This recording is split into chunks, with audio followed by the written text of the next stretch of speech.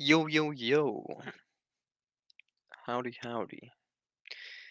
We're gonna post the StreamYard link. About 10 minutes here. I imagine perpetual pleasures will show up unless they are already here. Which then, yeah, feel free to join whenever you want, Scott. Uh, no pressure. I'm gonna just be talking, vibing here till we get started. So yeah,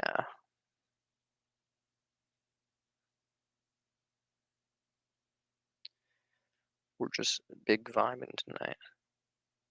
We're gonna be talking about what is love, and amen. Hey, dude. How's it going? Excelente, brother. How about you? I'm doing all right. Nice. Yeah, I liked your going after those philosophical armchair assholes who were just saying their crap about like you know, they just don't understand torture, bro. That's what it comes down to. They don't get it, man. They They really don't don't, yeah. fucking get it. No, they don't get it. You can be a pleasurist and know you're an evil piece of shit at the same time. That's what I encourage people to do. So it's like it's not that hard. I mean, you just be like, "Hey, I'm an evil piece of shit, motherfuckers, and this is what I believe." And then there you go. You're within honest territory. Pretty much. I'm pretty much like, yo, I'm a fucking psycho, man. Like, it's just how it is. And like, I think it helps me get to some like philosophical truths really easily, but at the same time, I'm a fucking psycho. It helps, man. It It helps. Yeah. does. I actually, ironically, I just watched through for the first time ever, all the way through the movie called American Psycho. Man, Oh, what a trip that really? one was. Dude, my boy Patrick Bateman, he's literally my spirit, man. He's my spirit animal.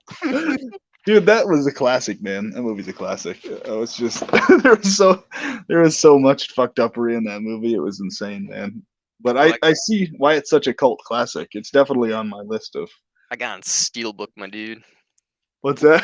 I got on Steelbooks, and you pull it up, it's like his face is covered in blood, and then you like close, and it's just like his mask, his face mask in the very beginning scene, you know? Yeah, that's like So his creepiest character, man. That's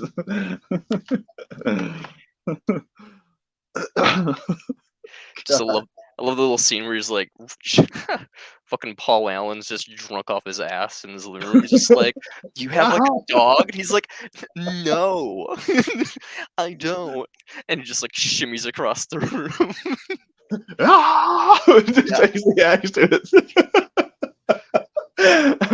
God, man, that was fucked up. That and the chainsaw scene, is running naked with the chainsaw. yeah, Ah. I mean, I'm not laughing at the horror of something like that actually happening. I'm very glad it's just a it's movie, just but like, wild. just Yeah. just the irony of the scene was just bizarre, man.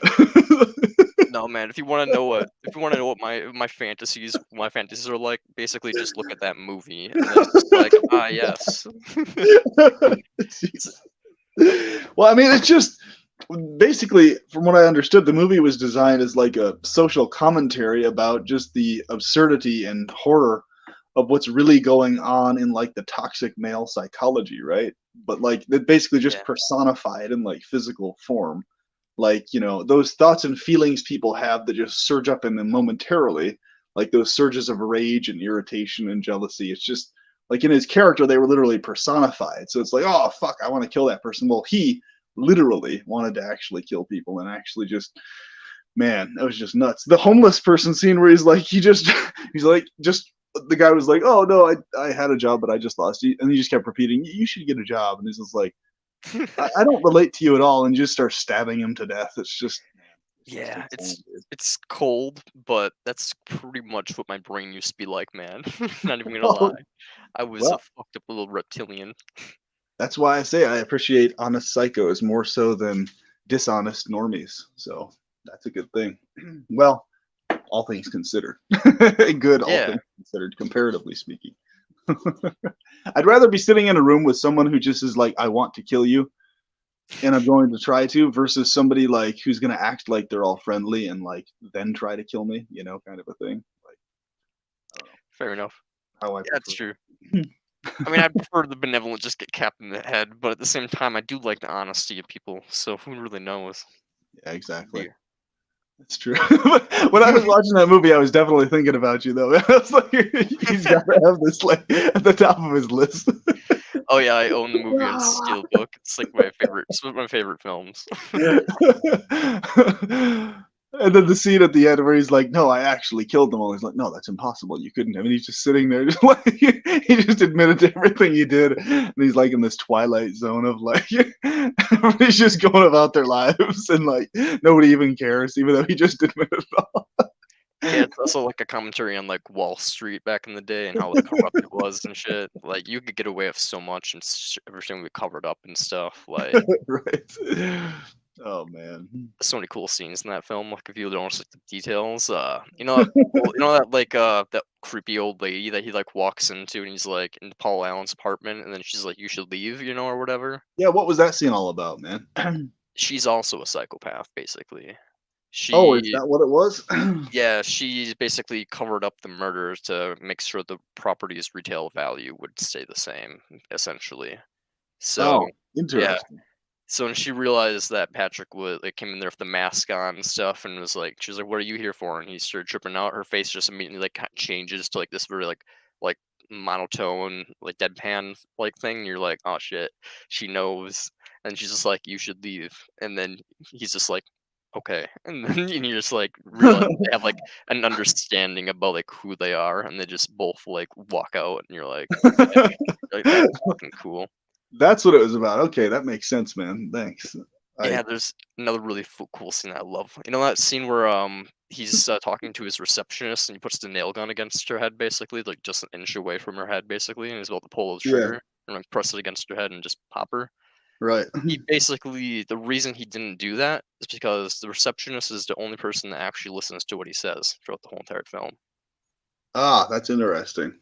That's an Yeah, interesting he actually empathizes with her and thinks that like he wants her to be in his life and also kind of like respects the fact that she's like such a desperate person and is like genuine with him at all times. And so basically he decides to spare her even though he has a desire to kill her. So it's like a interesting. really interesting scene. I'm like, Yeah. ah, he's the only Very person he almost killed but didn't. And I'm like, ah. yeah, it was intriguing. It was like there was like kind of a pattern to who he killed, but not really. That was the weird part about it. It was just like because there was people you would think he would want dead more than the ones he actually killed, which is the weird irony of it. That scene where he was in the bathroom where he like grabbed the guy's neck, that was the funniest fucking thing ever. Where he's Oh like, yeah, the oh, gay guy. he turns around, and he's like this gay guy. He's like, oh my god, I've been waiting for this for so long. And he's just like this horrified look on his face. That's so fucking funny, man. Ah, that's another really cool theory is that Patrick Bateman might be actually gay. Is one of the theories. So he actually, when he started confessing his love for him, he got like really flustered and like didn't know what to fucking do in that moment. Basically, it's Right. a really cool. It's an interesting theory. I'm not sure if Patrick Bateman's actually gay. I don't think he is, but there's a theory that Well, he's a closeted gay man or like bi and just doesn't want to admit it. It's interesting. well, there was a yeah. The way they did that scene was really intriguing, man. I gotta use the restroom really quick, but I'm gonna get back on as soon as I'm done, Yeah, and no I'm ready problem. to rock. Cool, cool. We'll talk about what is love.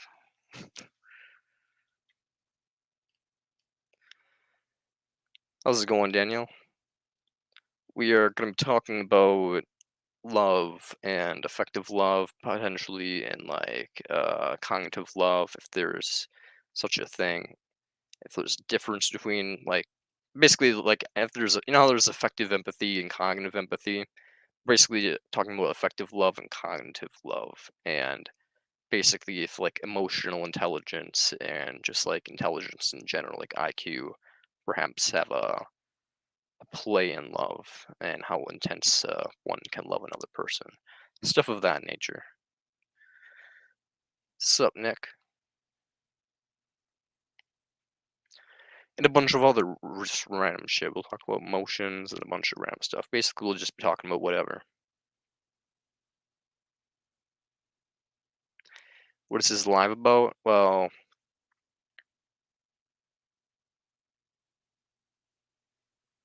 talking about this live. I mean, my live. I do a bunch of content on ethylism and utilitarianism, and I just like do random shit like gaming and talking about like whatever, basically. But today we're going to be talking about less epilistic topics and more just about some psychology stuff and like our opinions on certain things. Evening Apple, how's it going? I have returned. Hey, so love. What is What is love, love? love? Baby, don't hurt me no more. Bum, bum, bum, bum, bum, bum. So, so yeah, it's interesting because the reason I wanted to talk about this is because yesterday or the day before I was on the Do Not Watch live stream and we kind of got into a little bit of my backstory, my lore and stuff, and they were like, "Well, what does love mean to you, Brand?" And I was just like, "Well, love to me is essentially obsession plus respect. Like that's kind of what I think it is. Like an obsession with a person, but it's healthy because there's like a respect for a person of their boundaries and like, for who they are as a person and stuff like that. And if you combine the obsession with like the respect for them as a person, that's kind of what I call love. But they were like, what do you mean by respect? And I was like, well, I mean like intellectual respect. Like I said, that that's a moral agent. I have to like look up to a person. Like, and they're like, well, that seems almost cognitive, right? And I'm like, yeah, it's like kind of like a cognitive version of love, I suppose. And they're like, do you think that requires a certain level of IQ? And that's where I was just like, huh, I don't know. And so I was like, I want to pontificate on this a little bit because what if there's like a spectrum of how intense love can be? And do you think, I guess, today's topic I kind of wanted to focus on is like effective love, which is like the ability to directly feel love, and then cognitive love, which would be like, say, like the ability to like love someone because of like an understanding of like who they are as a person and like have like a certain level of respect for that and like admiration. So like a certain intensity that would be like equivalent to love. And if maybe true love, as you call it, or like the most like peak form of love, maybe requires both of those or just one of them or maybe like how that would work essentially. And I guess yeah, if you think that intelligence has anything to do with cognitive love, like understanding, those are kind of what we want to talk about today. I'm just gonna like, lay it all out on the table like we're probably talking about plus like whatever else we want to talk about. Honestly, I mean, like I'm willing to just kind of like go off the cuff and just like go with the flow on things, but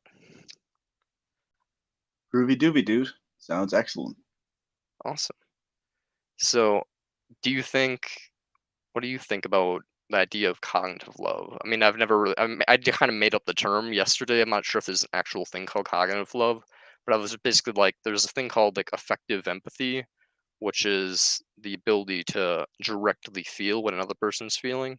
And then there's cognitive empathy, which is the ability to like do what I do, which is understand what people are going through and be like, oh, that would be a bad thing if I were to go through that, you know? So it's like not directly feeling, but understanding. And I feel like there has to be something similar with that with love, because I feel like I can maybe feel love for people, but my love stems more from like a point of like intelligence and respect for a person. So I almost feel like there has to be something less, more cognitive and less like directly feeling wise with like certain forms of love. Do you think that's something that you've related to ever? Or Yeah, the first thing is, of course, the word love is way, way overused for so oh many yeah, different things it doesn't actually apply to in life and in the world. Hell, even I overuse it in ways that I probably shouldn't in many cases. In the sense of, I think about this immediately when I think about growing up um, with like my family members and friends, anyone who is like not a romantic interest. I would say that I obviously we say we love these people, but it's more akin to intensely caring about them, which I personally I see it as different from love, even though you could say I love you and it basically means almost the same thing. What you have said about the obsession factor combined with the respect factor, I think that's the key because I'm not obsessed with my family members, obsessed with my brother or obsessed with my mom, but Yeah. when it comes to like romantic interests, I am obsessed with them and also respect them as while being obsessed with them. So I think for me personally, my love, which always has to have lust mixed in with it. Like for me to love someone, there has to be lust there mixed in for it to be Same. love. Otherwise, it's just care. Like I care about someone, but even though we can say I love you and mean it in the sense of I care, I think it's a mistake we've made as a society to use the word love for familial and friendship things as well as romantic. I really think love should have been kept within the fold of only romantic dynamics, and that we should have been using other words this entire time for anything platonic in nature. That's my personal view on the term love, and I think that's the problem. It's jumbled up and messed with a lot of relational stuff because the same word has been used for too many different things that it shouldn't have been used for over all these years. So what really people should have been saying, in all honesty, is with like sexual attracted dynamics, people really should more often be saying, I lust after you. I'm sexually turned on by you.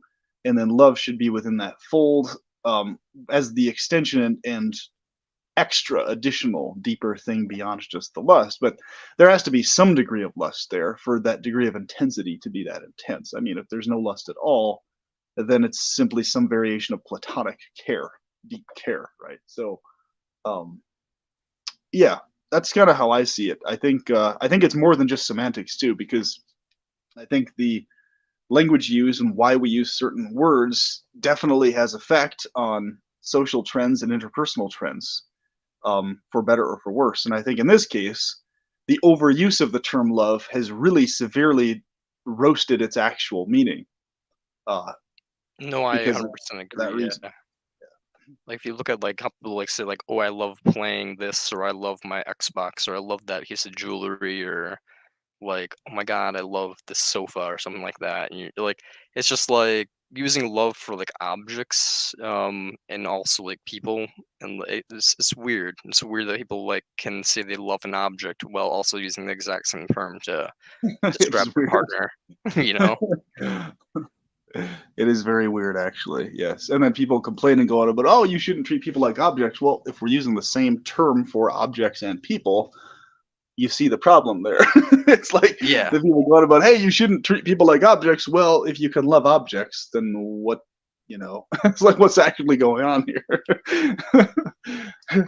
What you know it's just weird stuff like that, man. It's kind of like the term, the JEW term. Obviously I won't get into where that's caused the problems. It's the same term used for too many different things, a religion and an ethnicity, and people just bounce around and say, oh, I'm referring to religion or ethnicity or blah blah blah. But obviously different topic, different day. But kind of like that. It's like if you use one word for too many different things, that in and of itself does create lots of problems socially and otherwise, and we've seen that many times over, and it's still doing it today with a lot of those words, that one in particular among many others. So there's a lot more to be said for the words that are used than I think people realize. um, I think it's definitely much more than semantics, because people always go on that spiel of, oh, it's just semantics, then it's just you're just focusing on semantics. Well, in certain cases that could be the case if you're talking about like a philosophical idea or something, but in this case when it has to do with like intensity of emotions and feelings, it's a different thing. And like what you're talking about, the cognitive empathy distinguished from felt empathy, basically they're just different depths of empathy.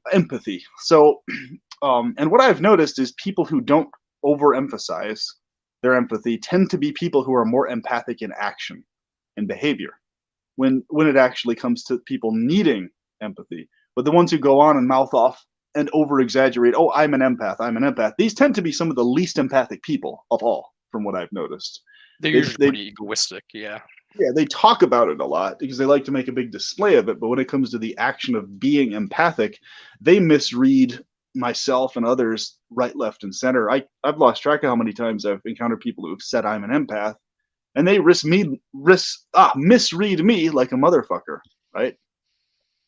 So, uh, yeah, they're obviously not very empathic when that happens, because they're clearly not reading what my actual emotions towards them or others are at all.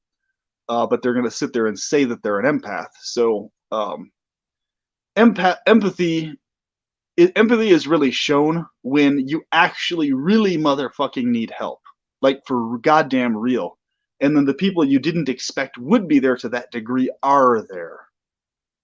That's when empathy is actually shown in action, right? So I've run into many cases like that where I've been the person there for someone to their surprise when they didn't think I would be because they assumed I was something else or had a cold feeling towards them or whatever else. Um, but I didn't. And I was actually there to help them out when they really needed help. Whereas others who put up a big talk, a big front, were nowhere to be found when they actually needed assistance in some way, right? So that's an example of what I'm talking about. And there's many others, of course. But yeah, I that's because it's a big pet peeve of mine. I really get annoyed and pissed off when people go Do on this you big spiel about I'm an empath, and then when people really need their help, they don't do jack shit to help anybody. do you think your empathy, where it comes down to it, is more of an effective empathy, or do you think it's like cognitive? Because for me, like I've done similar things, and I don't really know where it's come from. I mean, it was partially beneficial for myself because You I know, wanted to support this person, and I also wanted to at the same time because they were in a relationship with one of my good friends. It was like, oh, if I want to help them out also. But I lent like $1,000 to this person at one point, and for like a whole year, and I was like, yeah, just pay me back whenever you can, I guess. And I also have bought medicine for them when they were too sick. And at one point, I actually hated this person's guts more than anybody you could ever imagine in this entire world. And so they never expected me to help them out at all. But when it comes down to it, like I'm willing to help people just because it's like I understand that no one's really different than anybody else per se, and it's just like if I'm doing a good thing is doing a good thing regardless of who it is. So it's like right? for Like me, I do things out of cognitive empathy, not because I actually feel like, oh, I want to help you or like something like that, you know? in my case, it depends on the person and how much I relate to them. So Mm, if it's somebody I don't really agree with or get along with, I'll still have cognitive empathy for them in the sense that I will definitely help them out if they're in a real dangerous. It's like as long as it's something minus like they tried to physically torture me to death or some insane thing. If it's just like interpersonal squabbles or issues or whatever, called me names or this and that bullshit, and we had some falling out thing, anything of that sort, or where somebody said something about me, whatever it was, as long as it's not like insane criminal levels of stuff. I In those cases, like if somebody really legitimately needed help, I would always be willing to help them out. They're, hey, dude, I'm in a desperate situation. Can you help me out? Yeah, of course, sure. Yeah, no problem, man. And I would say in that fold, it's definitely cognitive empathy. I'm not going to let somebody rot if they really need help, no matter what they've done or said to me, is obviously within reason. Um, you know, but if it comes to like somebody I do really relate with, and I understand I definitely can feel a great extent of what they're feeling for sure. Um, Definitely beyond just the cognitive level, right? Without needing to say I'm an empath. Um, I even have a pet peeve of myself saying it. That's why I don't even like to refer to myself as that. It's like, okay, empathy is shown in action. I don't need to talk about it. I'm just going to be empathic when people need it, and in action show that. There's no reason for me to claim that I am that. But I think in the course of this conversation, since you asked and we're talking about it, I think, yeah, I definitely do feel those things for sure. But I make sure not to assume. Also, I make a point to because sometimes I will know what I would feel in a situation, but because someone else has a different brain and physiology, they may be feeling something different in that situation, but they're still feeling trauma and torture, even though it's not the type of trauma or torture mentally I would be feeling, if that makes sense. yeah. If I were the one in that position, even though I can, that kind of a thing. So in that sense, yeah, I would say cognitive empathy is more active in that case as well. Hmm. Do you think it's more important potentially to have cognitive empathy or effective empathy? I mean, to me, it almost seems like Cognitive if is I definitely more important in the overall grand scheme of things. It feels better to have the other type of empathy in terms of connectedness, but it's more effective in action to have cognitive empathy so that your empathy extends outside of people you relate to, basically. That's why. Yeah, I was about to say the exact same thing. Awesome. We're in agreement then. Yeah. And here's the interesting thing I noticed: very, very few people have actual active in action cognitive empathy. So like what you're talking about, like if somebody screws you over or thinks you hate their guts or whatever, even up to the point of them treating you like crap in the past. I don't know to what extent it goes for you, but there's been many cases where it's been like 100% on the other person's end where they were the one treating me like crap, lying about me, all sorts of bullshit, screwing me over in a bunch of different ways, talking behind all sorts of shit, putting me in dangerous situations situationally. Even then, I'm the type of person, if they needed help and they genuinely are asking for it, and I can tell it's a genuine request, or it's just obvious they need help, yeah, I can help as much as I possibly can in those situations and will. I'm never going to leave somebody to rot as some act of, okay, here's my revenge on you. Ha ha ha. You're going to rot now because of all the things you said to me, you motherfucker. That's just a disgusting psychology. And there's many people throughout the world who have that psychology. They're just waiting to like smile and smirk and rub their hands together as somebody is tormented after they themselves, emotionally or mentally, if they've been tormented by somebody, they're just waiting for the other person to face their agony and torment. But it's like, that's horrible of a psychology. And I've called many people out on that. It's like, you're just as bad as the abuser if you think that way towards someone, because you're just sitting there waiting for someone in retaliation to be tormented as you were tormented. Why? Why don't you just wish instead for a person to see the light or have a change of heart by being surprised at how empathic you are towards them unconditionally, and not desire for them to have to face a more severe situation? And cognitive empathy extends to that awareness as well. You can be aware that, okay, certain people's psychologies are so fucked up they require and only ever learn from hard lessons. But cognitive empathy makes you look at that situation like, that's just fucking sad. Why can't they just not have to have those horrible situations as payback or retribution to learn stuff? Why? And it's just sad that they require that. It's fucked up. It's not that, oh, yes, they're getting what they deserve and all this other fucked up bullshit psychologically. That's not cognitive empathy at work in that type of thinking. So you can look at it, okay, yes, this person had to face this because their psychology is such that they will never learn anything other than situations of violent treatment or retribution or whatever. That's the only thing they'll ever learn anything from, sadly. But you see what I'm talking about? Like there's Yeah. many people in the world that I've met who it's very clear, and in action they've shown that they relish somebody else suffering who has made them suffer, and they like get off on it in a certain way. It's really crazed, man. I It's mean, really yeah, dark. I understand the psychology because for me, it's kind of like I have the cognitive empathy, but my natural thing is to have like a visceral hatred for like most people and just like want them to suffer for no particular reason whatsoever. So, yeah, it's like whenever someone disses me in any way, it's like I genuinely like if like my full force of my body and soul just wish for them to just go through hell itself 1,000 times over.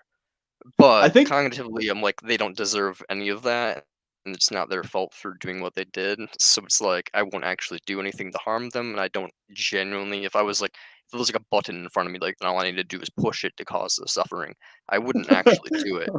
But you know, but I would want to. I would want to. Emotions are there. But here's the thing. So I think what you're talking about is you're talking about cognitive reasonability in that sense, what you're talking about right now. And then of course cognitive empathy would be the cases where you don't feel that set of feelings. So you're talking about cognitive reasonability in the sense that basically you can extend, okay, in those situations you're talking about, if you were in that situation that the person was in, you wouldn't want you yourself to be the one facing all those horrors and retributions, etc., the pains and torments, obviously. So, but in the case of like somebody you've had decent relations with, or if it's just been really minor altercations or something where you don't actually wish that degree of stuff on them, then I would say cognitive empathy, the feeling part is at work there. But the empathy has to do with the feelings connected to thoughts specifically. Whereas what you're discussing in the sense of actually feeling like you want someone to be harmed, etc. Like, I always like to zoom to the most extreme examples. So let's do that. Because people always, what about this? What about this? And then eventually, an hour later, you get to the most extreme example anyway. Okay. And Yeah. this is a very active recent example because I won't go into any other details, but recently, someone I had known had heard about and found out that someone that they used to be uh, married to very recently, but had since got divorced to, ended up raping someone who was a friend of theirs, Oh fuck. and a female friend of theirs. And so she was saying that, she said no offense to me, but when she was like in a really heated emotion, she was like saying this guy needed to be castrated. Now, in this situation, and she was saying that in a rage, emotionally heated, and everything else. Now, even if I was the female and I was the one physically raped, even then I would realize, yes, this person needs to be brought to justice. It's really fucked up. This person needs to be stopped, absolutely, and prevented from being able to do this again. I would not desire at all, even emotionally, in a heated sense, for him to be castrated because against his will, obviously, specifically. I wouldn't want that to be done against his will. If somebody wants to do it to themselves, that's their thing. But, that because that would be torturous to inflict that on somebody against their will. Are they still more likely to offend again if they're not locked up or constantly under watch? Yes, of course they are. If they're not castrated, they're more likely because that's the only way they can actually have erections and stuff. It's just kind of a no-brainer. Are there other ways to rape aside from that? Yes, there are, and people do that. Women rape men also, yes. But the point being here is that she wished for physical inflictment of torment on him from something that's going to physically permanently alter his system. So, like, the case of, like, the vast majority of rape cases, yes. Does it cause internal damage to a certain extent? Yes. Does the vast majority of those cases, does the damage heal to where it's not permanent damage and your organs are all still intact? Yes. So if removal of someone else's organ by force isn't what happens, then you shouldn't be wishing or desiring for someone else to have their organs removed. Now, if someone did that, if you removed someone's sex organ, like as happens in Africa, where women's clitorises literally get cut off against their will, those men who enforce that, or women who enforce that, yes, as actual justice, they should have their own balls or testicles or sex organs, penises cut off as the follow-up punishment to them cutting off someone else's genitals against their will. Yes, that should be the punishment. But the thing is, okay, if that's not what happened, if someone's sex organs had not been removed, they've just been assaulted, well, it's over the top and it's excessive for something that they didn't inflict on another to be inflicted on them. You see, so that's the most extreme example is that, and the examples like that. Okay. So when I'm talking about the examples I've faced, they've been vastly more mild examples than that. Verbal abuse, emotional abuse, mental abuse, disagreements, altercations, lying, deceiving. And when I was younger, a few cases of physical abuse from my dad, mostly towards my mom, though, not so much towards myself. And just always under the threat of physical abuse, never actually happening really with me, but that kind of stuff. But when it comes to like these cases, I understand the degree of emotionality, like in the heat of the moment when people are feeling that degree of intensity. Oh my God, this person deserves it. But it's like, hold on a minute. Okay, the intensity of emotions makes sense, but desiring for someone to be locked up and face justice is vastly different for desiring someone to have their balls cut off or the penis cut off. It's like there's a certain degree of like, hey, that's not within reason anymore. That's like insane. And there was, the reason I say this is there was cases where a woman actually did literally cut her father's penis off and he died from it. I'm trying to remember which exact country. It was somewhere within the African subcontinent it took place. But there's other cases where this has happened too, where a man cheated on a girl and then she goes and cuts his penis off. No joke, this has actually happened. So I think anyone with a sane, who's not psychotic, to abusive, crazed degrees would agree that those kinds of retaliations are themselves far more diabolical than anything the father or the person getting their genitals cut off would have done. Well, you for know? cheating, I mean, yeah, but I think if someone were to have raped another person, cutting their genitals off, I mean, I feel like that's pretty fair game in my opinion, in all honesty.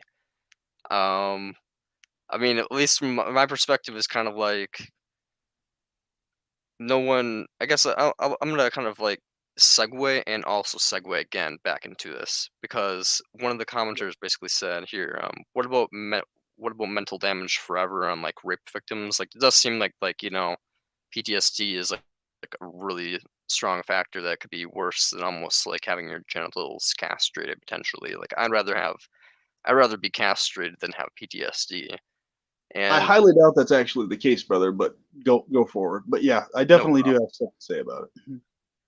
And I guess they ask, like, do you think like an eye for an eye is something that people should live by? Because, and as we're both negative utilitarians, me and Soft Apple, we both think that like essentially lack of free will and plus just the fact that pain is the only thing that matters, we probably shouldn't inflict punishment on people at all necessarily. At least not in this for the sake of punishment. More so, we should punish people for the sake of like preventing future crime. So basically, Right. like lock Yeah. these people up and or put them down, or I guess Well, here's we the could thing. castrate them because 90% of sex rules people that commit sex crimes will reoffend. So Here's castration the probably wouldn't be the worst option. here's the yeah, I understand what you're saying, but here's the thing about why I'm very glad, even though with all the problems and corruption within it, that we've gotten where we are today with the legal system in terms of torture being considered inhumane in every circumstance, which is, yes, that's a good solid place we've gotten to, where basically the only option is just direct execution, like instant death, with the attempt to make it as painless as possible. Because, number one, there's so much nuance to every single situation, and there's so much nuance to what's going on in each individual's brain before, during, and after the fact, whether someone has been reformed or not, or is reformed. There's so many different things going on, and so many different nuances that a lot of times are undetectable by what we have available to us today, scientific instrumentation, etc. So let's zoom back. Let's go back to like the 1930s and 40s. And a lot of people don't know this, but there was actually a movie made about this. The man who was behind the Turing test, or yes, the man who was behind the Turing test. It was named after him. The same guy that figured out and saved tons of lives. The code by this computer that he built of what the Germans were like sending the messages they were sending to each other to prevent a much larger amount of deaths and help the Yeah, he British was in the gay, war. wasn't Yes, so he actually was forced to either face life in prison or a huge amount of time in prison where he would have been likely killed by other inmates and tormented before he was killed, because that's how they were treated if they were found out you were homosexual back in those days, or chemical castration where he could live in his house but it would completely destroy his ability to ever get an erection again or function sexually ever again. And believe you me, I've talked about this in other videos. I've accidentally ingested saw palmetto, which for 3 days straight chemically castrated me, and then some. But thankfully, my system was able to bounce back. It was the most nightmarish, hellish experience I'd ever faced. So the mental torment that came in addition to the inability to function sexually was vastly worse. With the inability to function sexually than if it was just the mental torment by itself. It was so there's no such thing as just being castrated and not having the torment go with it. If that's the type of hormonal system you have, which is the type that I do. So that's the case with many men as well, I'm sure. So in Turing's case, he ended up actually killing himself over it, and he was a very incredibly smart person. He could have contributed much more to the world. But back then, we live in a world where people thought it was the just, correct, right thing to do to chemically castrate homosexuals. That's why it was actually in the laws. Nowadays, we think that's completely inhumane, obviously, for obvious reasons. But here's the thing, think about nowadays, right now, people sitting around saying, oh, yes, I feel that castration would be the just punishment. Well, think about it. People thought to that degree about castrating homosexuals back in the 30s and 40s. And they thought this about other races even before that. And they thought this about all sorts of things. They thought it was totally just to do these over the top punishments that nowadays we just look at and that's abhorrent. But now that you go zoom back then, it would have just been, oh yeah, of course, it's a no-brainer. Of course, chemically castrate the homosexuals. And this was him engaging in consensual homosexual interrelations with men privately, consensually. And that's what they wanted. That's what they considered to be the proper punishment, God's punishment for them or whatever. So you see my point here that I'm trying to make, that we cannot have a justice system that ever reflects human emotional tribalism to that degree. And we have to be as far from that as we possibly can, because and this is how it was back in the Middle Ages before, all it took was enough people being pissed off at you and hating you enough for them to justify in their minds all sorts of fucking tortures of yourself. And they thought it was totally fucking justified. That's why you had people cheering and, jumping with joy as people were being burned alive at the stake and shit. Stuff that would absolutely horrify us nowadays, no matter who it was that was being burned alive. I don't think anybody would jump and cheer nowadays if Donald Trump was burned alive, or if Joe Biden was burned alive. People might say that online as like an emotionally heated, but if it were actually to happen, I think in the modern consciousness, everybody would be absolutely fucking horrified. Like, what the hell is this? This is completely inhumane and unethical. And they would be correct about it. Nobody should be burned alive. You see what I'm saying? It's not yeah, I'd be the both thing to do. horrified and impressed and happy at the same time. I would be like, yeah, fuck Donald Trump, but I'd also be like, wow, holy fuck, we're a bunch of barbarians. Somebody being executed is very different from them being torturously executed. They're not the same thing. It's like, because one is you're just prolonging their agony for the sake of it. Oh yeah, let them face the agony before he died because of what they did. But the point is there, because here's the thing. You and I obviously want maximal fairness in justice. If we made a mistake or if something were to happen to us, in those situations, we wouldn't want to be burned alive or tortured to death or chemically castrated or whatever. So, it's just the right thing to do to have a legal system that does not go to those extremes. But that's why, it concerns me greatly, because we're just on the tipping edge of things going back to that situation because this is what people don't understand about, as corrupt as the government is and all this stuff going on. If that system falls apart or collapses, we're back to punishments more akin to that type of stuff. Hangings, burnings, lynchings, castrations. Just you name it. And it's going to be based on people's tribalism, their heated emotions. Oh my God, and it may be people who were assaulted by them or not. But the point is, you get where I'm going with this. You're in a system now where it's driven by humans' emotionality, and human emotionality is very, very, very often over the top, over exaggerated, way beyond the crime that actually happened either to them or others. It's understandable, but that's why we have to have a justice system that isn't over the top in nature, so that we ourselves are protected. If somebody that we know, that we care about, makes a mistake or whatever, that they are not exposed to torturous degrees of so-called justice, because everything changes when it happens to them or somebody really close to them. Like, people can look at somebody they barely know, or somebody they really dislike, and be like, oh yeah, of course, torture the fucker and this. But when it happens to somebody you're close to and you really love and care about, but somebody else hates them, right? And in somebody else's mind, in their minds, they're the worst scumbag that's ever walked the earth, when they could be your best friend. You see what I'm saying? So it's like, yeah, it's very arbitrary when it comes to human emotionality, and we can't operate a society that way. It's just not the right thing to do.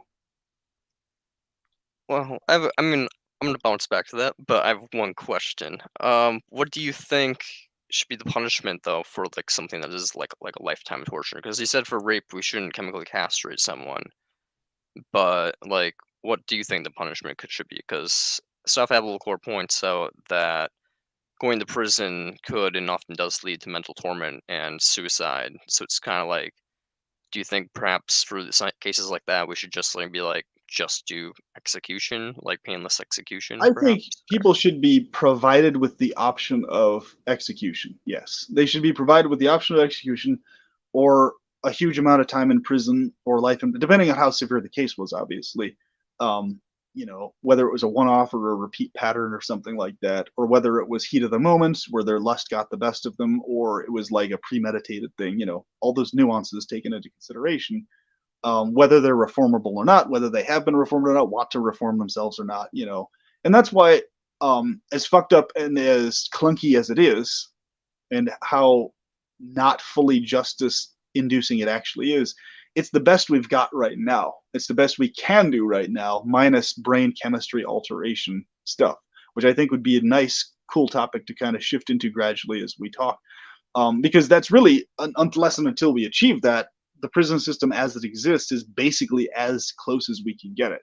Yes, it would be better if the death penalty was still active in more places for things like that, as in the cases of like rape, where it could go either way, where they could spend a huge amount of time or life in prison, or voluntarily choose to be executed, or voluntarily choose to be capped and castrated. Yeah, I think it should be given as an option that they could choose, as like, okay, if you want to just be out of prison, you can do this as a choice for rape specifically. Like, obviously not for homosexuality like it was back in the day, but yeah, I think it should be available obviously as an option. So like, okay, if a guy does that, and on top of that, um, he wants to have minimal prison time reduced or whatever, or be out of prison, well, he can have the option of voluntary chemical castration as an option in lieu of something else.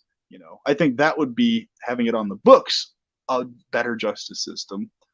But for somebody who like regrets it and wants to reform themselves and is wanting to make a point, that obviously shouldn't be something that's on the table in that case, for obvious reasons.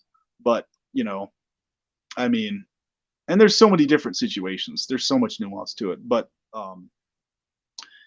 the main point to drive home is, there's no way in hell, it's impossible to have a perfect, smooth justice system unless and until we have brain chemistry alteration, which is able to leave intact a person's volitions, like what they enjoy doing, what they like doing, what they're about in those regards, like hobbies, interests, romantic interests, minus any and all criminal inclination in their psychology.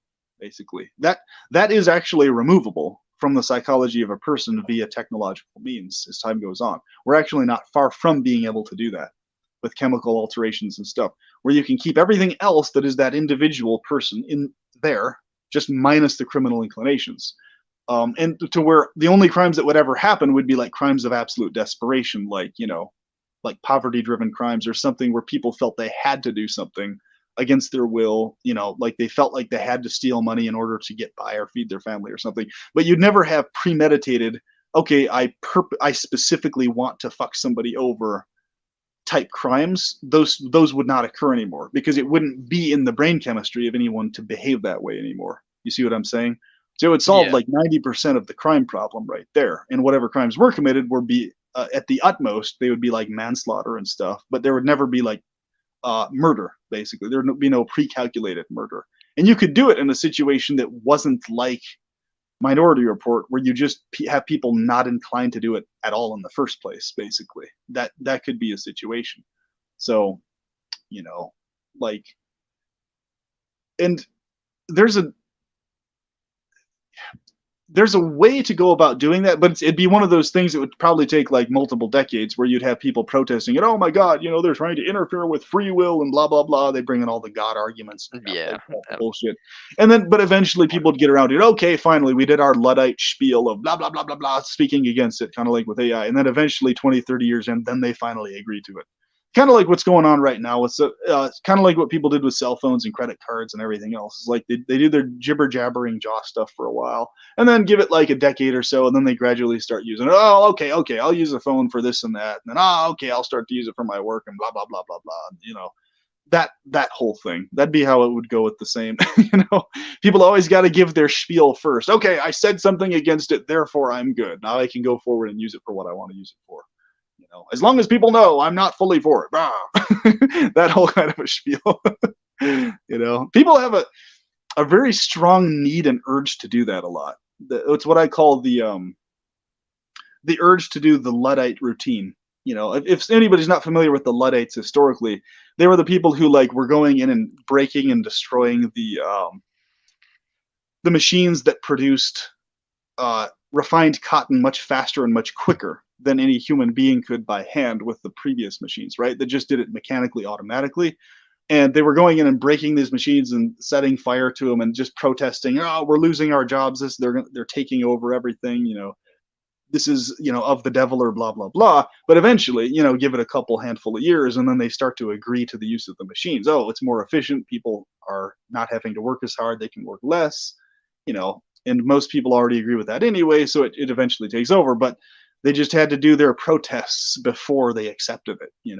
And I really noticed this a lot within the conspiracy fold of topics too, which is tied into what we're talking about in the sense of that's basically where you see a lot of the Luddite routine go on, specifically and especially into topics related to this. Like, okay, implementing brain chemistry alteration that would help and benefit the body, removing the ability to experience excruciating degrees of torture. And I mean, you have all sorts of people trying to speak against these things with their paranoia. Oh my God, but it's going to be used in this other nefarious way, just like the Luddites were about the earlier technology. Instead of just having the no-brainer kind of thing go off in their heads of, well, yeah, obviously, with every new development, there's going to be used for beneficial aspects and negative aspects, just like every other technological development ever throughout history.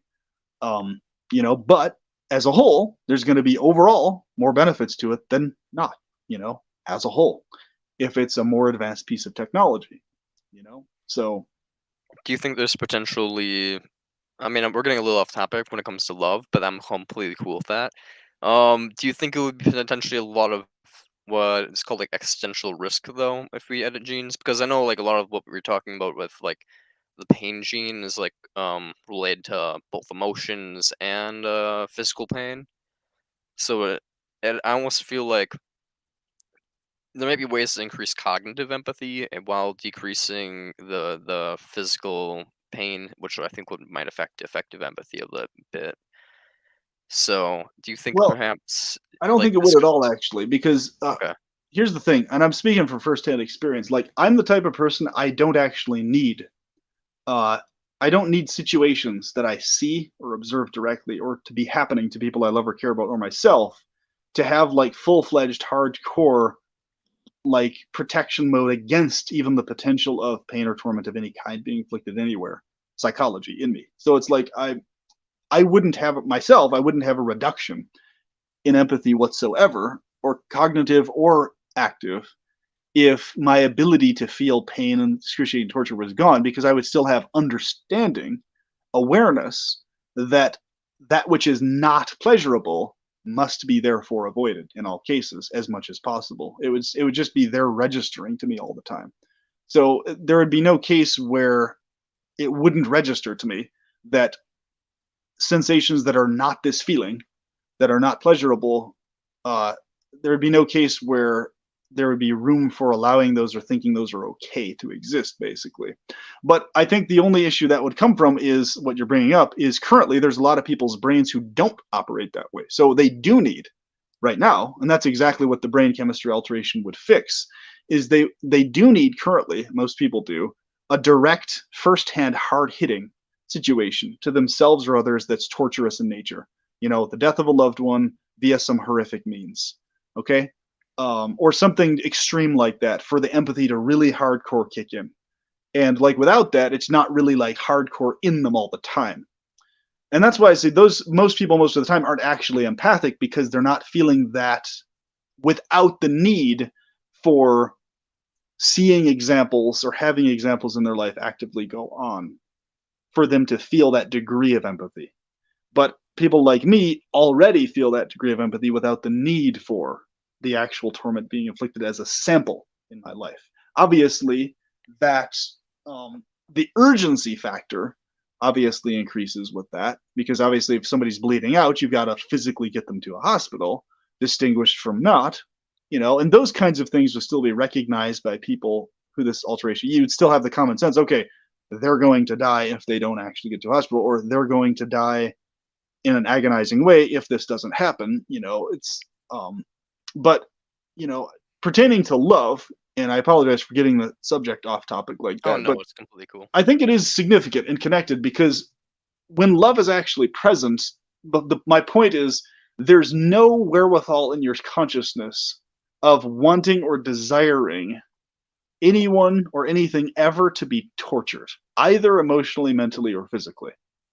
That is not the desire at any time in a heart or mind that is loving or feeling love.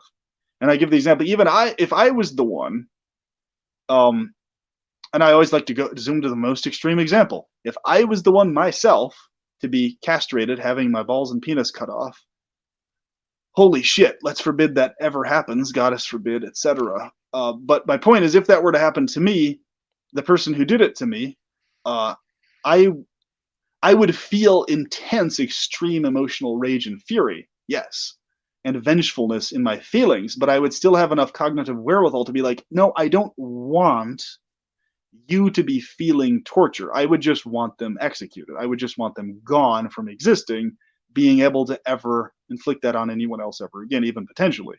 But I wouldn't want them to be suffering the way I'm suffering, because to me, it's just, you're just adding additional suffering into sentience, into existence. And if they're going to die anyway after the suffering, or goddess forbid, they just keep suffering the rest of their existence for, decades and decades and decades, to me that's not serving any useful function, because they're just going to suffer, suffer, suffer, and then disappear. We'll just disappear Yeah, them sooner than later. It doesn't make any sense.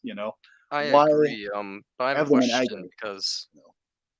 because earlier you said for just punishment it would be fine to remove someone else's organ if they were to have their organ removed, such as like If in they Africa actually or remove whatever. someone else's organ or sliced into someone else's organ and cause permanent damage, yes, the punishment should fit that specific crime. But in the majority of rape cases, yes, some of them that happens. And in those cases, I would agree that that would be a just punishment. But in cases, and if it was 100% confirmed with like video evidence that they were the one that specifically caused that particular injury or whatever, um, but in cases where it's not 100% confirmed that they're the one that inflicted that specific injury, but it was confirmed that they raped or something else. In any case, but in those cases, it would have to be like 100% confirmed, like video evidence. Okay, it was visually seen that this person did slice the genitals off of someone else, and all that stuff. There's Why very important that it's solid evidence for something like that.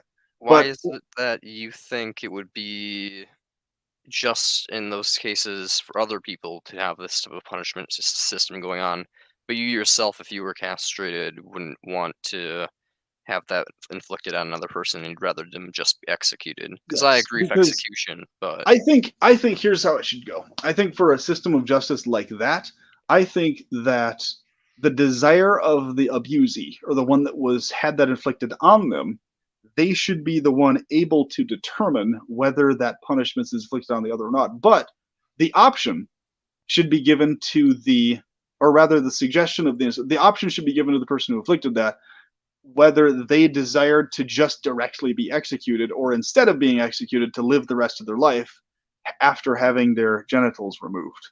And okay. they could, as an option, like, okay, do you want your genitals removed and you can keep living, or do you just want to be executed? Which one? I think that would be So very reasonable within the justice system. Yes. so basically you would give like a fair equal you basically do eye for an eye, but eye for an eye with the option of execution, and then both parties, both the person who's been hurt or if they were killed, say like a family member of some sort, to represent them, can basically be like, yes, I want a just, fair, equal punishment done to you, or just execute the person painlessly. And they can choose one of those two options. And if they were to choose execution, the person just gets executed.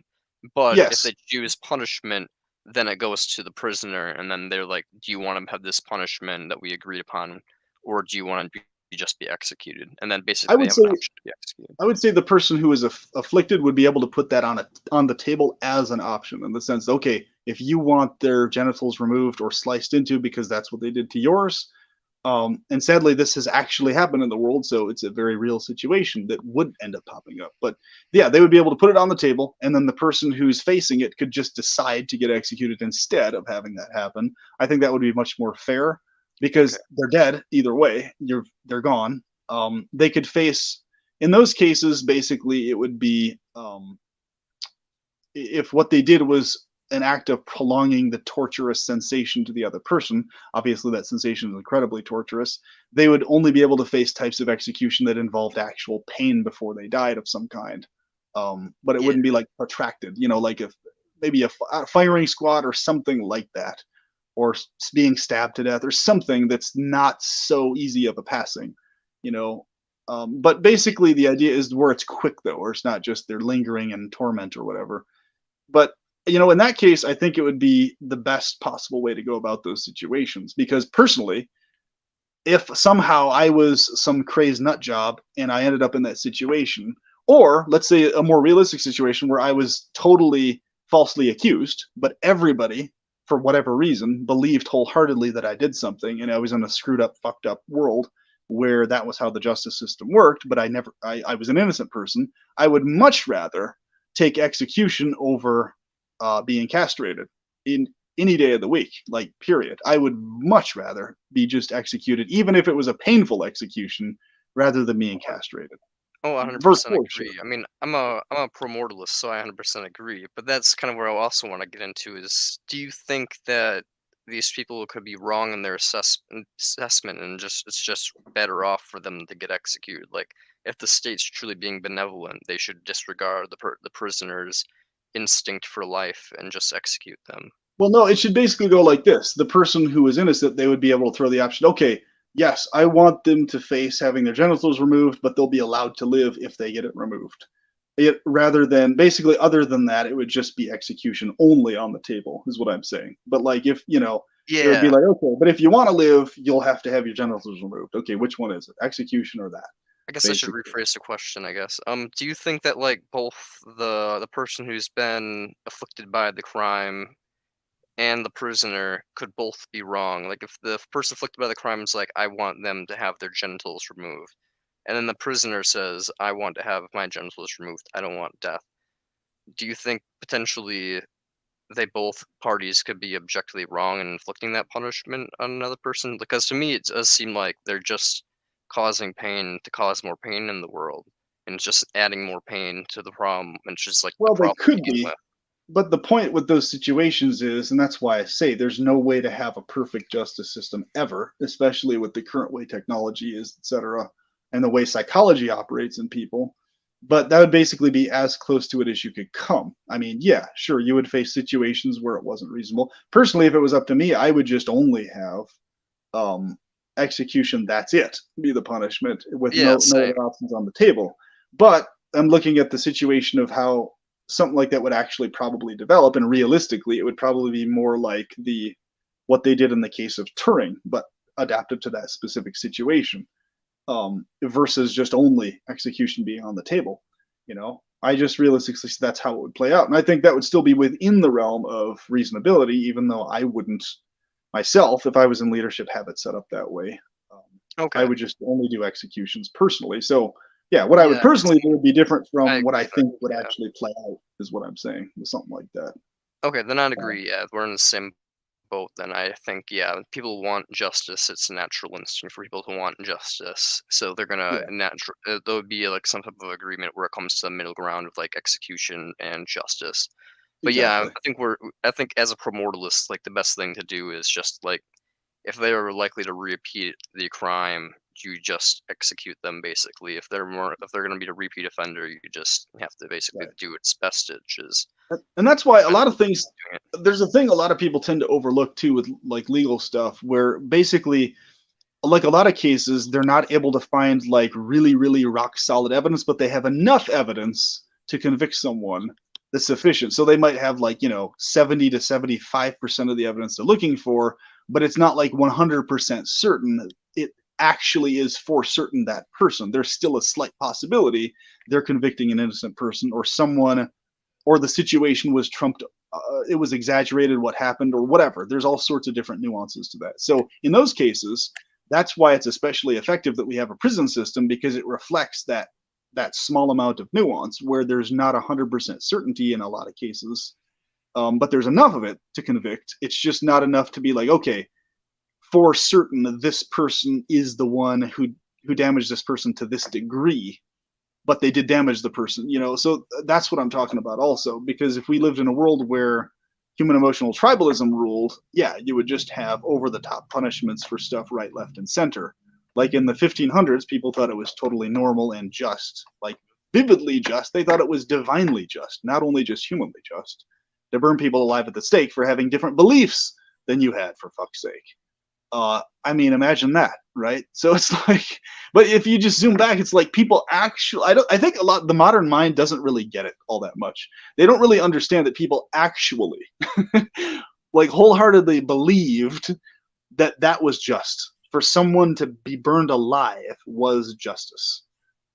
It just, it goes over the tops of the heads of like modern people. I think they don't like, the two and two don't go together, right? It's like, Yeah, like um, cagging's probably the best thing back in the day, but people didn't quite get that. They were like, let's just burn people. well, Yeah. the thing is, here's the thing, but it was like burning them over having a different belief. I mean, so nowadays, think about it. Okay, somebody being a Muslim, or somebody being a Christian, or somebody being a Judaic practitioner or believer, or some other religion, whatever. One of the various variations of Sanatana Dharma, Hinduism, LDS. Okay, somebody has some other belief or lack of belief or something, and then okay, because they lack belief, it's justice to burn them alive because they're blaspheming God.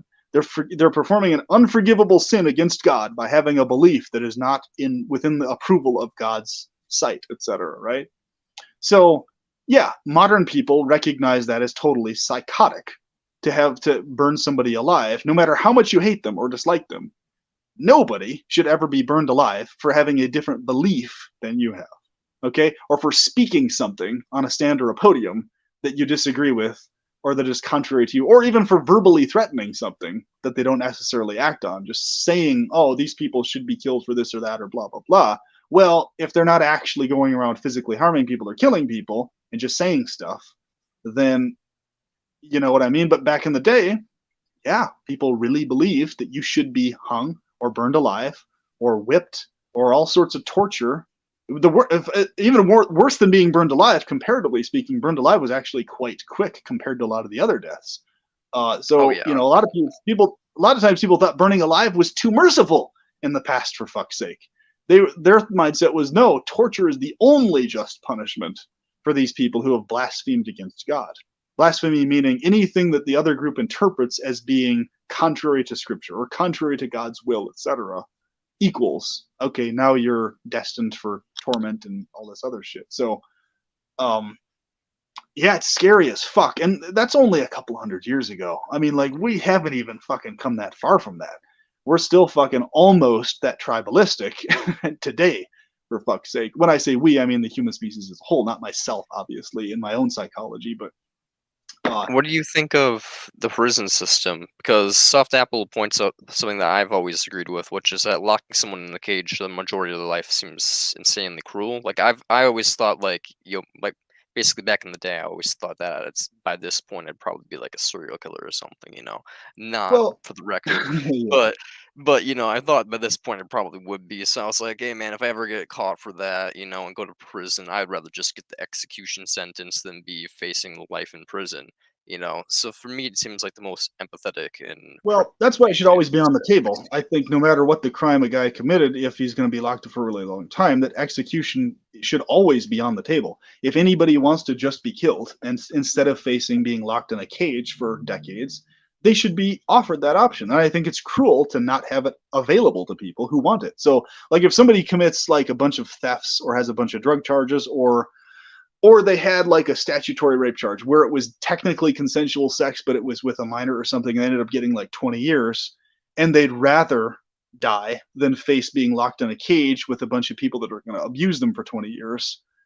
You know what I'm saying? Like, okay, that should be Yeah. on the table for Do you think there people. should Like, be still a minimum sentence that they should face just so that like it doesn't incentivize people who want to like just kill themselves to be able to well, just do the thing crime? is, a minimum sentence they should face, that's not really going to do much either way. Obviously, there is going to be the minimum sentence based on what the conviction was, but they're going to kill themselves anyway in a very fucked up, twisted way if somebody doesn't offer them, uh, a cleaner way out. Cleaner in the sense that that's a lot of fucking blood they have to clean up out of those cells because there are men in solitary confinement who do kill themselves Oh because they yeah, I can't stand agree. being locked up. So it's a huge expense and I'm mess just more to have thinking of to like a clean up that stuff. consequential perspective of like preventing future crimes. Like, do you think it would be good to have like a? Because I agree, it would be better just to have them executed from purely empathetic, like day one, just be like, hey, this is what your sentence is. The judge gave you this charge. Do you Yeah. want to face death or this? But I also feel like from a consequential perspective of preventing future crimes, it might be beneficial to like have the judge be like, if you're facing a 20-year maximum sentence or whatever, you have to at least face 2 3 years of prison time before you're allowed to get like a peaceful execution, essentially. I don't think so. I think they should be just provided because it's going to free up the prison system from all that time and money for having to house somebody who just wants to die. So it's Okay. like, if they go in and sign a waiver and they're like, okay, are you absolutely certain you want to do this? This is of your own accord. You want to be executed, blah blah blah. And then yes, and then they sign off, and then just have them done. Even if it's like a super short time frame. If they're like somebody with a death wish, it's like, okay, you have like a year prison sentence or something. But do you want to just be executed instead of staying in prison for a year? I'm sure plenty of people would actually, depending on who they are. So, yeah, it should always be on the table as far as I'm concerned, Do you as an think option people can have. I have another question related to this because this is actually a really interesting topic. Apple brings up the best thing for both in terms of like the earlier thing about like punishing execution and like the victim. He says the best thing is to kill both the victim and also the rapist. Which I don't really. I mean, I think as a negative utilitarian, he's probably right, but we're not going to get into that because like uh, stuff. But when it Logistical comes down to it, impossibility. That's why yeah, logistical impossibility. basically, That's why you won't get into it. Yeah, it's just not basically. logistically feasible. But when it So comes down to it, do you think there should be an option on the table for people who say have been raped to get like they're like, oh, like we know you're going through a lot of trauma. Like, do you want to get like put down, essentially, like a peaceful euthanasia? yeah, Because I think it should be. I think it should be offered to anybody who wants it. Period. Whether they're facing a awesome. sentence or not, I think it should be offered to everyone as a voluntary option. Yeah, for sure. For Okay, any awesome. reason where they don't Because need to justify it. So it's like, okay, if you want to, like, you don't even have to justify the reason. It's like you go in, you fill out paperwork. Okay, do you want to receive a assisted suicide? And then yes, okay.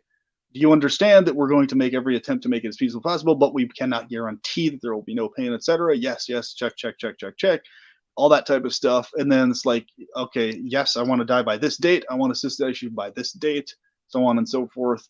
I think it should be available to everyone, but I think simultaneously, at least a small amount of time should be provided that's available to people. They wouldn't have to take up the service, but that's like within the same place, whether it's in a medical institution or therapists or whatever connected to that place where they assist people with that, yeah, where like you spend a have couple an weeks in area. like a It's like, ward or okay, something. yeah, if you change your mind or want to wait a little bit, we have this option here where you can talk to a therapist, talk to other people, have your relatives come in. If you decide to take that service to maybe be convinced otherwise, we have it available to you. And if you don't, okay, we're going to assist you on this date, basically. So it's just like, you know, if somebody's maybe kind of on the fence about it, they really, really, really do want to like, and I think it would actually help in a lot of cases because it would spur on a lot of friends, relatives, family members to really actually talk to the person and try to help them out and try to convince them otherwise or whatever to show that they actually cared. And I mean, like if somebody's going in, okay, this person went in and they said they wanted to kill themselves. If they wanted to publicize it or whatever, then I think that would spur on a lot more community outreach towards the person. If the person wasn't 100% determined to do it or whatever, it was just more in desperation or something. And then there's other cases where people are just bound and determined to do it no matter what, and they don't really care what anybody says. They just want gone from this world as quick as possible. That should also be available. And this is the thing, like you saw it, you ran into it, but even though I've said this so many times over in so many pieces of content, you had this like weird hype train going on with the whole prison called life situation with these other creators, where they just and all these people just saying all these tangent narratives of you want people to be forced to be trapped or locked in this world. It's like, no, I just want to ensure that there's as minimal public, governmental, interpersonal encouragement of people to kill themselves as possible. That it's a hands-off approach policy, both in government and interpersonally, where people are left alone about their decisions to remove themselves from this world or not. Where there's no active promotion of suicide equals what you should do, or suicide equals the thing that it's a good idea or okay to do. It should be a hands-off policy, is what I'm talking about. But Okay, I was until about to people ask actually, about that. Yeah. yeah, I But was the about thing to is, ask that people, because your yeah. passive position kind of was like, "Oh, man, if you exit the world, you're gonna just get reincarnated back into it via Well, generic no, that's subjective that's still my continuity or position. It's something." like there's all sorts of things that could happen. The point is, it's irrelevant what could happen. The point is, people need to have those options available to them. That was just me saying, okay, my personal view is I don't think it's worth the risk, but that has nothing to do with what policies I think should be in place. I just think that uh, I think the policy should be people should be able to exit. But my personal view is I don't trust dying or exiting this world because I don't trust that the next sentient state is going to be a better state or anything like that. And on top of that, even if somehow what I know is impossible happened, I just disappeared forever, and I'm not interested in disappearing. I don't want to be disappeared. I'm interested in prolonging my pleasure as long as possible, as evil as it is. Evil, of course, because every sentient act involves direct or indirect torment of others, whether we will it or not. I am interested in continuing to do the living pleasure thing as long as possible, whether or not after death I'm just gone, period, or there's some other state afterwards. Number one, I don't want to risk whatever state there is afterwards. Number two, I'm not interested in being gone. I'd rather keep pleasuring and living because nothingness, disappearing, not existing, has no attraction to me at all. It has opposite of attraction. It's a horrible prospect to me. I'm not afraid of it. It's just there's nothing attractive about it to me that I consider worth even having on the table, is what I'm trying to say. Unless I was being tortured and needed something out of the torture, obviously, then I think that would be the only exception. Or, okay, I was going to be tortured and that was the way out in lieu of being tortured, something really extreme or whatever. Um, but but that's the thing. So many people just assume shit, and they're like, instead of actually just talking to me and listening to what I'm saying, they like to run these narratives about what they believe or think I believe. So like they're saying, "Oh, you just want people to be forced to remain in this world." It's like, where are people getting this idea that I want people to be trapped in this world or forced to keep living against their will? Like people are pulling this idea out of their asses, but it shows that um, like we always talk about the emotional tribalism, the hype trains, and all that type of stuff. But I think, Yeah. I you just know, think, you might have confused your audience a little bit because your personal opinion is that, like, you should never commit suicide basically, because you're gonna, like, whatever you do, it's gonna the demiurge or femiurge is basically just gonna be like, "Haha, I'm just gonna one up you, bitch. You think you can exit this world to, like, to cease existing or go to a better world? Get fucked. We're just gonna amp it up one more notch for you." You know? So, I mean, if, oh, like, I was very that's clear. I was very clear in my content. People just don't listen very clearly. They hear one thing they don't like the sound of, and then they just like, oh, and then they don't listen to the rest of what I'm saying. Is what happens. It's not that I didn't mention it or wasn't clear. It's that I say one thing and they assume something else based on me saying one thing and then another. So they think that, oh, because my personal view is that that's the case and then that's likely going to happen. And I think that is likely what's going to happen. Therefore, I don't trust it for myself, and I don't trust that others are escaping anything by killing themselves. I actually feel that way about it.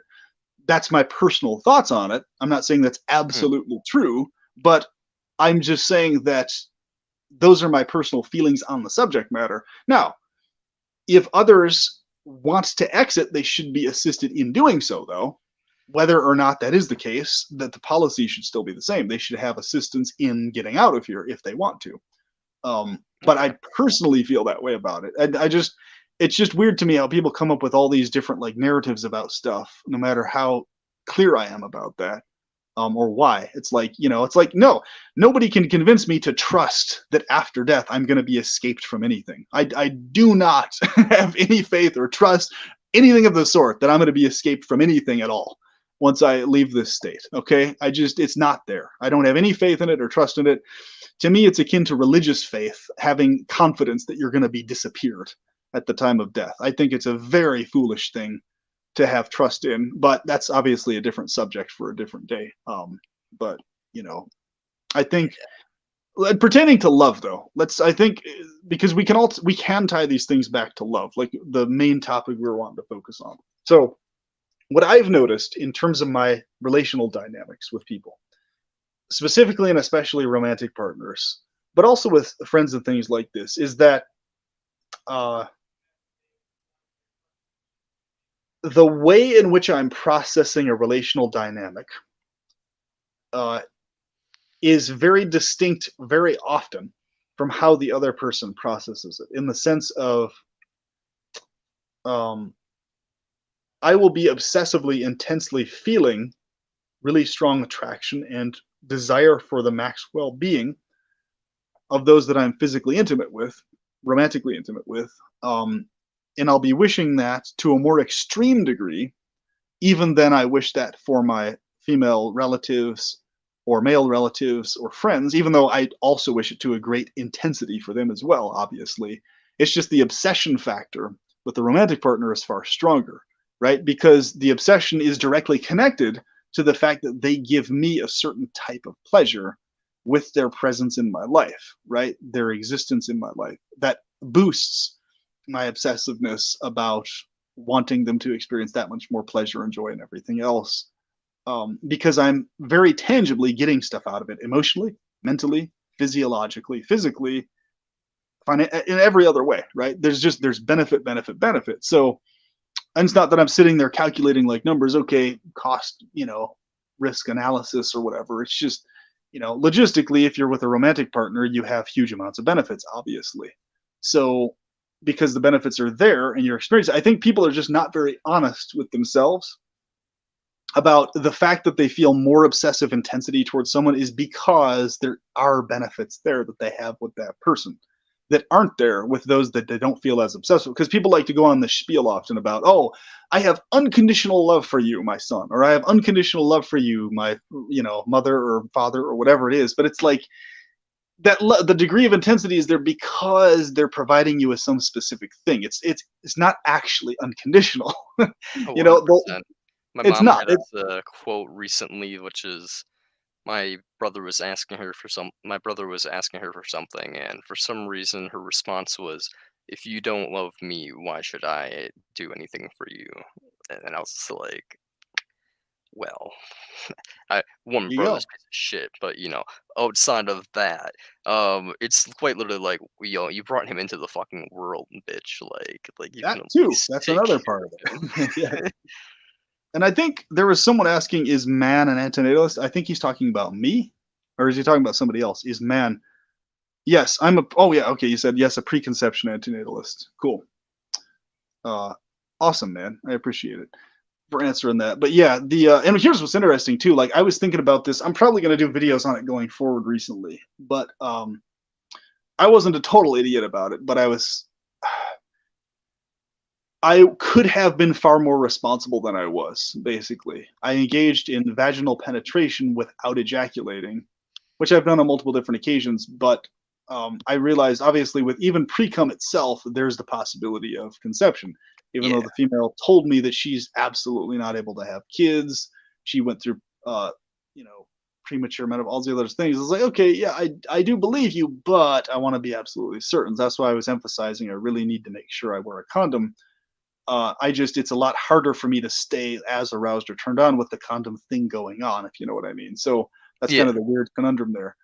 But and that's one of the reasons I like giving women anal, especially so much on top of the many other reasons, is it's just very convenient because you don't have to worry about that, and you can just not worry about the ejaculatory part of it and stuff like that. So there's a logistical thing I like about it too. But my point being with this is that happening, I was aware. I was like, yeah, as small as it is, there is a possibility I could accidentally impregnate this lady. It is possible. It could happen. And because I'm a preconception antinatalist, I'm not for abortion or definitely, at least I'm against abortion up to the point of where the fetus is able to feel pain and stuff, sentience. But I was like, yeah, I'm taking that risk, and yes, if I impregnate her on accident, that's me being an evil piece of shit. So I'm glad that I'm honest about myself being an evil piece of shit in every piece of my content, and I'm aware it's a risk, and so I'm just like knowing that that's the case, and the fact that I'm not willing to get a vasectomy, I don't feel comfortable having my testicles cut into, and there's many reasons for that, which I can elaborate on maybe elsewhere or later. But my point being is that this within my type of antinatalism, I look at it like this. It's like be as responsible as you can within your means, never purposefully or drastically irresponsibly be stupid, obviously with your semen, make a point to not impregnate women. But if somehow you accidentally impregnate a woman, just embrace what you did, take responsibility and accountability, and acknowledge to the rest of the world and to your kid if they grow up that you are the one responsible, and I would be, for imposing them into this hellscape. You know, so I don't. My type of antinatalism, I don't have the psychology that we should, like, if it's somebody else, not me, right? Like somebody else has an antinatalist view and they are kind of going about things similar to me and they accidentally impregnate a female, right? And they end up raising a kid or whatever. I don't think it's the right thing to do at all, to hound and harass that person, be like, oh, you're a total hypocritical motherfucker piece of shit because you didn't do the vasectomy. No, I think that's fanatical extremism. And I think as long as they weren't intentionally doing it and they were trying to be very responsible about it, I think that's within the realm of reason. Because I know a lot of people within the aphilist or antinatalist fold, they have this really, really, really hardline stance that's like really aggressive on people who are, um, not specifically getting vasectomies or not specifically abstaining entirely from penetrative sex and all this type of stuff. And that's not the type of antinatalist I don't. I think that's kind of a very extremist, fanatical view, in my opinion. No, I Uh, agree. Yeah, the whole anti-sex view is a little bit too much. I mean, I'm pro-abortion though, so I mean, right.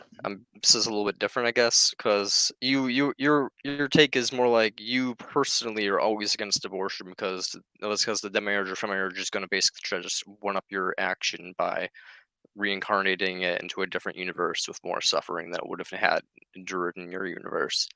Right. But but And for a few other essentially, reasons.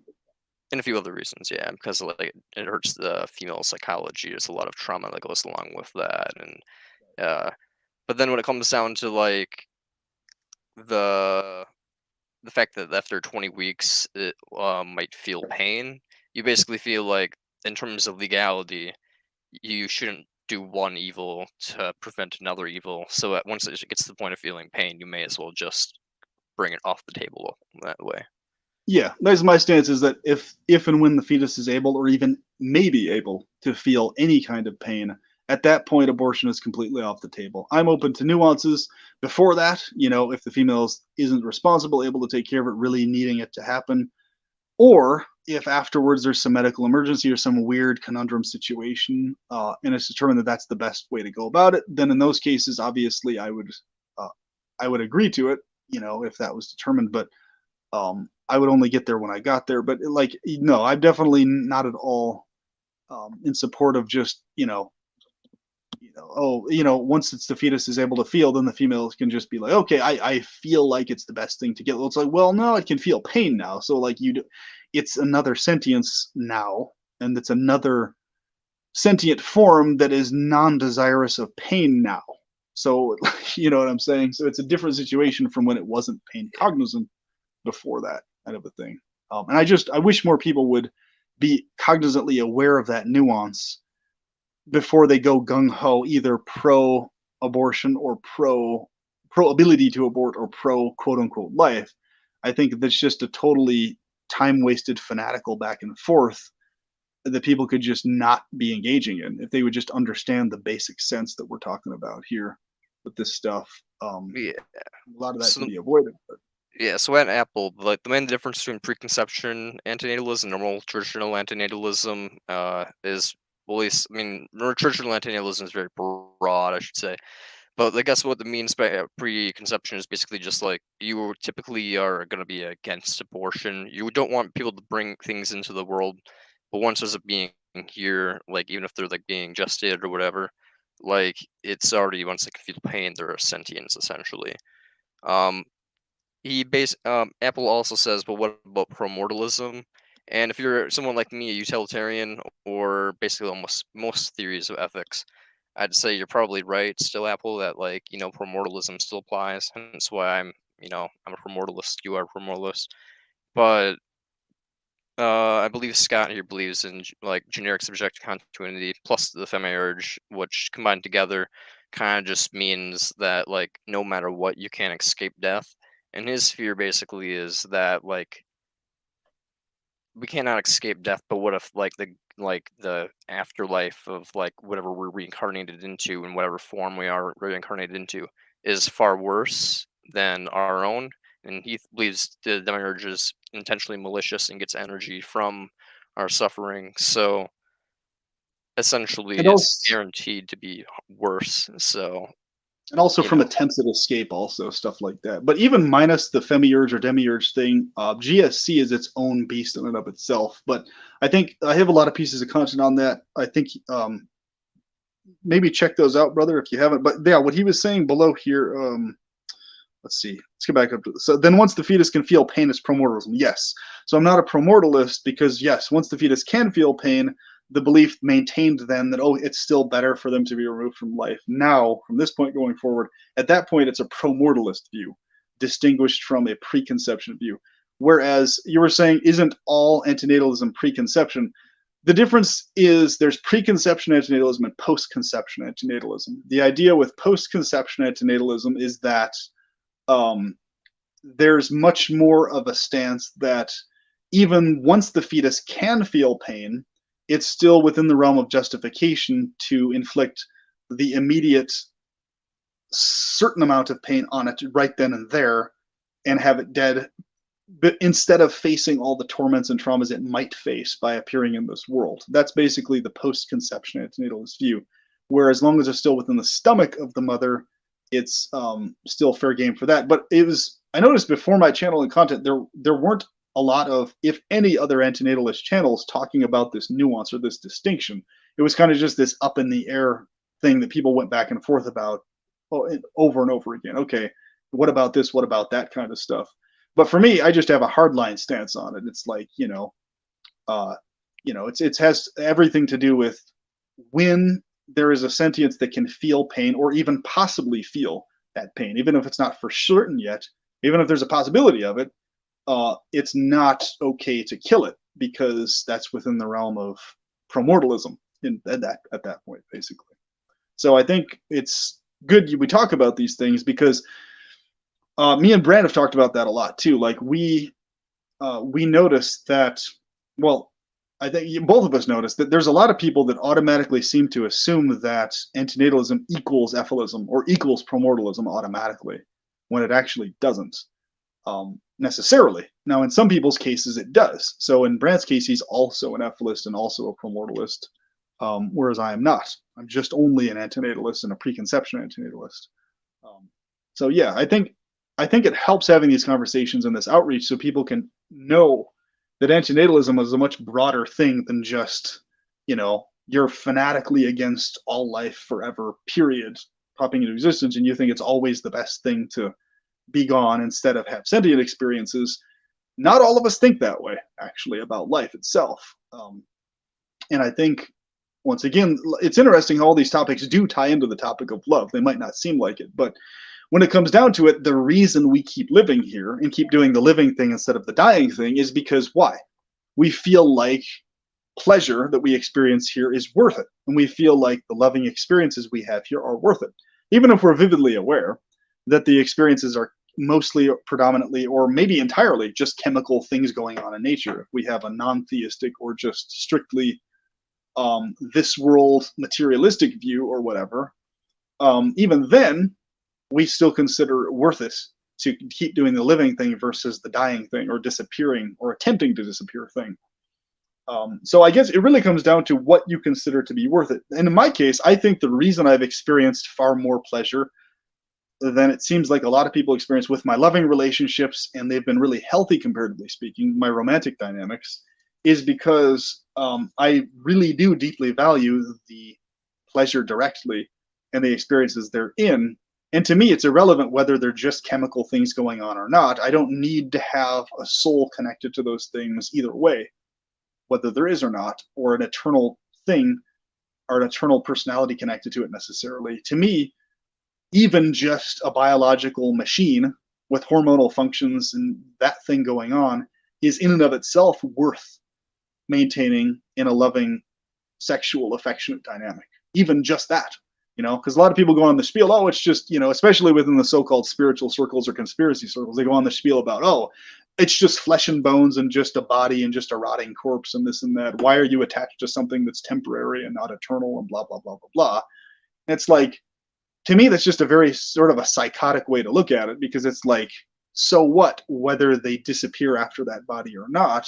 The point is, now, in these experiences with them right now, these experiences feel good and are worth continuing to have, to maintain and keep feeling, right? And we can do that without bringing more kids here. We can do that without going about it that way. So why not do that? If I Well, don't feel insanely depressed or want to kill myself, there's no reason why I should do that. Like, that's the point. Like, if there's no wherewithal in me, like I should do this or I feel this, then there's every reason why I should keep doing the pleasure love thing. It just makes sense. yeah, I mean, to me, it seems like you're right. We're not necessarily like imposing per se harm on people by staying here. Like, if you were to somehow eat like a completely vegetarian diet, like live like a Jain, essentially, like Jains are a type of branch of Buddhism where they basically like prioritize like not causing any suffering whatsoever in the world. To the point where some of them will even starve themselves to death, basically. So if you're a Jain, like, yeah, I mean, there are ways you could go about life without causing any harm. But to me, it seems like it's usually those lives are fairly dull. But living a life of like pleasure for the most part does seem to have like some level of cost, at least in like the modern society, where if like, you're getting your calories from like some type of farming like institution, like the grocery store or whatever, it's gonna have crop deaths in the fields and stuff like that. Even if you are living a vegan diet, and it's like no matter what, there's gonna be some level of harm that you're contributing to, and it kind of to me seems like Bingo. what's the justification? Basically. Well, the point is, there is no justification. It comes down to, do you consider the evils you engage in to be worth it or not? That's literally all it comes down to. And my answer is yes. I consider the types of Hmm. evil I engage in to be worth it.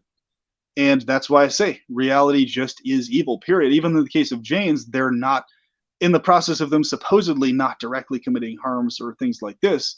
You could have a situation where a Jain abstains from fighting against somebody with a gun or a sword and shield who's attacking their homestead or area they're living in the principle of, oh, I'm practicing peace, and then that person ends up raping and pillaging their village and kills 20 different people and tortures them before they kill them, and then the Jain just sits there in like the next village over or something and doesn't do anything to fight. Well, in that case, the Jain is implicated in being involved in just letting others be tortured. So Oh yeah, even in I'd that agree. case, they're still not actually hands off from the torment that's happening elsewhere, because they're still implicated by being a sentience that could have prevented some type of other harm that's more extreme, right? Yeah, Like, okay, inaction is an action. So if you could have prevented the cause, then you are essentially the so if cause of you're the yeah, if action. you're walking around trying to dodge stepping on ants, I mean, yeah, stepping on 1,000 ants is still less bad than one child being tortured to death. That you could have Hmm. jumped and saved from that happening. I think everybody would agree on that. So Jainism is very, even in a lot of the other Sanatana Dharma's views, they look at Jainism, they're like, yeah, the intention is there, but it's a misplaced in action intention. It's like they go over the top in a misguided action way that they don't need to be as extreme about, in the sense that you could, most of us go about our lives. I don't go out of my way to smack or kill insects unless they're specifically pests and trying to bite or poke at me or dangerous, obviously. But like, in the case of most of us, or most of the time, just going about our lives making a point not to kill, where most of us are already doing kind of a Jane thing anyway, within reason what we can do. But we're doing it kind of like various degrees. Janes are just basically like, um, engaging in a version that's like an impractical version, and they're basically not really actively in their philosophy take into account the nuances of, okay, here's our game plan if someone comes to attack the village. Okay, do we have weapons? Are we trained in the use of firearms so that we can shoot them at the head before they can get to the person to assault them?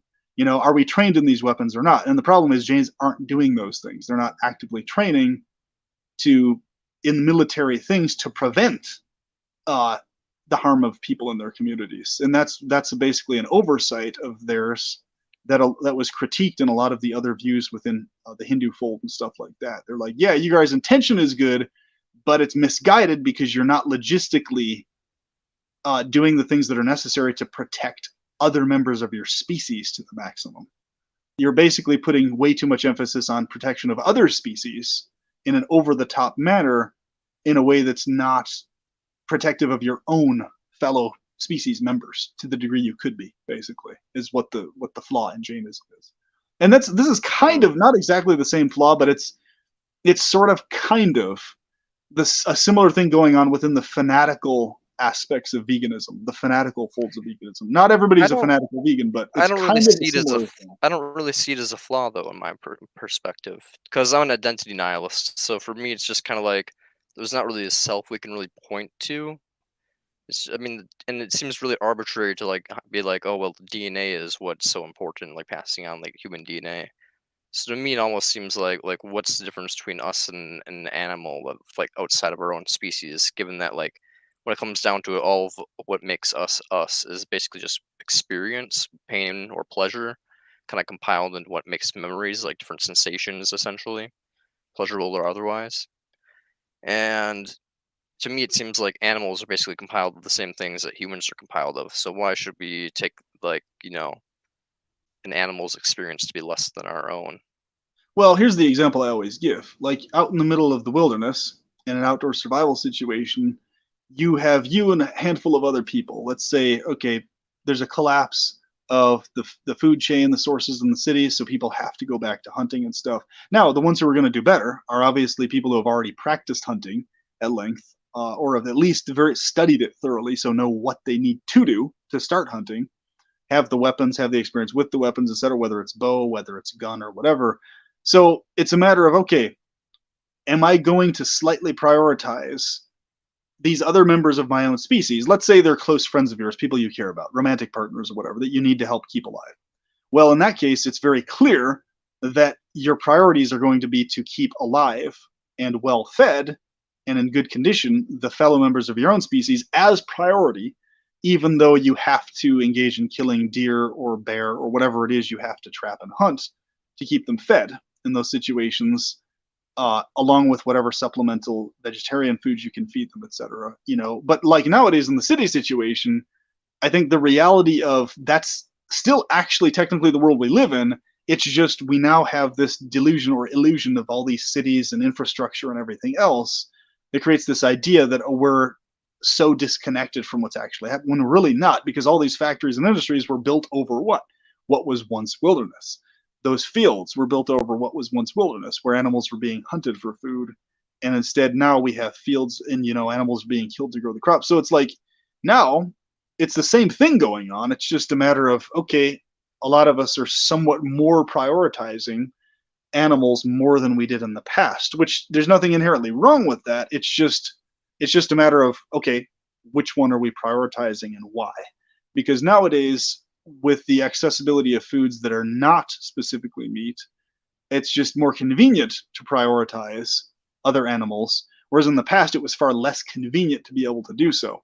You could do it. Some people did do it in certain areas of the world, certain philosophers and stuff. But in a lot of places and situations, it wasn't as practical or easy to do. It was a lot more of an austere thing to do and stuff like that. So, really, in this life, we're always engaging in one of two things. We're engaging in either torment of others to some degree to fuel our needs and pleasures, directly or indirectly, or we're micro torturing ourselves in the process of asceticism, abstinence, etc., of some kind, whether dietary, behaviorally, or whatever else. All of those things that are self regulations are micro tortures of various kinds because they're micro agonies to the brain, mind, emotions, something you're imposing on yourself voluntarily for a deeper purpose, but that you don't technically have to impose on yourself, right? And this is especially Yeah. true if Don't you you think believe the though? world. Yeah. Don't you think we ought to potentially impose those things on ourselves though? Like given utilitarianism, I'm not sure if you are. I don't think you're a utilitarian, um, but like given that like you could inflict like a micro pain on yourself to decrease a far greater pain, wouldn't it be like the correct course of action to essentially abstain from doing things that you enjoy In if it my were to? personal opinion, within reason, yes. So there's plenty of things that I voluntarily abstained from, both dietary and physically and otherwise, situationally, that I could otherwise potentially be engaging in just gung ho because I feel like it, right? Uh, and it definitely, to me, is worth it. Yes. So I would say, as long as the micro torture isn't extreme or severe, as long as it's like a micro torture threshold that you're willing to withstand and it doesn't like severely disturb you, then it's worth it. But it really comes down to like reading your own threshold and stuff like that, and in the process, you know, going about interacting with others who are not adhering to that standard of asceticism is that's probably the biggest challenge, especially for vegans, because you're dealing with um, you're dealing with people who simply don't consider it worth it to impose that degree of asceticism on themselves. They do consider it worth it to exploit and use other species for their food and other species for their gratification and pleasure because they consider it worth it. Whatever pain they feel like they have to inflict on animals, they consider that it's worth it to do Do you so, think they and could be that's why they do wrong? it. Do you They think that could be they're wrong, but because the point I is feel that, like they are wrong though, because like objectively wrong, because like given well, in the identity case of, nihilism, like there's no difference between them and me. Like my $5 equal to their $5, their pain is equal to my pain, and they're just constructed out of experiences, just as I'm constructed out of in the case experiences. of like mass factory stuff, I would agree that they are objectively or as close to objectively as you could possibly get wrong. Yes. Like there's no reason ever that we should live in a world where, or there's no correct moral reason or otherwise we should live in a world where you have these industrial scale factory slaughterhouse things going on, period. No, no, full stop. But in the case of like rural operations where it's one on one, is it evil as fuck? Of course it's evil. Absolutely. Is it? But here's the thing: within those situations, that enters into the realm of okay. Now, if you're in a situation where you don't have access to grocery stores anymore, so we can talk all day about okay, what about right now when we do have access to grocery stores? And I would agree with you 100%. Yes, as long as we have access to grocery stores and convenient, reasonably convenient access to alternatives other than meat, we should focus on mostly the alternatives, even if somehow people debate back and forth whether there's a nutrient deficiency or not.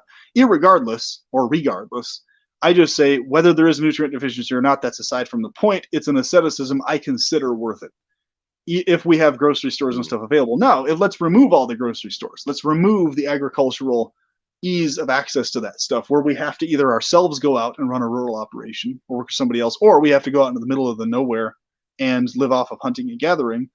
Either situation, we find ourselves in minus grocery stores. Well, that's the world I'm talking about where, okay, within that world, it really is up to you to decide what is worth it to you or not. Is it worth the evil you're inflicting on others of killing them for food, or is it not worth it? Is it more worth it for you to just kill yourself instead of be forced to have to survive off animal meat or Well, whatever you can find out there? You know, I it's don't really necessarily think killing animals is wrong. I actually fish myself, so I'm like vegan in terms of like buying food from like stores and stuff like that. I don't actually buy any meat products or dairy products anymore.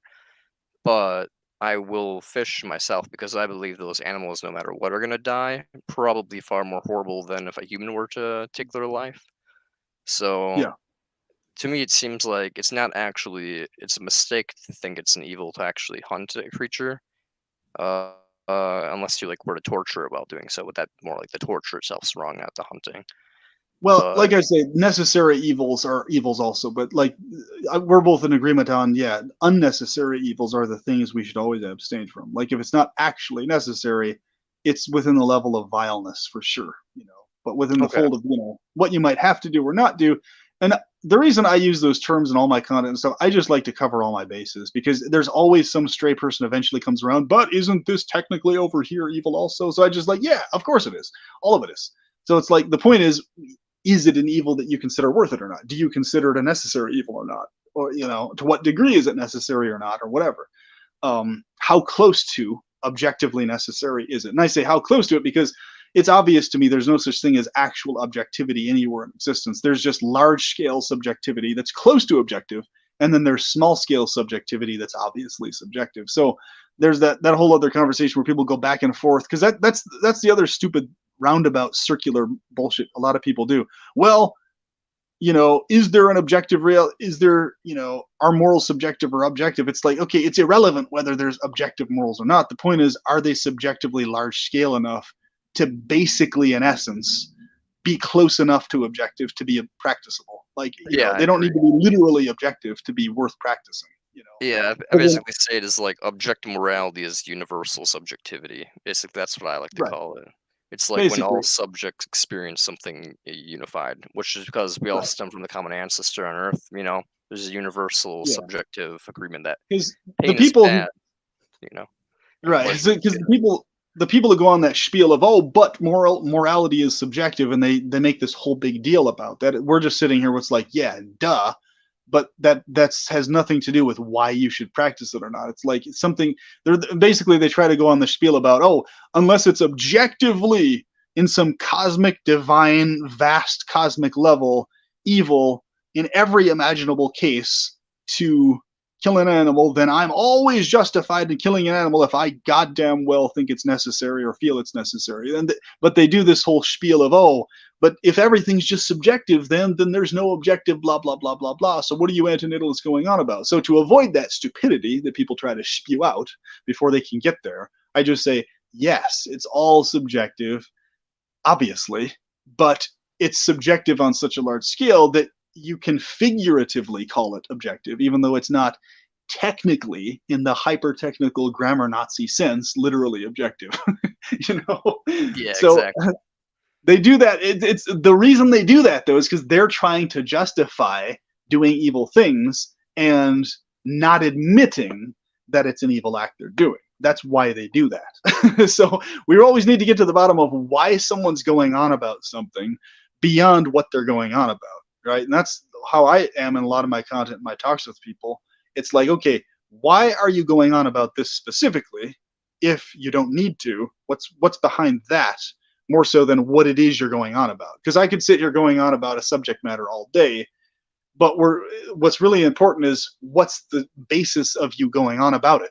Like, okay, are you trying to justify something? Well, why do you even have a psychology that's trying to justify anything in the first place?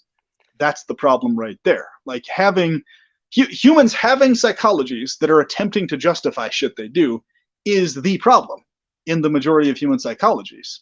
I don't attempt to justify jack shit. I just, okay, I want this. I want to obtain this. I recognize what the evil is. Boom, it's still worth it to me. Therefore, I'm going to engage in it. There's no justification in any of it, though.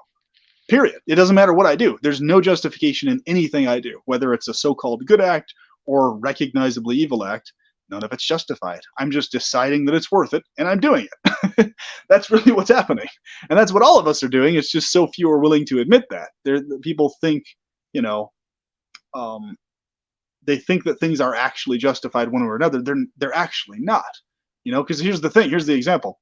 Okay, let's say you know about right now. Like right now, let's say we're vividly aware that there's two children being tortured in two separate locations. Okay, let's say they're like buildings separated by like 50 feet apart, but we're the only person who knows about it. They're actively right now being tortured. Well, obviously we're going to call the police fanatically and run to the building and do whatever we can with our shotgun or with our whatever weapons we have on us to stop them from being tortured, to get the person off of the kid until the police arrive. But here's the thing, while we're doing that in one building, we're letting the other one be tortured. So we're in this like really fucked up moral dilemma situation where neither thing is more justified than the other. It's like, okay, you're just considering, okay, this is all I can do, so that's what I'm going to do. But none of it's justified. It's not justified that you went to that particular person to save them and not the other one, or vice versa. It's just what you're considering to be worth it or not. Like, okay, one house might have a fence around it that you have to jump over. The other house might not have a fence. You can run straight up to the door, right? So you're like, okay, well, it's not worth having to jump over the fence to get to them. I'm just going to run straight to the door. All these types of things. So when people zoom to these extreme examples, they can start to understand very quickly that nothing you do at all is ever justified. Because while you're going there to save the drowning kid in the water, well, there's all sorts of other situations in the world that you're not actively engaged in saving people or fixing stuff. Well, there's a kid starving to death in another country, or some homeless guy freezing of hypothermia on the street. You might be helping somebody else, but right at that moment you're not helping those other people. So you can in your mind say you're justified in all these things all day and night, but it really is just a matter of what do you personally consider to be more worth it or not versus the other thing. And that's what it comes down to. As much as we like to delude ourselves otherwise that it's something else, that's really all it is. It's like, okay, is this more worth it? Or is this more worth it? And there's another situation, a far more likely one, where you're just like, okay, I'm only going to call the police, even though it's going to take the police like 5 to 10 minutes at the fastest to get here. And within that time, the child could be killed or tortured that much worse within the 5 to 10 minutes. Fuck. But you're basically calculating keeping yourself out of prison from false accusations, etc., not risking getting shot by the police because they erroneously think you're in on it or whatever. Whatever's going through your head at the time. In most situations, people would just wait for police while both are being tortured to death. So it's like, I think illustrating it this way in extreme ways really illustrates the point the most effectively, in the sense of, when we talk about philosophy or idealization. So when it comes to love, specifically, love and affection, it's you deciding which personalities and forms in this world that you're interacting with are worth you maintaining perpetual connections with as long as possible. And what forms in this world do you consider it not worth maintaining that with? And those are the forms and personalities you don't necessarily specifically have actual love towards. You might care about them and have a moral basis towards them in terms of how you interact with them, but you're not necessarily actively loving them in your thoughts or feelings, whereas you are with like romantic partners and people close to you. So, or pets or whatever. But you're basically, well, why are you doing that? Why are you caring for your pet snake or your pet cat more than you're caring about a deer 20 miles away from your house that you could technically move out next to and care for that instead of your cat? So why are you doing the cat instead of the deer? Like, you see what I'm saying? Like, none of it's justified. Oh yeah, I It's agree just with you that. deciding what's worth it. That's all it is. But yeah, what are your thoughts on that, man?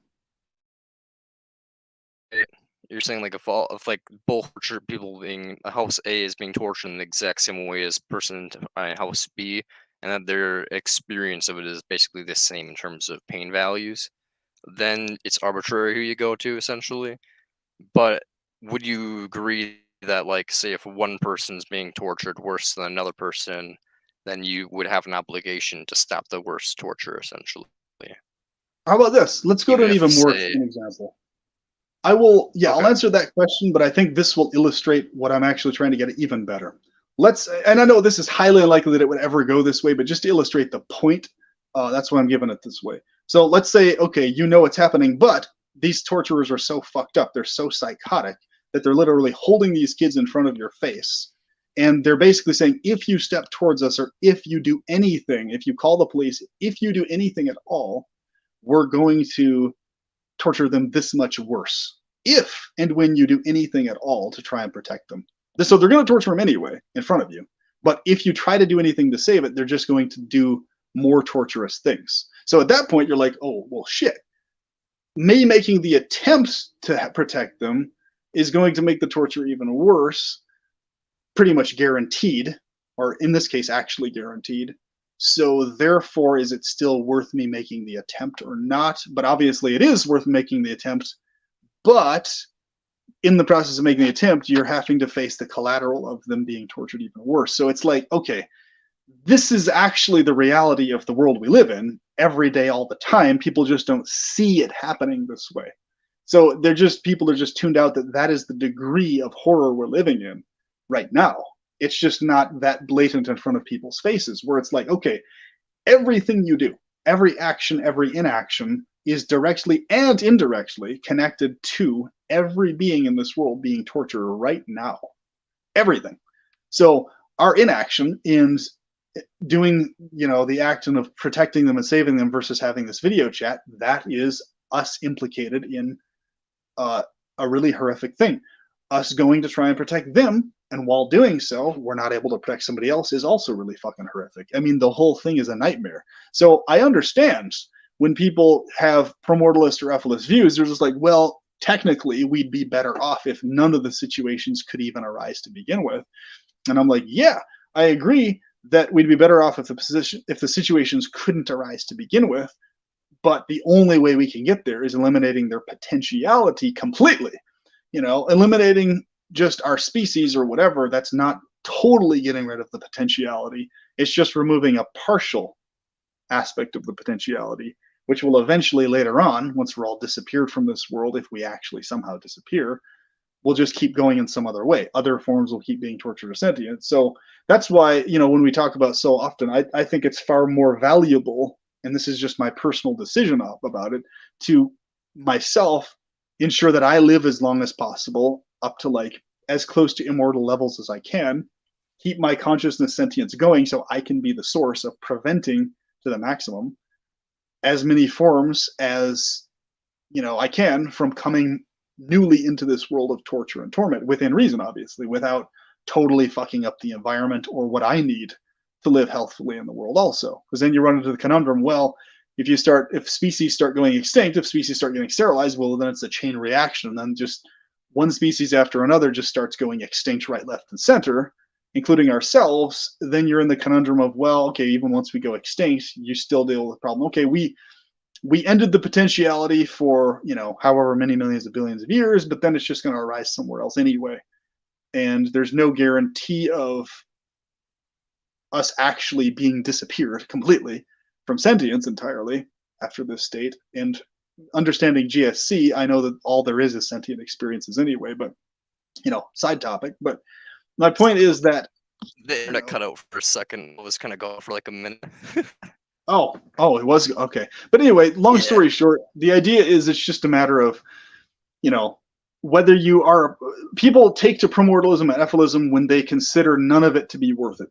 That's really what it comes down to. And then people take to pleasurism or a stance similar to pleasurism, whether they call it that or not, if they do consider the pleasures they experience and the evils they engage in individually to be worth it, right? So it's just a matter of what you consider to be worth it or not. And one of the commenters was mentioning, was it J.E., I think?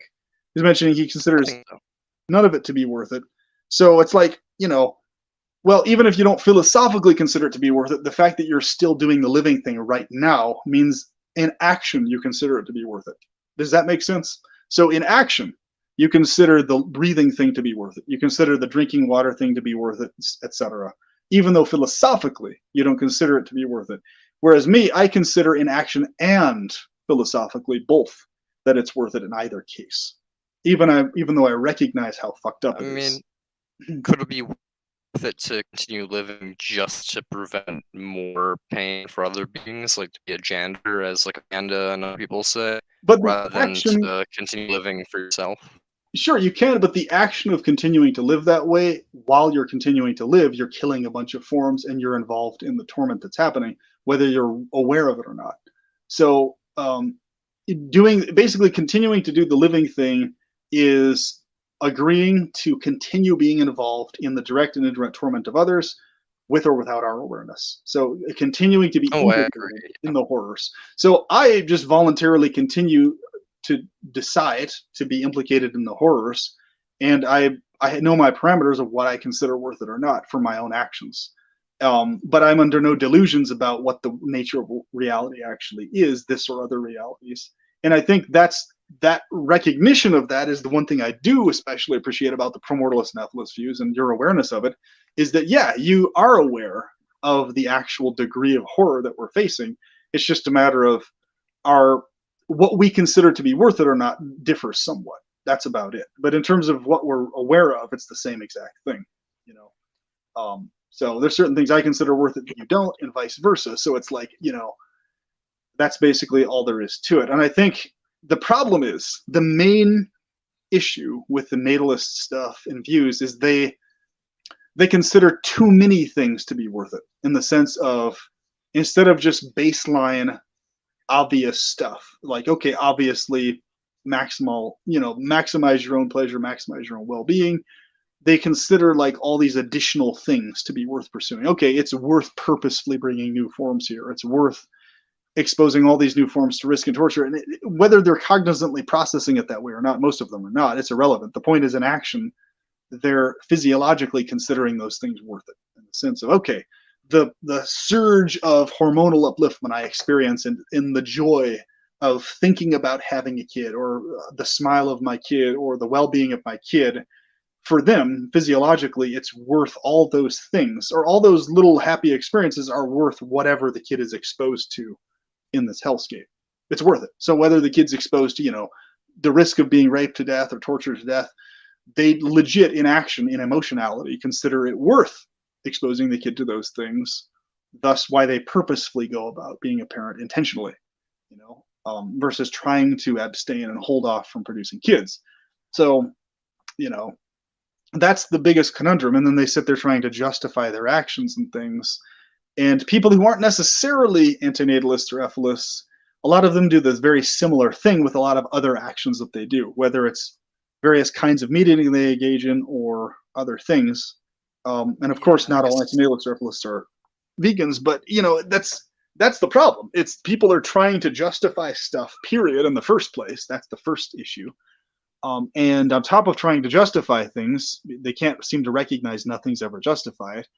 They, on top of that, engage in way too many different actions that are factually unnecessary to engage in. That's the biggest problem. It's so they just have this big pileup of unnecessary evils that they just keep adding to the hellscape that's already here, additionally to well, what's already what here. do you mix an action necessary? Because to me, necessary basically is just whatever prevents, like, well, comes down to it is all experience breaks down into pleasure and pain. Yeah. So to me, what's necessary is essentially just preventing what I think has the most value, which would be pain. So, I mean, what does necessary mean to you? Does it mean like survival, or because like you could prolong the survival of like say a cancer patient or something? So I don't necessarily think survival is inherently important. No, survival that entails and involves maximal pleasure and minimal pain. Ideally, no pain, but logistically, that's not realistically possible yet. Hopefully, it becomes that way. But currently, I say what is necessary is, if you are someone who's a pleasurist, or hell, even if you're someone who's a primordial serephalist in action, what is necessary is you engaging in actions that are giving you physiological pleasure and ensuring that, because you have to have physiological pleasure in order to keep doing the living thing, period, at all. If there's no pleasure whatsoever, you don't do the living thing anymore. You do the dying thing or suicide thing. I And mean, sometimes people who do feel good commit suicide anyway, but those aren't the types I'm talking about in this particular context. what is your opinion of like the utilitarian like idea of like the pleasure monster, basically? Like, like some being that like got like so much pleasure and like would be extraordinarily depressed and like to the verge of like suicidal like ideation if it couldn't commit like some major act of like mass rape or mass murder or something like that. Like, because to Well, me I it would say seems like this: you'd be the wrong to. if I'm not when I talk about pleasure, I always talk about pleasure from the perspective of maximization of the pleasure for every sentience involved.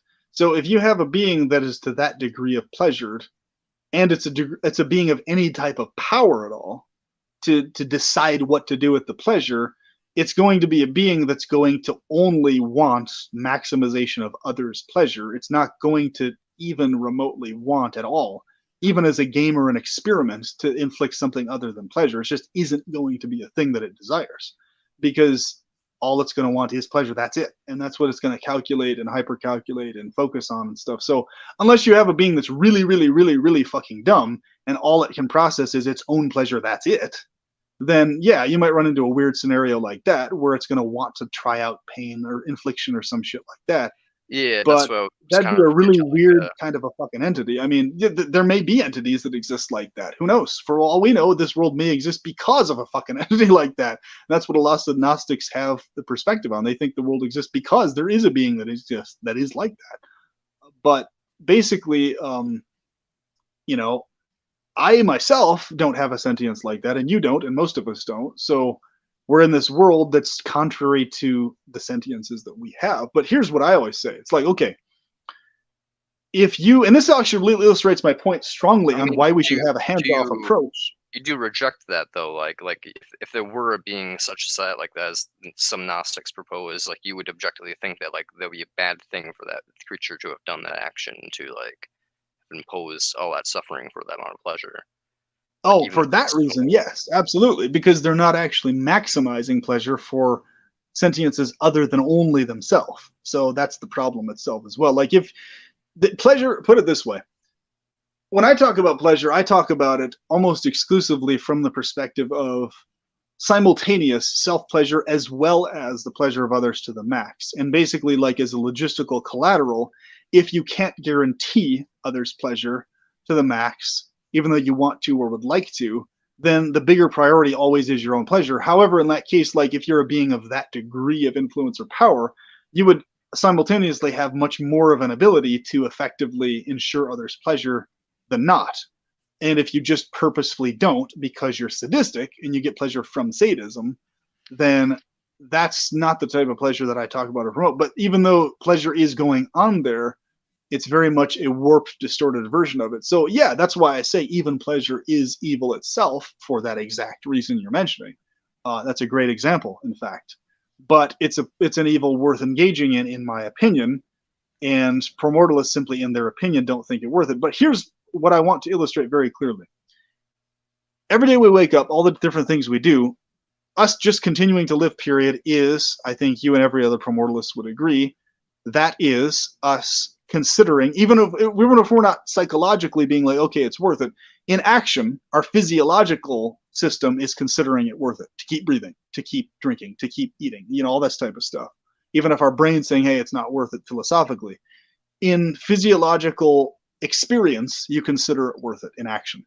So my view is that we just should have our philosophy aligned with what our physiology considers to be worth it in action and have them coherent in terms of pleasure specifically, not in terms of pain, but in terms of pleasure, perpetuation of it, etc.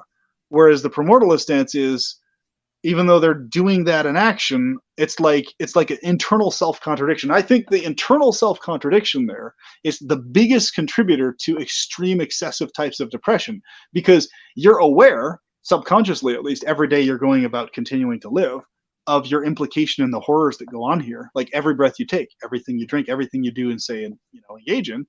As a promortalist, you're aware of, if you're an intelligent one, the implications of the horrors you're engaging in against your will. And you're just having to mindfuck yourself to keep living, right?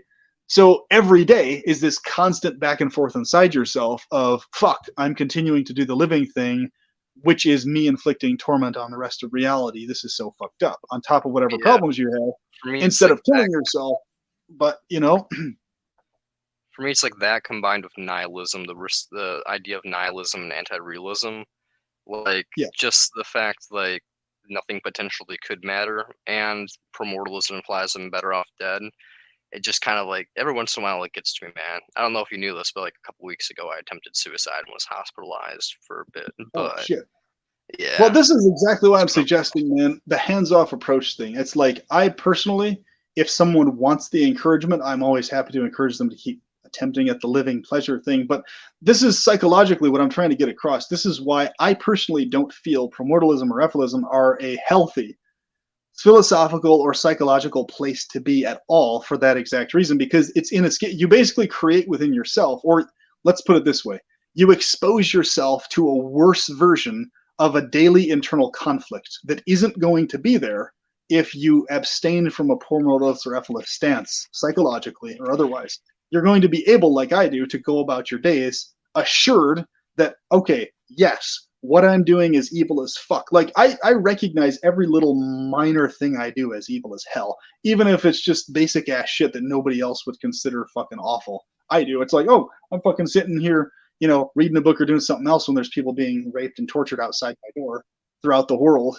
Fuck, what the hell is that? That's fucked up. What an evil piece of shit I am. Like, I'm aware of these things, like, while I'm doing all the daily I think the same way. Yep. So it's like, but me, I'm like, but it's worth it though. I don't have this weird clash within myself. Why am I not offing myself instead of to do the living thing? For me, it's just very obvious. Of course, I'm going to keep doing the living thing, and it's always worth it for me, as long as the pleasure is there, as fucked up as it is. So I don't have this internal conflict that I'm facing that's causing me to be suicidal for that reason. But a lot of promortalists, I notice, are inevitably, because of their psychological state, pertaining to it. Yeah, for me, it's like I continue on because I want to prevent more harm, and that's basically just the constant assessment of like, am I actually preventing more harm than I'm causing, and does preventing harm objectively have any value?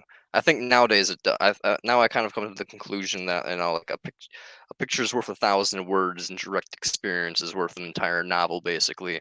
So I'm at the point where I'm Exactly. at that point where I'm just like experience generates value. I don't need to do all this like semantics board game bullshit. I'm Yeah, just like fuck it. it's Like a unnecessary. nail through the hand is really bad no matter what, and I don't care what Yeah, someone says to me. A nail through the hand is not good. So never. Of course, it's not. And that's what I say. It's like what soft apple core was mentioned. Sounds like he's saying some pleasure can cancel out some pain. No, not saying that at all. In fact, I talk about the eternal bloodstain principle a lot in a lot of my content, where no matter what follows for the rest of eternity, it will never cancel out the pain that's already been inflicted on sentiences. So I take it that far, even. It's like no matter how good things we get, even if we're able to create paradise states everywhere for every sentience that exists in this and other realms, it'll never cancel out the pain that's already been inflicted. And every day, every second, even the seconds we're talking right now, there's trillions more sentiences being tortured as we speak, every single breath, right? So we're all implicated in the tortures just piling up and building up that are going to be the background to whatever ideal technocratic dystopian paradise states we may attain, or false utopias or whatever. So put it this way. I realized also the factor of the vast importance of my own pleasure and mental well-being and health being really, really, really, really, really fucking paramount to me.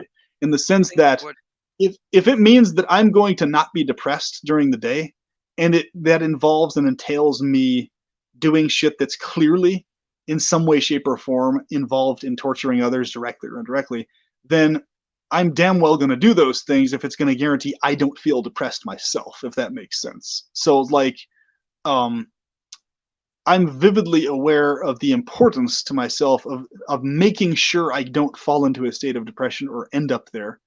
And I actively do things with that in mind, actually, because my mental well-being, I always prioritize it over and above like everything else, like the vast majority of everything else. So I'll only do austerities or stuff within reason. But if it starts entering into the territory of fucking with my mental health or well-being, I don't engage in it. I don't waste time with it. If it's something like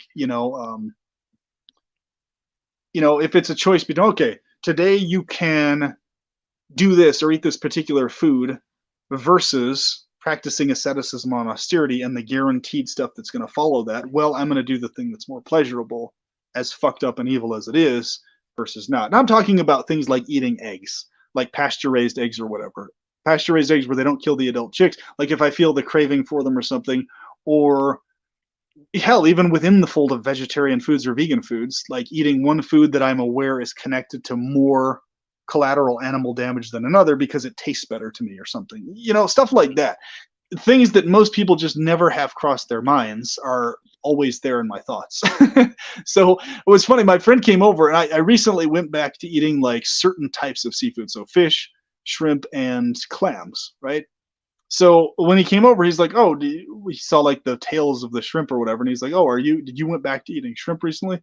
And I was like, "Yeah, I did." And so he's like, he made a joke. He's like, "Oh, so you've seen the light?" Because he's always promoted this whole like, because we're biologically designed this way, the necessity, blah blah blah, that whole spiel.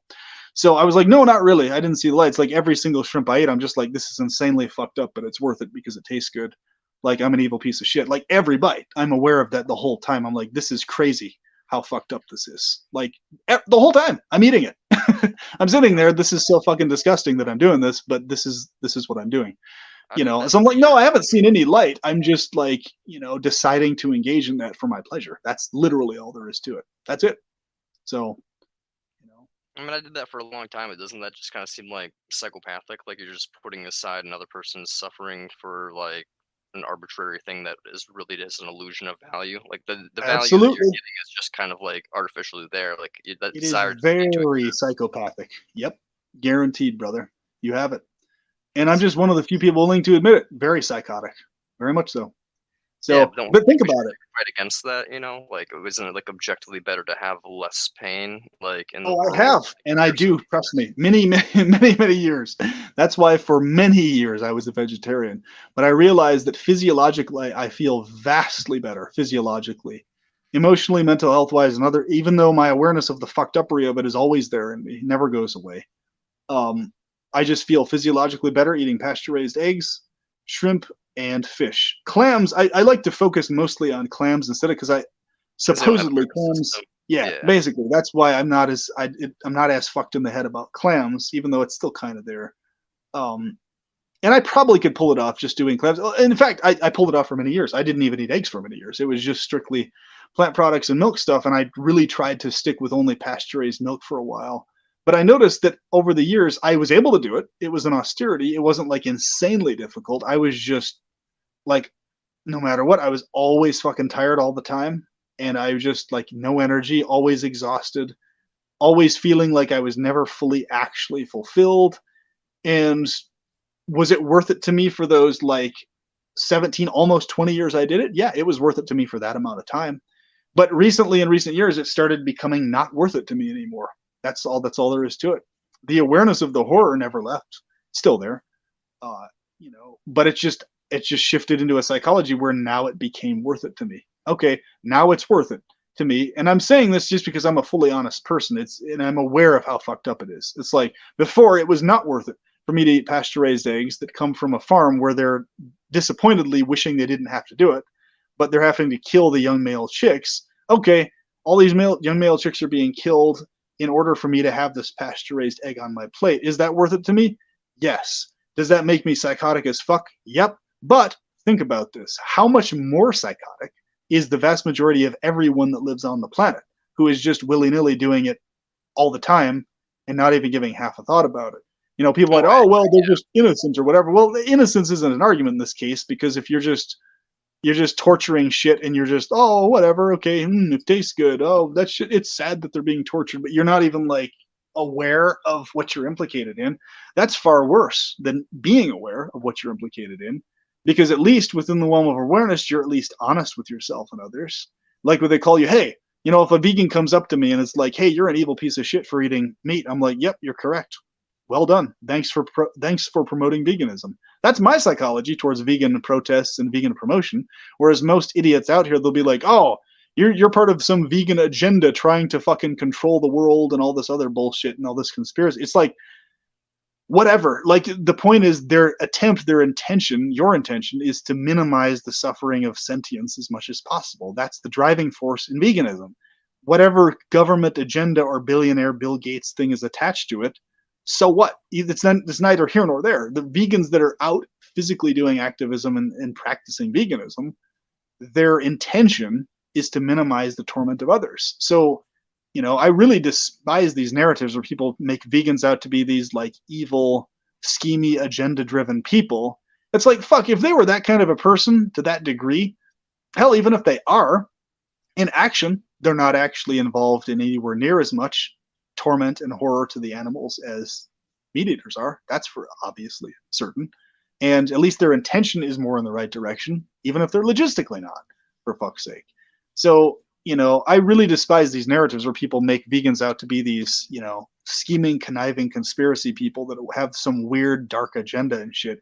It's like the worst misrepresentation in history of any group of people I've ever seen. How these, people try to misrepresent vegans as something that they're just not. It's very common these days now, though. I mean, I think So some vegans have a little bit of a high horse mentality, but that's just because, some, I yeah, mean, but most don't. I mean, I'm a consequentialist, so I'm like a utilitarian. I'm a negative utilitarian, for example, and I believe in primordialism. So a lot of people who are vegans, for example, will be like, it's never okay to hunt an animal, for example, but they won't consider the fact that this animal is going to die no matter what in the wild, and it's going to probably be torn apart by a predator, or far, far worse, it's going to die from disease, or from parasite, or get trapped underneath a log or something and starve to death. Yeah, So it's right. like they don't consider the fact that no matter what, this animal will die, and it's going to die from a far worse way than a bullet through the head. So it's like Guaranteed. they're completely being hypocritical. If they're truly against animal suffering, they would be for hunting. They would be for hunting essentially, for getting Correct. forms of That's protein. why. That's why I talk to people all the time about educating them on the reality of hunting. It's like It's literally the least agonizing, painful death compared to the other deaths an animal would face in the wild. That's just how it is. And every hunter that exists knows that and is vividly aware of that if they're not a poaching piece of shit. I mean, like every sane hunter knows that. And that's why they're passionate about hunting, because they're passionate about that among many other things.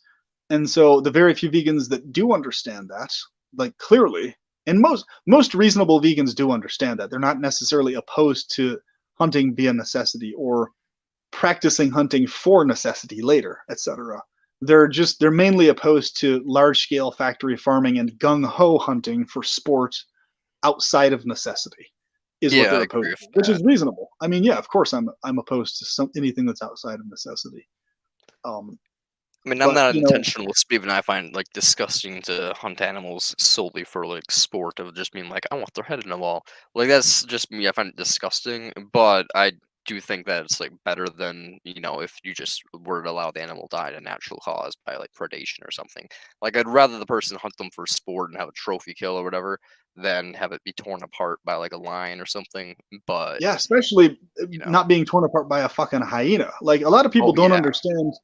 They don't understand the situation in Africa, some of those countries where, okay, what happens, and the whole situation is clearly fucked up. Nobody's debating that. The whole thing's fucked up. But the point is, out of all the different ways that animal could die, all the degrees and ways that animal could feel pain, it's so misguided when people like direct all this like hate. Like for example, when people pay like a huge amount of fucking money to go kill a lion or whatever out in a certain African country, what'll happen is they'll get this huge bandwagon of people. Oh, you're so fucked up. You're so disgusting. You're actually paying. What they don't realize is that money is directly going to the conservation and to help all the people who live in those communities around those areas, as well as the conservation and perpetuation of that species to prevent it from going extinct. So, and also they're providing it with a bullet that's going to kill them very fast compared to a death from a fucking hyena horde, which will just gradually rip the thing apart slowly as it's screaming there in agony, unable to do anything for fucking hours sometimes. So it's like, Yeah, I okay, find it why also don't people get in this bandwagon against hyenas? Oh, hyenas are so fucking disgusting. They're so torturously killing things.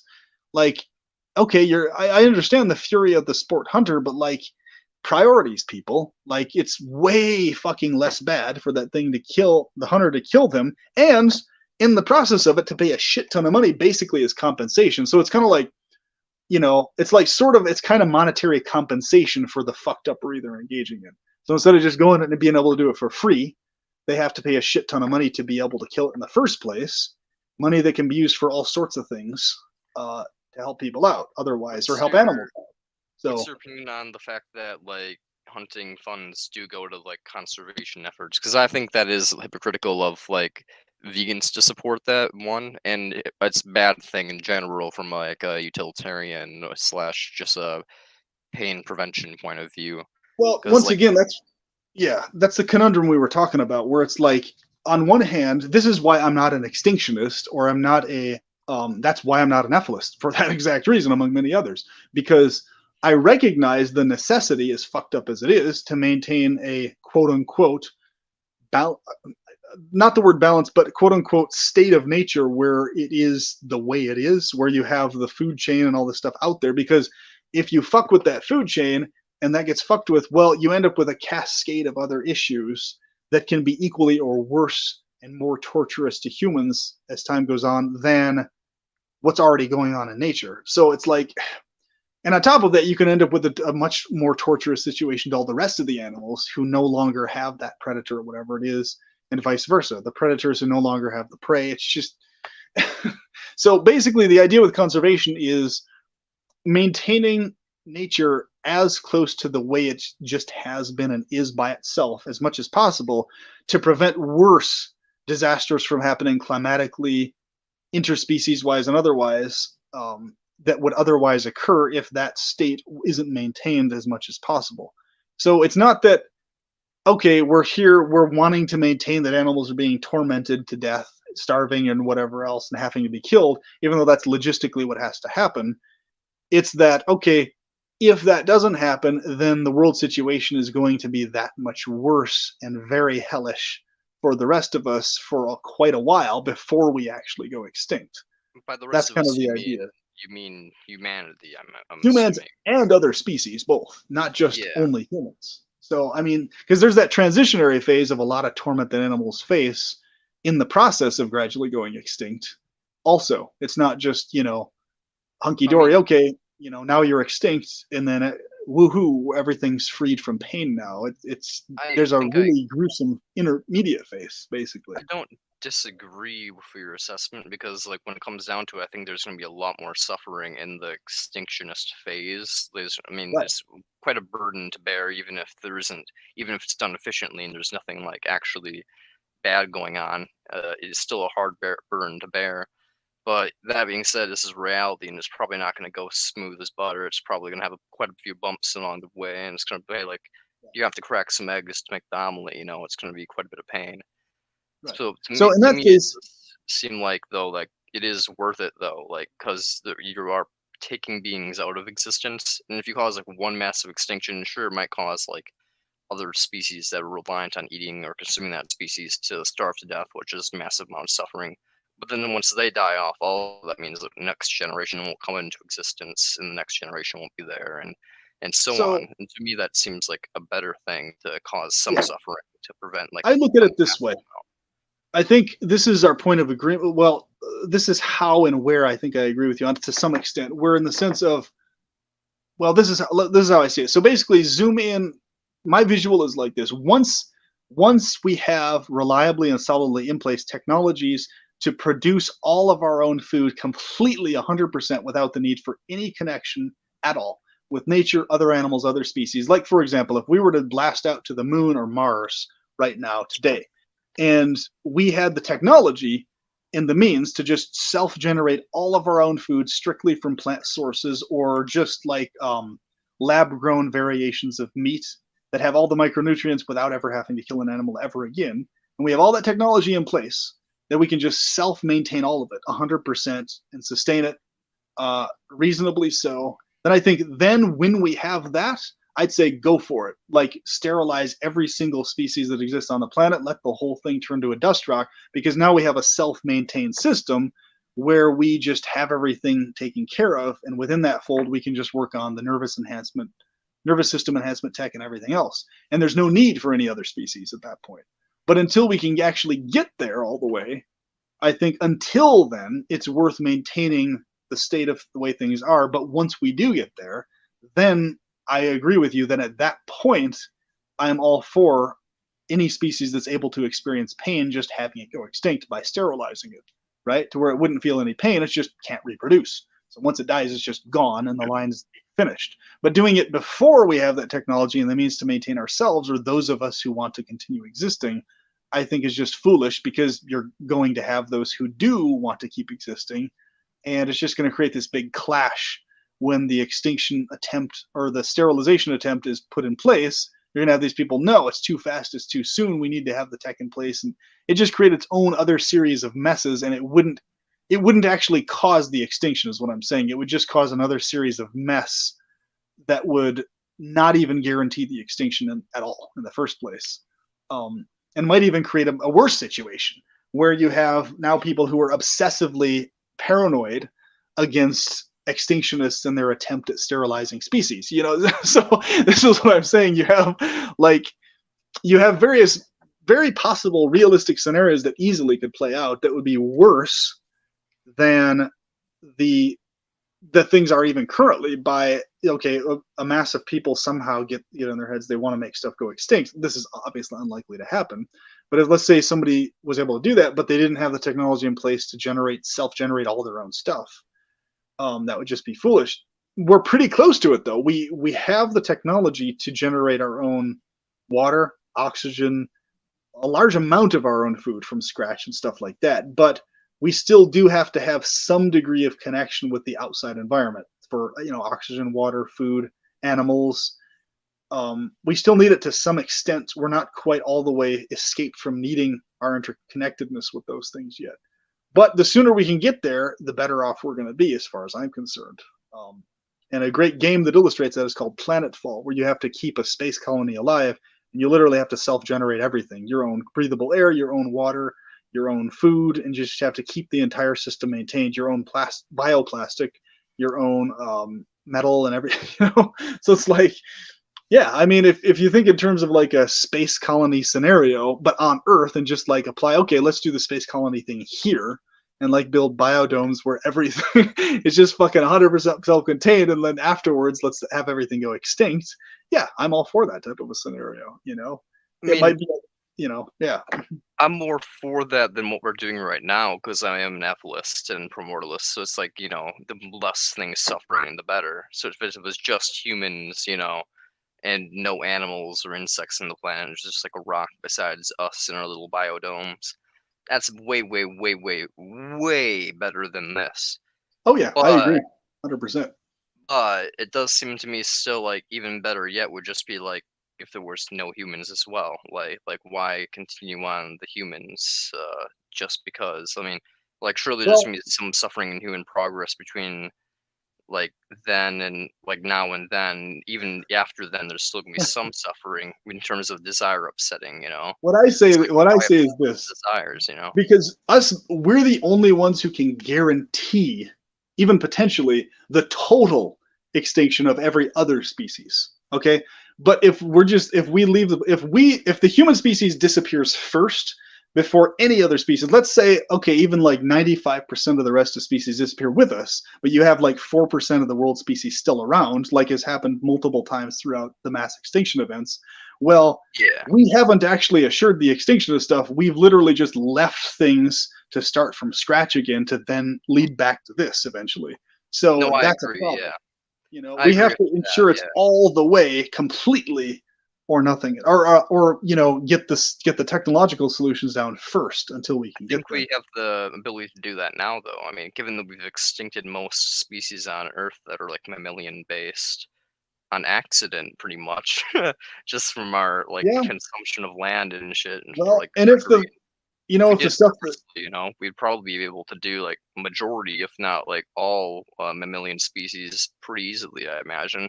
Then we can just like nuke the Earth or like throw the planet off of orbit, and just and then once again, that's what gets us into the off-planet scenario. What's actually going on elsewhere in the cosmos? And well, if we kept going on, we could have actually prevented. But even getting to the point of being able to have Death Star level annihilation tech ability, I mean, we're almost there with nukes.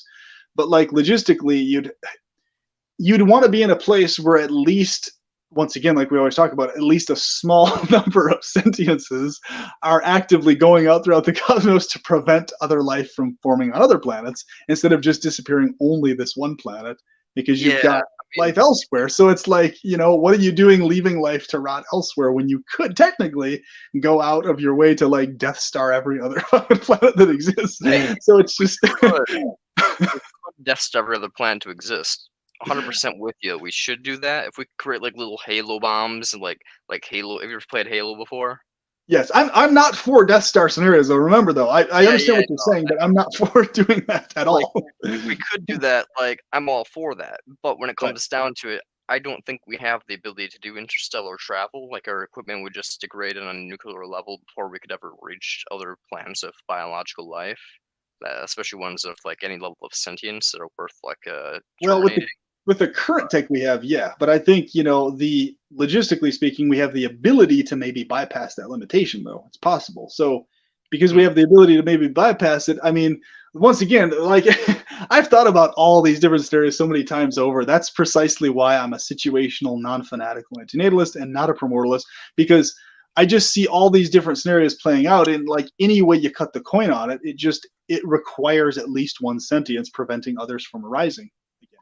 Like it's inevitable. There's no way you can just disappear every sentience and have that be a solution of any kind. It doesn't work. You have to have at least one sentience preventing others from popping up again. And I would be willing to be that kind of a sentience, ensuring others didn't pop into existence at all to begin with, but you'd have to have somebody maintaining that state of reality. Like, okay, here's a sentience starting to form. Let's ensure it doesn't form a nervous system. Let's ensure it doesn't form the ability to feel any pain ever.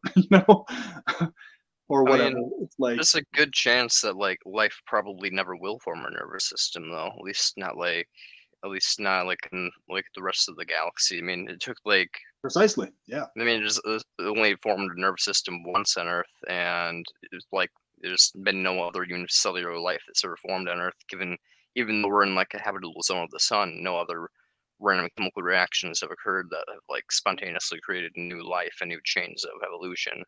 So to me, it seems like it's very, very like as Gary says, it's extraordinarily rare for life to pop up in the universe.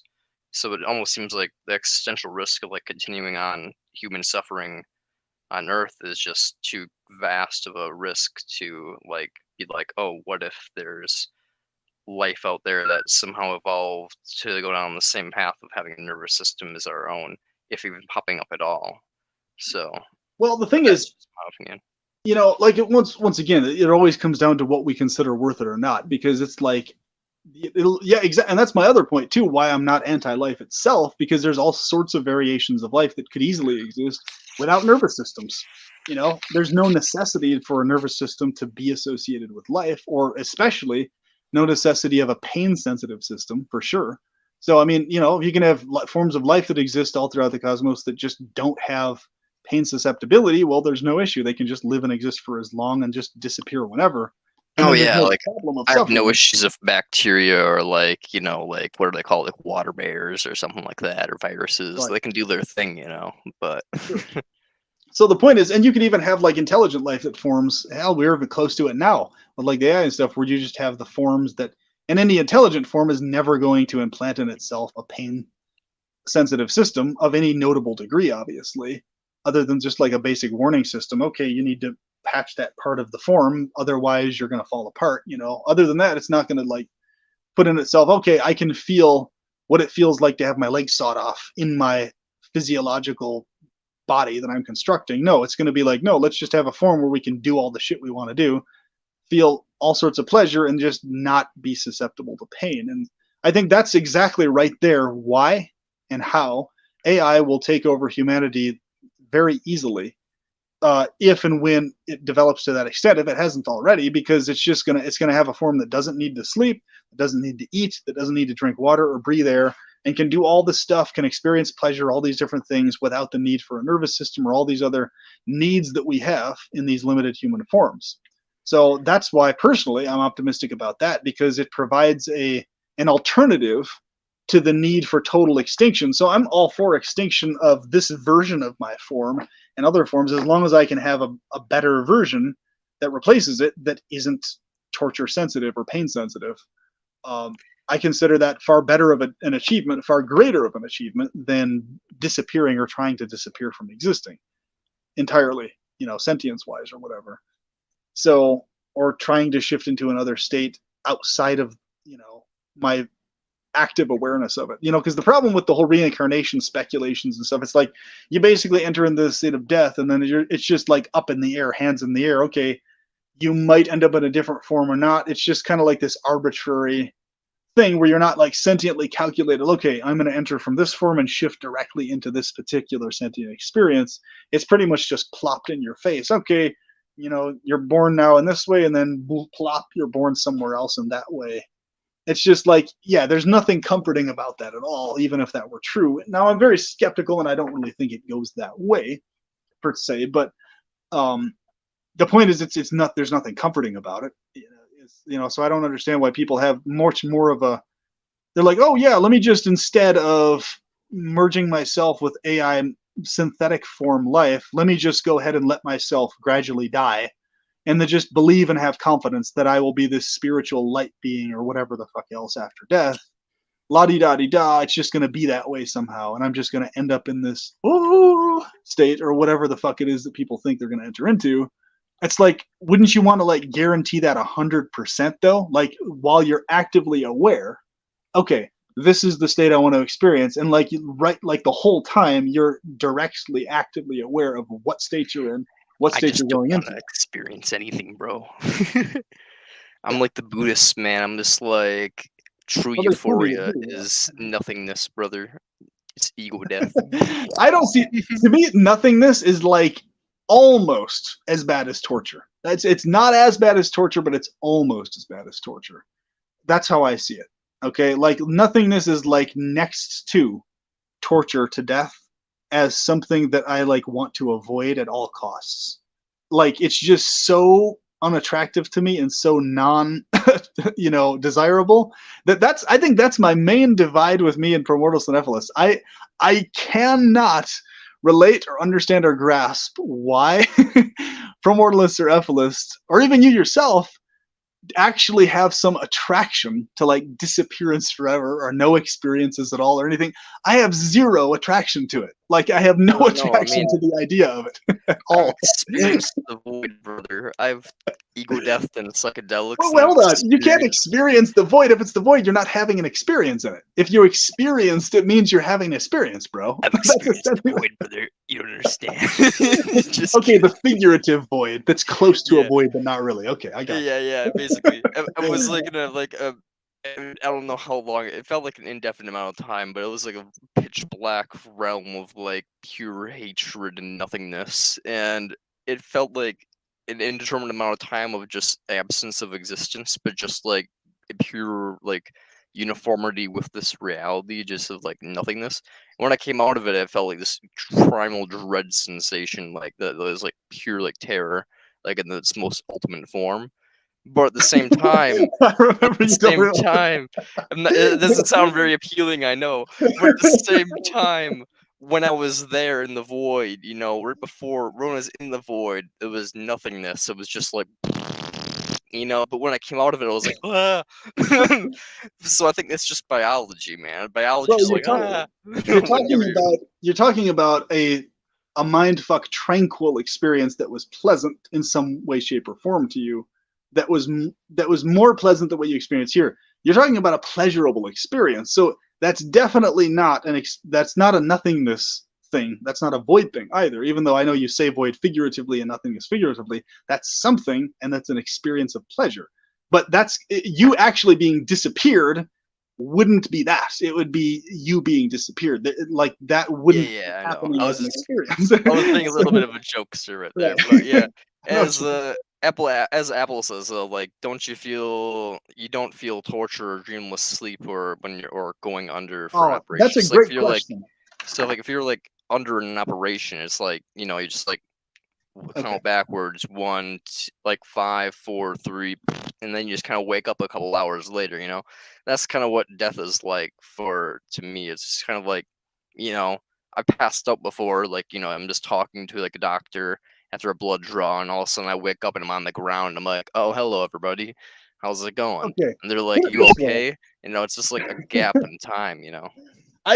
This is very interesting you mentioned that because I noticed that the dynamic people have with sleep has a lot to do with whether they like the idea or are attracted to disappearing into nothingness or not. For me personally, I despise needing to sleep and I'm bothered that I had to sleep when I after I wake up. I appreciate feeling rested and the pleasure of feeling rested, but I do not at all enjoy or appreciate the fact that I need to enter into this state where I'm not experiencing things. That has always bothered me my whole life. Ever since I was a young kid, I had always wished that I never, ever needed sleep and that I never needed to enter into dreamless sleep. I've only ever liked dreamful sleep. I've always despised the dreamless, sleepless state. And so what's interesting is I noticed a lot of people who are promortalists and nephilists, they specifically mention that they like and they find the greatest amount of relief in sleep. I do not. I actually experience the opposite. I don't feel that sleep is relieving or soothing to me. I experience the opposite. I'm very happy when I'm awake again and experiencing sensations again versus It's being in a like deep sleep state. the fear of absence of sensation, or is it more like you just? Because I have a fear of not like a fear, but I get an anxiety about going to sleep, like around like when if I have like a long break and then I have like a work period of time where I have to go to work for like the weekend or something, or like for like a couple days in a row. I Yeah. get like massive anxiety that I've like wasted my amount of time being conscious and that I could have done more efficient things, more fun things, or enjoyed my time better, or done more effective things. But now I'm just gonna go be a wage slave for like a couple days and then I'm like, ah. So, but like, when it comes down to it, I don't have any anxiety about passing out. Like if I get depressed or something, I literally will just like be like, "Oh, time to fall out." They know how in Fallout in like Skyrim, you can like sit down at a table and like accelerate through time a little bit, a couple hours. Like it's basically what I do. I'm just like, I am feeling bad right now. Time to just fast forward until my brain is chemically balanced again, and just like go to So sleep. you were saying no way, bro, hate sleep. So no, it's the I appreciate feeling rested, but here's the thing: if I was able to get all the rest that I needed from just dreamful sleep and wake up again without ever having a deep sleep phase where I'm not conscious at all, I would prefer that over having to have the deep sleep state in order to get the full amount of rest. I despise needing to have the deep sleep state at all as a thing. It's like that to me is the biggest imposition, one of the biggest impositions next to physical pain and torture onto my sentience of them all.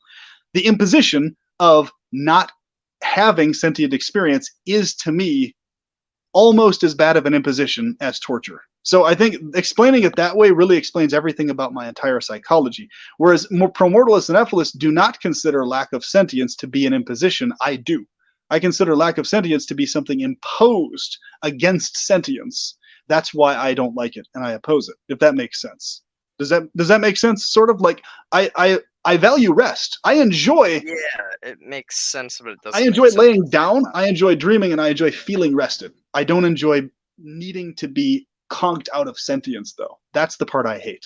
That's how I would describe it. Okay? So it's not that I don't enjoy relaxation or rest. I love that. I just want to be sentient while I'm resting and relaxing the whole time. Versus being not sentient while I'm resting and relaxing. you know? I mean, I get that, yeah, like, I would if someone told me, like, "Oh, yeah, you can go to sleep right now, or you can have, like, a fucking orgy with, like, your hottest friends that they've always wanted to bang," like, I'd be like, "Fuck going to sleep, I'm having an orgy right now." So, like, I get that 100%, but but when it comes down to it, I can still recognize that those are all like illusory sensations and desires, and like understand that as Apple says here, that like when you're asleep or dead, you can't really want anything. Like so, if I was asleep, I wouldn't really want the orgasm of like having an orgy of some of like the hottest friends. If you're watching this, hot friends, yeah, I'm talking about you. I appreciate So, it. Love it. I am the sexiest man alive, so of course you're talking about me, along with oh whoever yeah, else you're talking about. I wasn't, but now I am. Yeah, Yeah, you're more than of welcome to the course. See, orgy. that's how narcissistic I am. Even when you're referring to someone else, I assume you're talking about me anyway. See, that's how narcissistic of an asshole I am. Fair enough. No, I wasn't flirting with you, but if you want me to, I can. oh man, Uh, but times, dude. hey, Apple. What up? Apple also thought he was talking about. Uh, Love it. I'm sure they are very sexy as well. yes, I'm sure you're a sexy man, Apple. So what's funny about it too is like that's really for me. Like I understand philosophically 100% where promortalists and ethalists are coming from. Totally, I get it. It's just a matter of I don't relate to the attractiveness to that in any way, shape, or form at all. That's the part that's like the weird psychological divide for me between the promortalist psychology and ethical psychology. It's just I cannot even in my wildest dreams grasp the attraction to no sentience at all. Because I've had experiences that were kind of close to that I would say were basically, well, put it this way. When I was accidentally chemically castrated, it basically put my brain in a state where I didn't have any and it was artificially induced. It was a really weird fucking experience. And this is, I think, especially what made me very adamant against anything promortalist from that point, especially because having my drive for pleasure removed from my psychology, but just like existing there like as a shell of a thing that is existing, but doesn't have any like desire for pleasure either way, doesn't mind if it gets killed or dies. It's just It was the most you had bizarre mind it fuck was ever. just it was just a few days for you, man. That's been me for like the last like 7 years, man. But You I get used understand why to it's it. so hellish, bro. It's fucking insane, man. But in that case, I didn't have the ability to function sexually at all.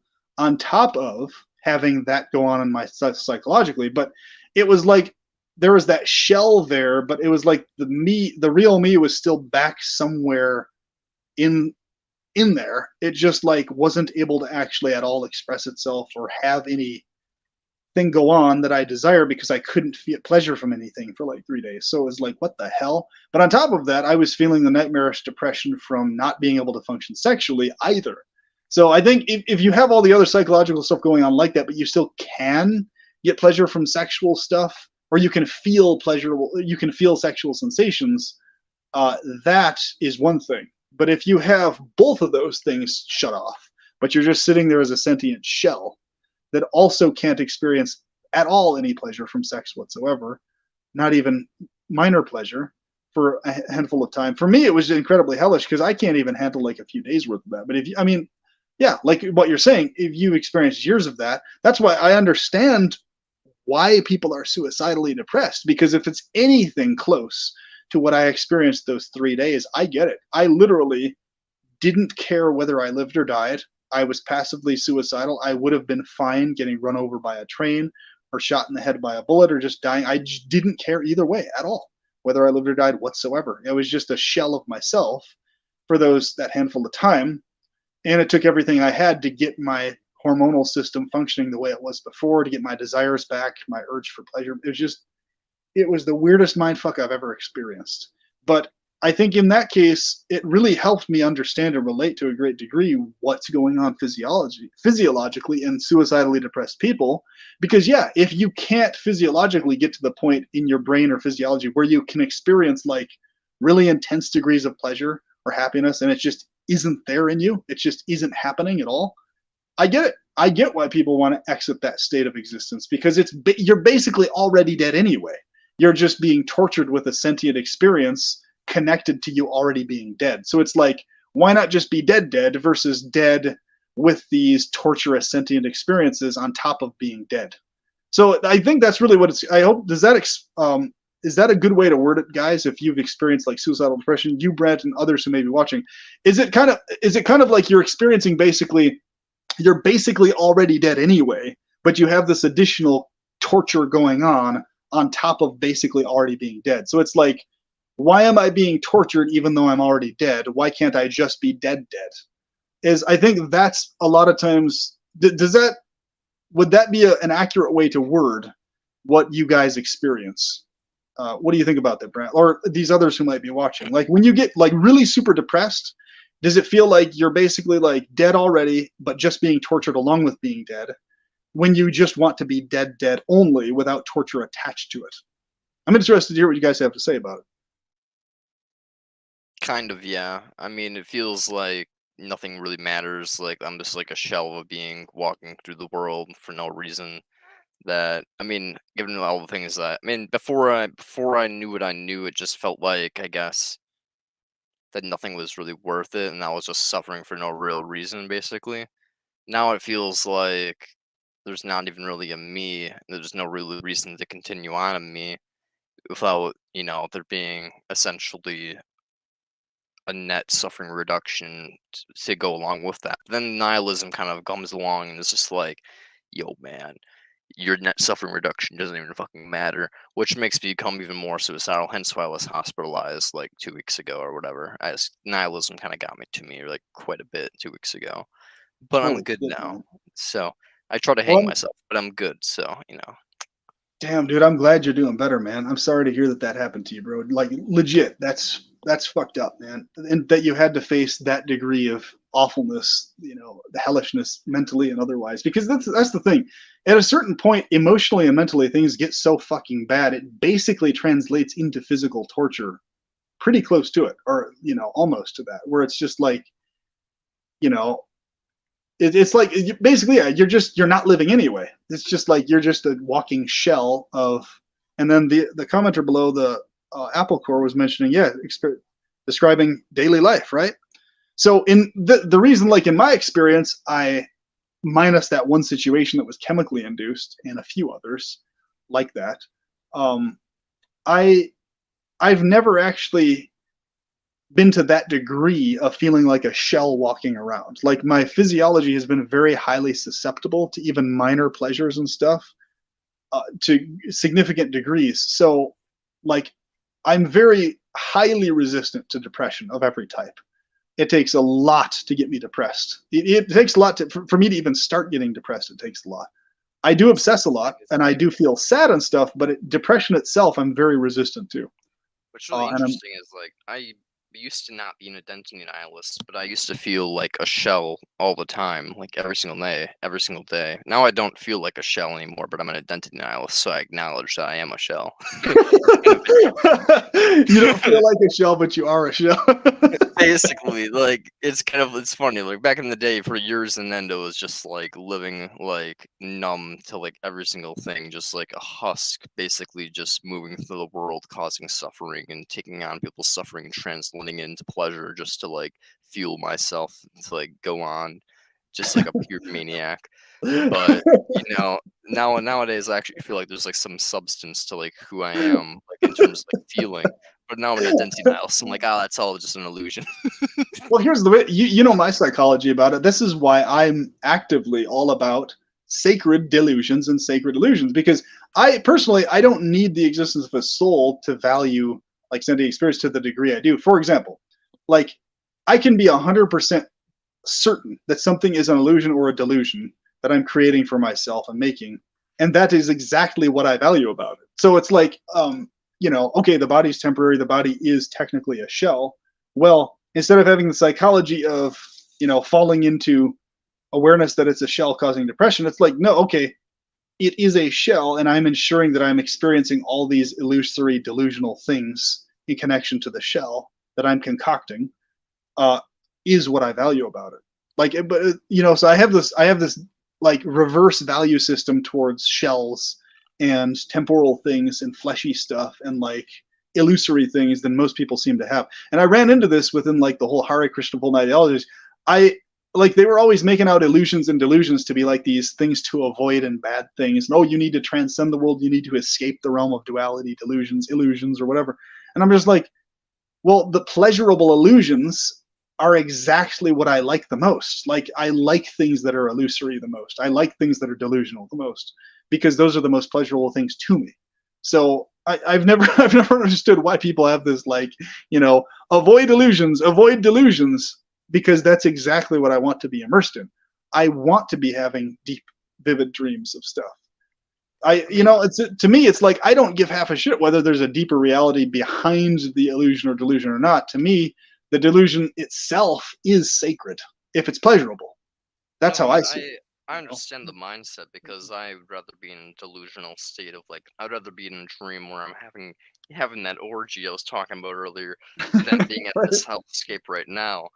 But not that this is a hellscape, I'm having an enjoyable conversation with you, but like in general, this is a hellscape, outside of these lovely conversations. Yeah. But like it does seem to me that like there is a cost to having that illusion, which is the perpetuation of the hellscape when you're not in that illusion. You know what I mean?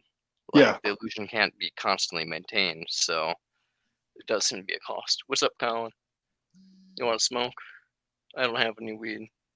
You want to smoke me up? Cool. I will be back in 1 minute, Scott. You want to top off some drinks, my dude? Sure. Amen. I'll be back in 5 minutes, 10 minutes, about probably 15, if I'm being all honest. But Okay. I'll probably keep doing a little bit of dialogue if that's okay.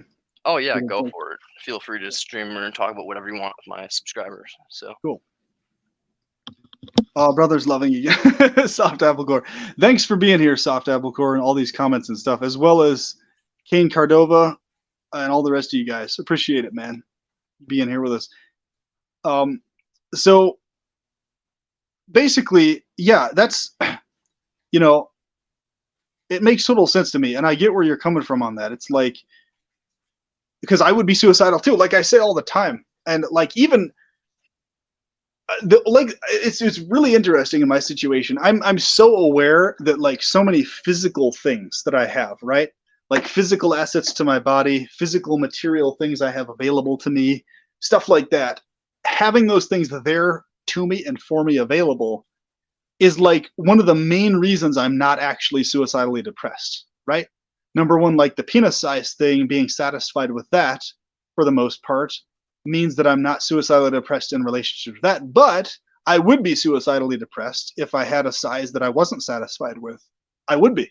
Like, I know my psychology. There's a bunch of other things. If I didn't have them in place the way I have them, I would be suicidally depressed. And I could name a whole list of things where that's the case. So it's really weird. It's like my life is this containment bubble of all these specific things combined together that are like, if any one of them were removed, I would be suicidally depressed. But they like all work together and they're there. And it's really interesting to me because those things that I do have in my life are not there for a large amount of people that exist in the world, other men, other women, etc. So for that reason, it's like, yeah, I would be suicidally depressed a lot faster and a lot sooner, probably than a lot of you are right now. You probably have, ironically, a lot more resistance to it than I do overall. As weird as that may seem, but when I say my resistance to depression, it's mostly because of all these assets I have in place. Really, if those weren't in place, yeah, I'd be depressed as fuck. So I get it. I get where you guys are coming from. I very much so get why the suicidal depression is there as a feeling and as a thought, the shell sensation, everything else. I get it, and I'm glad I'm not in that situation myself or experiencing that. And I don't wish it on anybody at all because of how fucking horrible it is, man.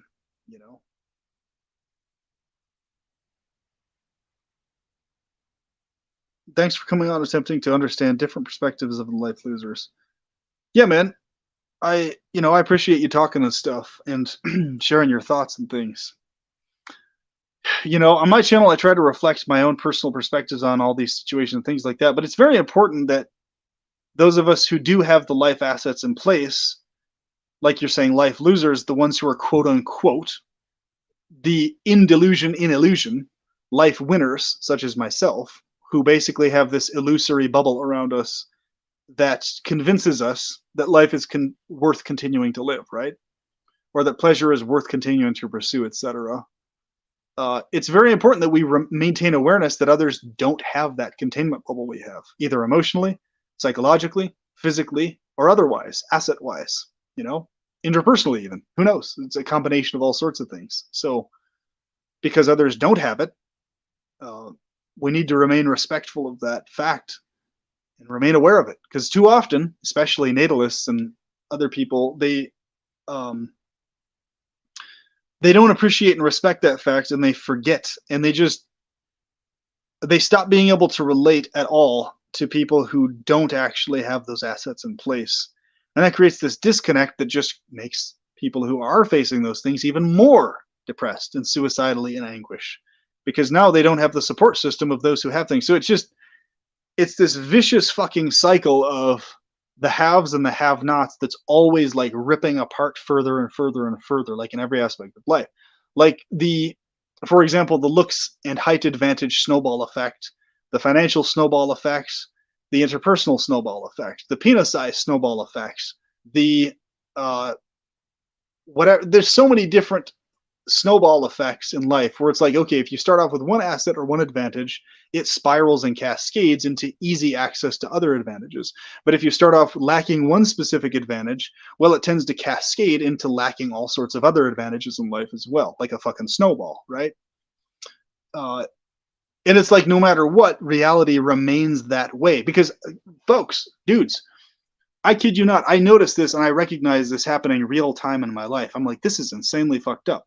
Like, I'll be experiencing the snowball effect of these advantages cascading, right? Like, I'll do one thing and it'll conveniently lead me into some other thing, some other area of help, some other area of appreciation of others or whatever. And it'll just be the snowball that keeps rolling and just building on itself.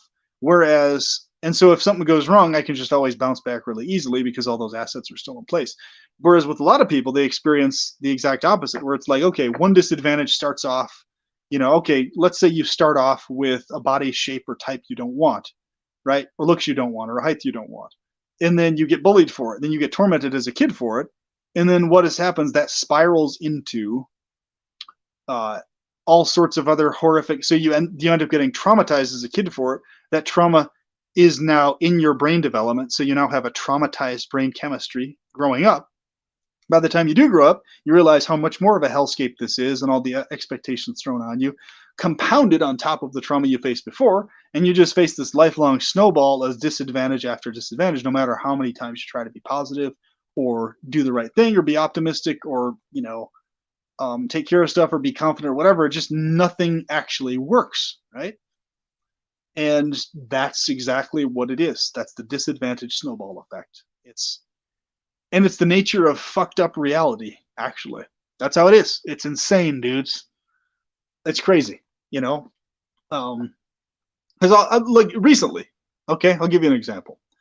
Recently, there's this absolutely gorgeous woman I got with, single mom of 2 kids, and she treats me really well, great personality, very sexually attractive, all these other types of things. But it was me out of all these other different men, these other different individuals who were flirting with her, attempting to get with her, attempting to be with her, right, left, and center, all over the place, online, social media, etc. She was telling me about a lot, and that I'm the one she picked out of all of them, and she didn't have any interest in all the rest of them. I was like, wow, it's because there's so many little micro things in place all together to ensure that. But it's like, okay, I'm sitting here. Well, why me specifically instead of all these other men that exist in the world? Why was I the one specifically selected? And you just look at it logistically. Okay, well, looks, height, personality dynamic, endowment, all these other things combined together, the physical side, and then you have the logistical side. Okay, I've studied and practiced for many years how to interact with women, how to talk with them, how to attract the types of women I want, know what to look for back and forth. Okay, so all these things in place ensure that she's more attracted to me behaviorally and interpersonally as well, which is stuff that other men haven't practiced or had in place or whatever. So instead of them, it's me. But here's the situation. I could have just as easily been the person on the opposite end, having no success therein, being down in the gutter, being in a situation of being a forever incel situation where I'm miserable all the time and unhappy, wanting a relationship or a dynamic that just never occurs and never pops up, no matter how much I try or whatever. But I was experiencing the opposite end instead of that. But it could have, I mean, the way reality goes is so fucking arbitrary and imposed on us. I could have easily been the person who is suicidally depressed from being a kid all the way on up through my adulthood, never having things work out, especially with women. So, and there's many examples like that, right? And when it comes to like success in the professional world, like for example, professional air hockey, it has really everything to do with the connections you make, Like I met in person a professional air hockey player, totally unexpectedly, I had no idea this even existed as a thing. And now I'm playing professional air hockey with other professionals. Holy shit, right? So on top of the advantage snowball effect, your ability to take advantage of those advantages is part of that effect, where it's like, okay, it's now about your connections. But guess what? Your ability to make those connections and have them work out for you is increased via that same exact effect. So, just like in the music industry, Hollywood, whatever, it's almost, I would say 90% of it is who you know, and that's most of it. People always, oh, what is their secret to success, this and that? Well, it's the connections they have, right? And I've run into that with air hockey and a bunch of other things. It's the people I've met that guarantee my success or lack thereof. Like I've gone for many years trying to do certain things on my own, running groups, but until I get in connection with a particular specific person, things just never work out the way I want to the degree I want. They work out marginally, based on, once again, those baseline advantages, but that's the key word, they marginally. It's mostly me putting in the work and effort and stuff like that for little return. But when I encounter just the right person, boom, everything immediately like falls into place like a piece of cake. And I've experienced this more times than I can count. So it really is about your connections, very little of it, is anything you do or say or how you behave. A very small amount of it is that in terms of success in life. So if you go throughout life never making the right connections, well, you're fucked basically, and you're screwed. So King Cordova says, many walk through life dumb at best. Well, you just described the exact situation I'm in now. Yeah, that's how it goes, man. It's fucking sucks. But what's important is birth is the first snowball. Boom. Correct. That's actually a good wording. I'd like to use that in one of my videos if you don't mind. Birth is the first snowball. That's actually a good title for a video. So soft apple core, I'm definitely going to use that in my content if you're okay with it.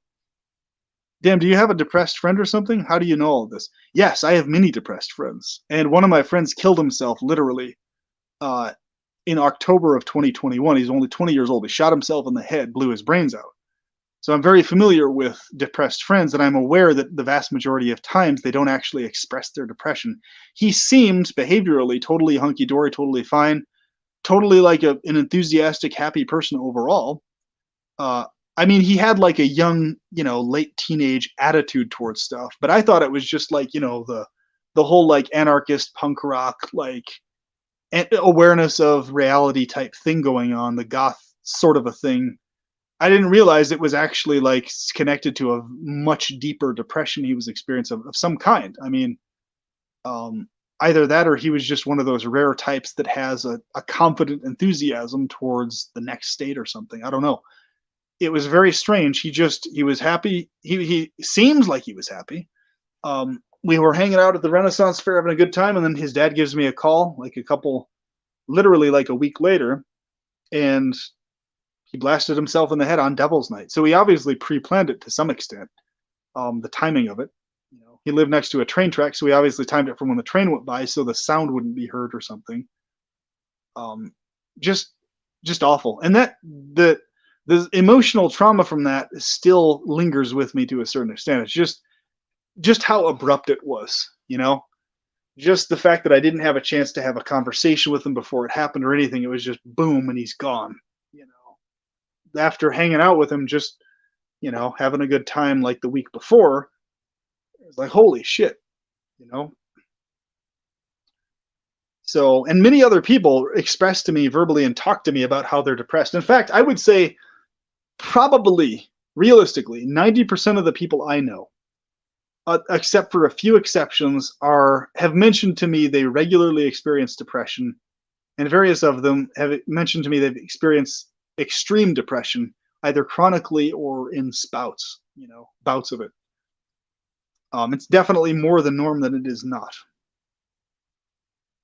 And then there it is. And somehow you still have the chance of losing all your advantages, like you say, the way life works, unfortunately. Yeah, exactly. At any time, something could happen, like an accident or a freak situation or whatever, where I lose those advantages just instantly overnight.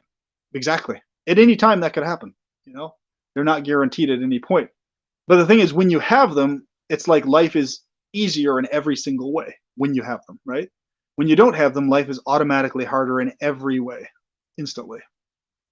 So, if you're someone with a high sex drive and a really high intensity attraction to women and stuff like that, that like is a really major driving force in you, yeah, it's going to really fuck with your psychology if you get that taken away all of a sudden somehow, some way, like via accidental chemical castration or whatever. What's going on with the chemicals we're ingesting and a lot of the stuff is it's partially chemically castrating men partially throughout the world in terms of the chemical shit that it's causing within the body, right? Like it's fucking with DHT levels and all sorts of stuff like this. The stuff that makes you feel happy as a man is being interfered with by diet. That's why I recommend eating lots of sorghum, stuff that boosts DHT, because that's where your dopamine and happiness is going to be. It's mostly a diet physiological thing.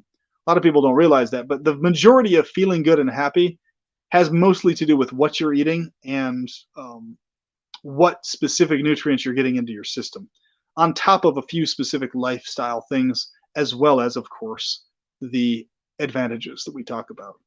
But you say you can see the importance of that in our biology all the way back to like high school. The winners form groups with other winners and they win together, and the losers group. Boom. Exactly. Sure, you called it snowballing. Good metaphor. I've talked to my friends and family about my suicide plans. I wonder if that will hinder the traumatic effect. It's a good question. I think it probably will. I think it will to some extent. So kudos to you for doing that, because I really had wished my friend had talked to me about it to some extent. That way it wouldn't have been so much of a shock when he actually did it, you know? His name was Chevy Bartlett, and he was such a good friend to me. He helped me out with so many things. The reason it hit me so hard when he did that was that, I kid you not, there were many times over that he was the only single person there with me. Like on days where nobody else would show up when I was like running this group for many years, and like he was the only person there showing up to help me run the thing and help me out with it. Just him, nobody else. And there were many times I was thinking about calling it quits on the group and just shutting it down and just, oh, whatever, it's not worth it. There's nobody showing up. It's too much work. But he kept me going. You know, he inspired me to keep at it, man. So when he blasted his head off, right when I was thinking and making all these plans for the next year with me and him that we were going to do with this group and all this cool shit we were going to accomplish, and he was really fucking helpful. It was like shit, you know. It really threw me for a loop, and it fucked with my head in a lot of ways, man. Because here I was, you know, really excited about the following months to year that was coming up with him specifically.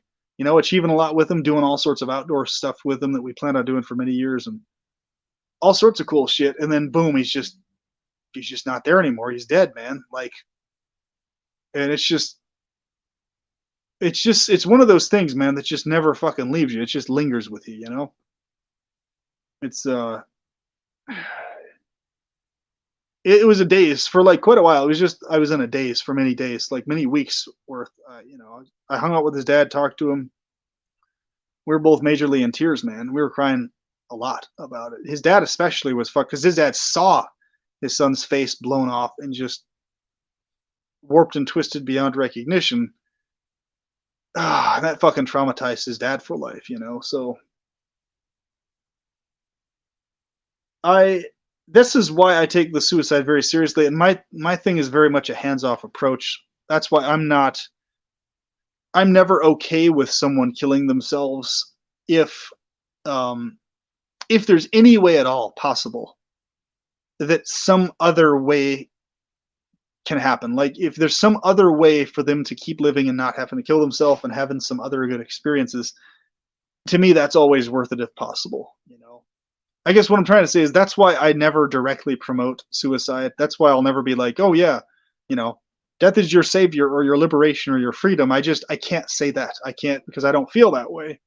And I just I can't even remotely bring myself to even indirectly encourage someone in suicide. I can't do it. It's impossible. It's just, you know, I leave that up to the individual as far as I'm concerned. But I don't know. It weirds me out.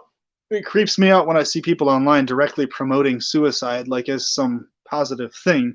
Even though a lot of times they won't admit. They'll just be like, "Oh yes, death is your friend. Death is your liberation. Death is your salvation." Like the prison called life verbatim were saying those things publicly, and I'm just like, "Fuck, man, that's like." So if somebody blows their head off with a shotgun tonight after watching your video, you mean to tell me that you're not going to consider yourself at all implicated in them blowing their head off sooner than they might have otherwise? I mean, like, fuck, dude, you know? And then people are, oh, well, they're going to do it anyway, no matter what. Okay, yeah, maybe. They might do it anyway, no matter what, but they might not also. There might be something you say that just might be the source of them, you know, being encouraged to keep going, you know? So we can't assume that people are going to automatically across the board, no matter what, be gung-ho and determined to commit suicide, because some might not be. There might be just a situation that turns it around for them, that inspires them to not do it. You know, who knows? You never know what might happen.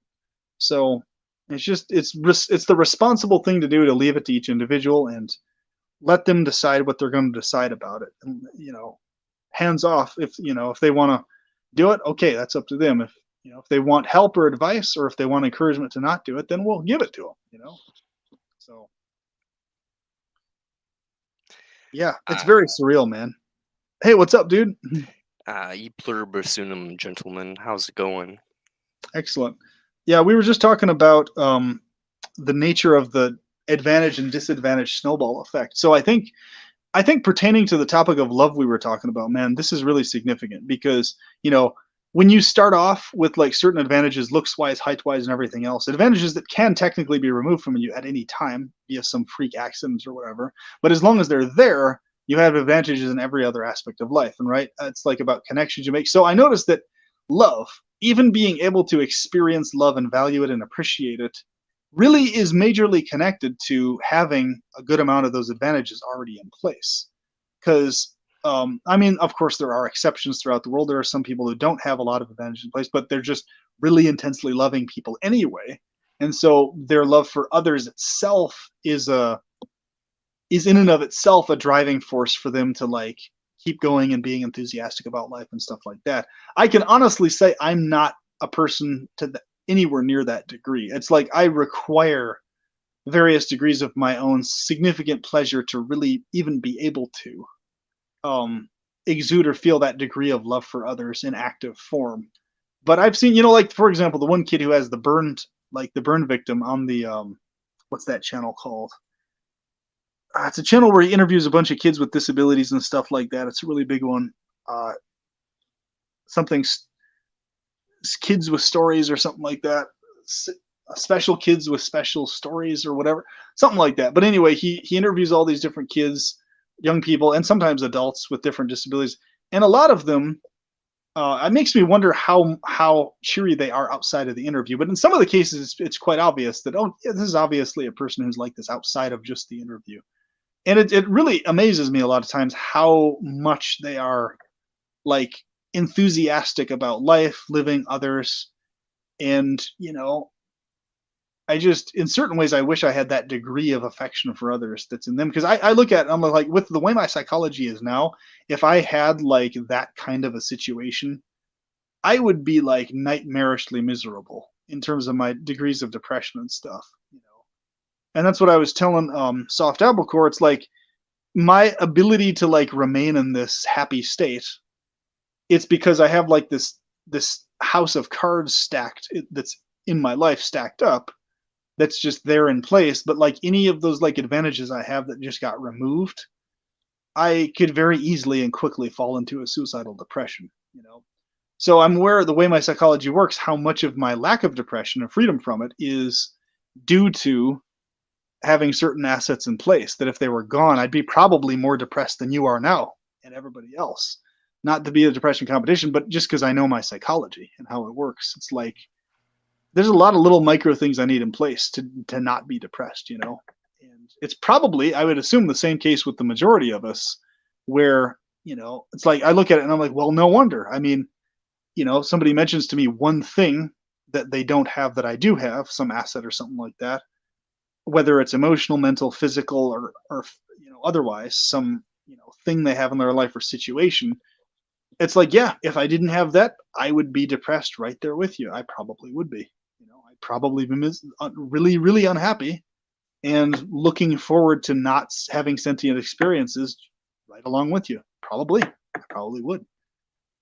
So it's like I'm aware of what's going on there in that situation. But what do you think about that, Brent? Like the degree of uh yeah, like the Down syndrome people in a happy state. Now, how much do you guys think that is actually due to them being in a state of more delusion than not? Well, And so basically like I obliviousness. wrote a So I wrote a paper on this actually. Well, did a group oh yeah. project on this.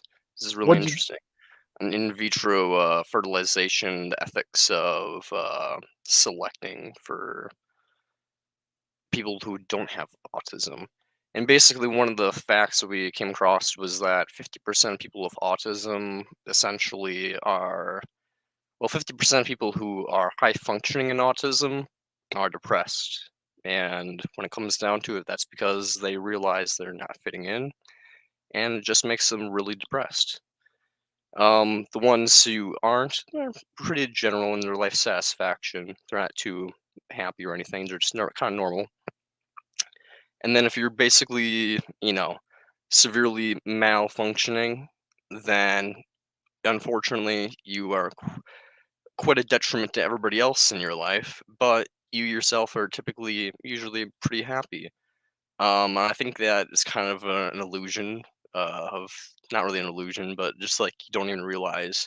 It's kind of like an animal. Like animals aren't really like even in the wild, they're not like you wouldn't like they're not subjectively like very unhappy. They're sure they have like plenty of anxieties, clearly, like they're always on edge, but they don't seem to be very like upset. It's kind of like that, in my opinion, but that's just an opinion. So, I mean, I've met some people who are like severely mentally handicapped who seem like absolutely like euphoric like all the time. They're just like happy as shit because their conditions are met, in our modern society.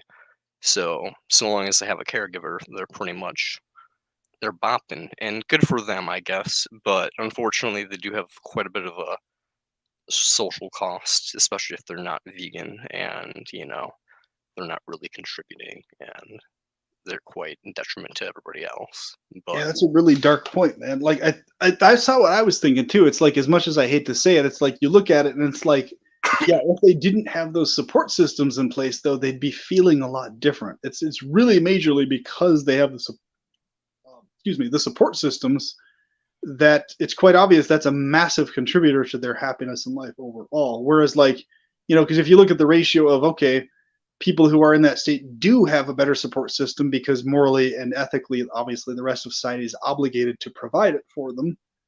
But it's like, okay, and obviously, family members do often and feel that, especially due to that oxytocin connection and everything. But it's like, a lot of it really is sort of an obliviousness to like the reality that people face who aren't actually disabled in a particular way like that, who aren't provided with anywhere near that degree of care or everything else. Basically, I think the worst. It seems like the pattern is the worst cases of suicidal depression are people who are expected to function normally in society, but can't due to the agonizing things that are going on, but who still have enough cognitive function to not be considered needing a constant caretaker levels of disability. I think that to me, it's because you're like in this weird uh, dark spot, like a rock in a hard place, like the opposite of a sweet spot, where you're like, it's kind of like the people who work their asses off as wage slaves, but they make like $10 over what they need to qualify for like extra financial assistance or something. You know what I mean? It's like you just function barely enough to get by and pass off as, oh, you got it handled, you can figure it out, you can pull it off, you can do it, but you can't though. And that's like that's where the worst suicidal depression lies, is that spot right there between being like totally disabled, not being able to do anything, and just being able to function enough just to pass off as if you're a normal functioning person to some extent. That's the worst spot yep, to me, it seems like. So that's basically me, my dude. I'm just like, should I apply for disability and just try to live a cozy life? Just being like, okay, $200 a month, that pays for food, cool. Just don't be luxury products anymore, and just be like, fuck it. But at the same time, it's just like, goddamn, right. I That's need the money. thing. It's like this is why I've recently, yeah, when you look at remote VLMS inside, this is why recently I've looked into running a gumball machine business, and I'm going to actively and a vending machine business also, because it's one of the most easy passive income things you could do. Very little work, very little initial startup cost and effort, and then mostly it's just passive income because you just go and collect the money periodically every, couple weeks or month or whatever, and you can just mostly just do whatever you want, just relax and chill the whole rest of the time. So it's pretty much just cashing out from almost free money with a little bit of input. And so out of all the things I've looked into, it's the highest success, one of the highest success rates for businesses for those reasons. And it's great for like entrepreneurs or small business people who want to start off with something that's reliable and then later on maybe jump into something like real estate or whatever, or something that's going to give you more significant amounts of money. But from my first-hand experience, even within the fold of disability, SSI, and all that type of stuff, which I'm on, I'm very strategic with my money and always have been. But even within that fold, the looks advantage, the personality advantage, all these different things really do have a noticeable effect on how successful things are. It's it's the thing that people don't really ever admit, but it's a very real thing. Where if you have a certain look standard, yes, things are significantly easier for you to do. People treat you nicer, they smile more, they enjoy seeing you more often.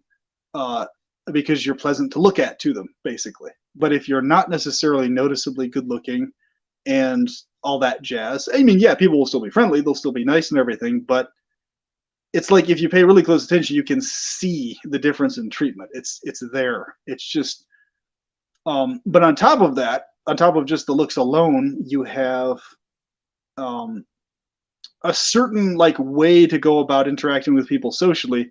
That if you don't have that in place, then it's the same thing. It's like you know, if you don't have a certain the pleasantry routine down really well or whatever, then yeah, people are just not inclined to be around you or see you or interact with you. So it's really interesting. But that's a big contributor to depression as well. It's people not basically having those things go on for them. Like, so they notice that people are not happy to see them, right? So it's like if you don't have a certain look set, you can just tell that people aren't all that happy to see your face or happy to see you around, and it fucks with people's heads. And on top of that, if you have personality quirks that most people most of the time don't like, even if there's nothing wrong with them, they're just like, you know, you being you. If they're not like the pleasantry routine things that people expect or like, then people tend to get annoyed with you being around them. And I run into a lot of people on the spectrum who mention this often, where others just are annoyed being around them. And they don't necessarily admit this, but you can see it. It's like the way they behave and talk, they just become unpleasant to be around in terms of their behaviors and stuff. Whereas when I interact and talk, I can do the pleasantry thing as expected routine all day and night, basically. Therefore, people usually are happy to have me around and enjoy my company and me being around, even though a lot of the time it's not really actually me being myself. It's just me doing the pleasantry routine so that, you know, that whole thing. So it's like, uh, it's such a cookie cutter boxed in formulaic reality we live in terms of people liking you being around them, wanting to interact with you, enjoying seeing you, you know, all these other types of things. So you add that on top of all the other stuff people are already going through in terms of the dissatisfaction with their bodies and, you know, the shell symptoms you were talking about, living like you're a shell already dead and everything. And you combine Yeah, I mean, that with people what's treating you like interesting is shit. I mean, nowadays I mean, I've always kind of lived like myself, but in the past I've kind of lived more shelly and like just like whatever works works. Like I always dressed very business casual, always like very professional like very fuckboy energy going on. But I love it. but when it comes down to it nowadays, I'm very much just myself at all points. And I don't know, man. I'm still like I'm depressed as shit. But like my friends, they're all really genuine people, and they all like enjoy me being like myself, which just like pretty like chill dude, like as you can tell. but That's cool, man. But yeah, it's just like I don't know. It's still like it's just the evilist part of me, like still there. It's just Well, in like your you case, that would recognize be, everything is just evolutionary programming, yeah. billions of years, and everything is just an artificial need. And you're like, this need for like when I feel good hanging out with friends, that's because billions of years of programming made it so we're a social species have these things going on. Otherwise, we get depressed because we're not fulfilling biological needs to, instead is to procreate and stuff. And it's just like I just I'm like, visualize you saying this to your friends. Like, I yeah, literally I have said only this feel to this my because friends. I have said this to them. I've explained this, and they're like, "That's extremely depressing." And you're like, I'm like, I know. I know. Well, see, here's the thing. In you're giving a good example of that. You have a personality trait set within you that is naturally you that others find attractive, you know. So that helps a lot because that way you can be yourself to various degrees and not have to pre-calculate all sorts of formulaic stuff, what you're going to say, how you're going to say it, how you're going about it.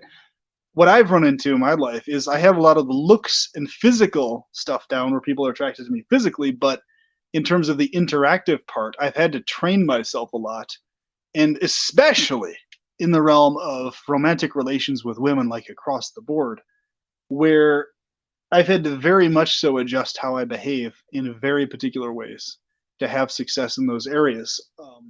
Because yeah, if it was just me being myself, I would just go on and on about what I'm interested in, my obsessions, my fixations, and it just doesn't work to keep people attracted. So it's like a matter of, um,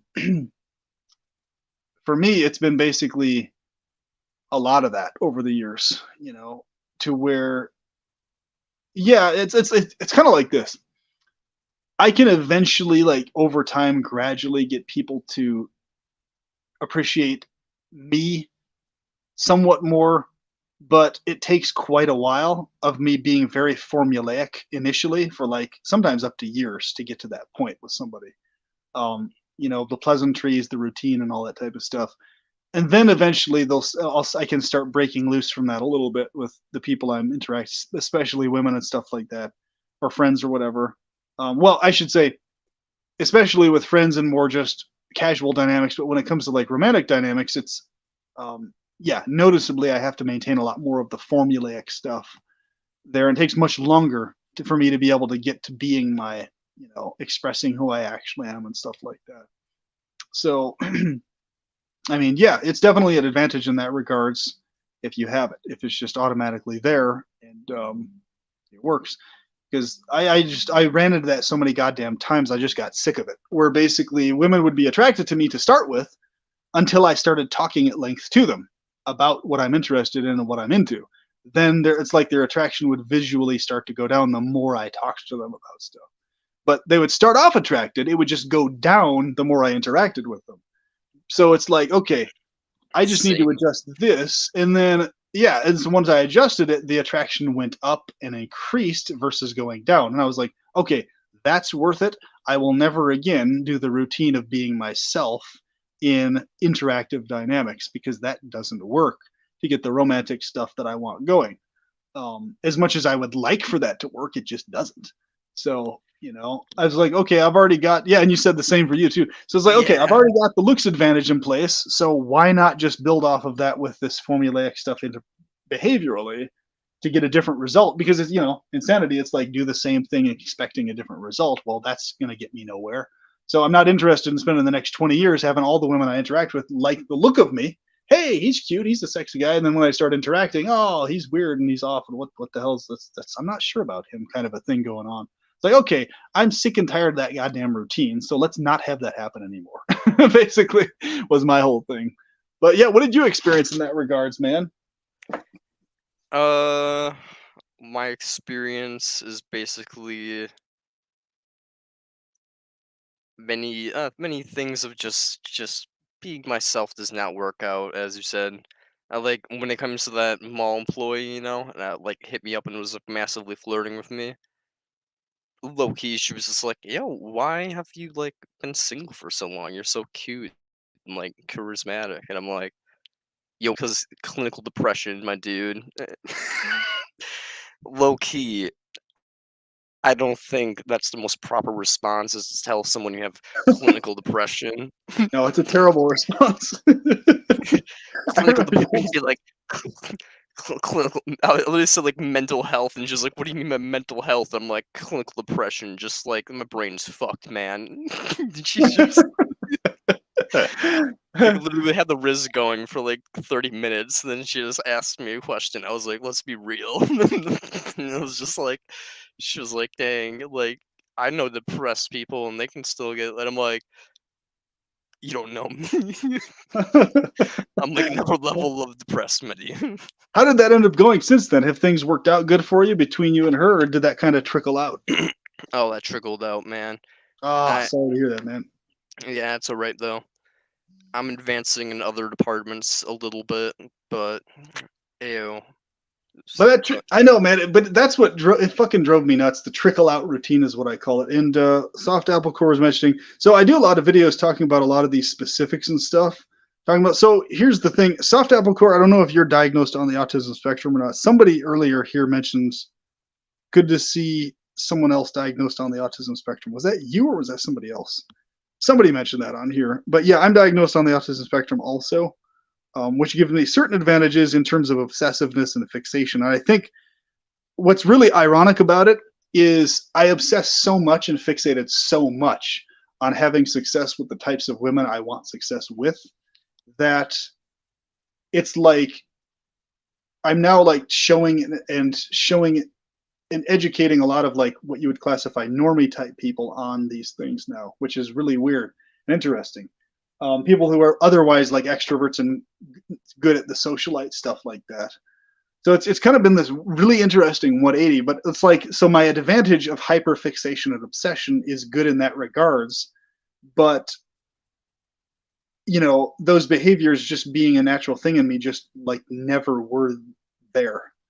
It's like I would look at situations and be like, okay, basically, if you're wanting just very straight up advice, like what Brant was saying, it's so important to make everything out to be more optimistic than it actually is, no matter what. Like in every single conversation with a woman, because you have to be the source of her upliftment, inspiration, and excitement. Like recently, just tonight, that girl that I just had a recent encounter with, she specifically was mentioning to me she wants to come over and stay multiple nights to escape the drama of her life elsewhere, right?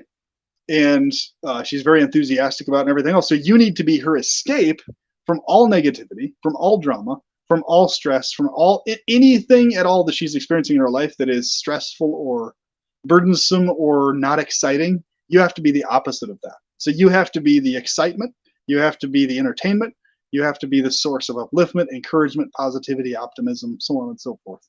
And you have to be only those things for the female you're dating. Like you cannot let any degree of self-deprecation or anything like that creep in, because it's going to turn all the good quality women who are not depressed control freaks who want to fuck you over off. Okay, it's going to attract only women who are going to treat you like crap and fuck with you because they want somebody to control, because they're also depressed as hell, but they're also bad people on top of that, who might look good or decent in rare cases, but you get the drill. And this is what happens with most guys who are considered lower tier on the look scale. They run into these kinds of women that might look good in certain cases physically, but who have absolutely terrible personalities or are control freaks. In the vast majority of cases, they're women who don't look that great, very like low tier looks, and just a very subpar for what the man actually wants to experience. Where a lot of times it's just like, well, it's not worth it. It's better to just go back and being single. And that's the whole trend with the MGTOW thing. A lot of it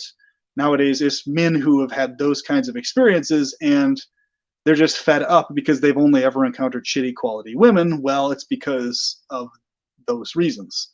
So, when you show up, you basically just want to let the women do the majority of the talking. Any talking or any responses and stuff, you always keep very minimal, only ever answering directly what the question is, usually joking a little bit, smirking, having fun with it. And that's it. I mean, you never want to elaborate or give more information than she directly asked for, ever, really. Always be a mystery in that way. Have her basically pull all the information out of you she wants to pull out as she wants to pull it out of you. Let her say, I love you first, if and when she gets around to saying it. And what'll be interesting is you, by doing this, will distinguish yourself from every other man she's with. So recently, this girl that I'm with, she's a single mom of two young men who I get along with pretty well. One's 12, one's 15, who like me also quite a bit. And God, man, she has huge tits, man. Gorgeous tits. So I was very, very, very satisfied with this particular lady, and am right now, because huge ass, huge tits, exactly what I like, right?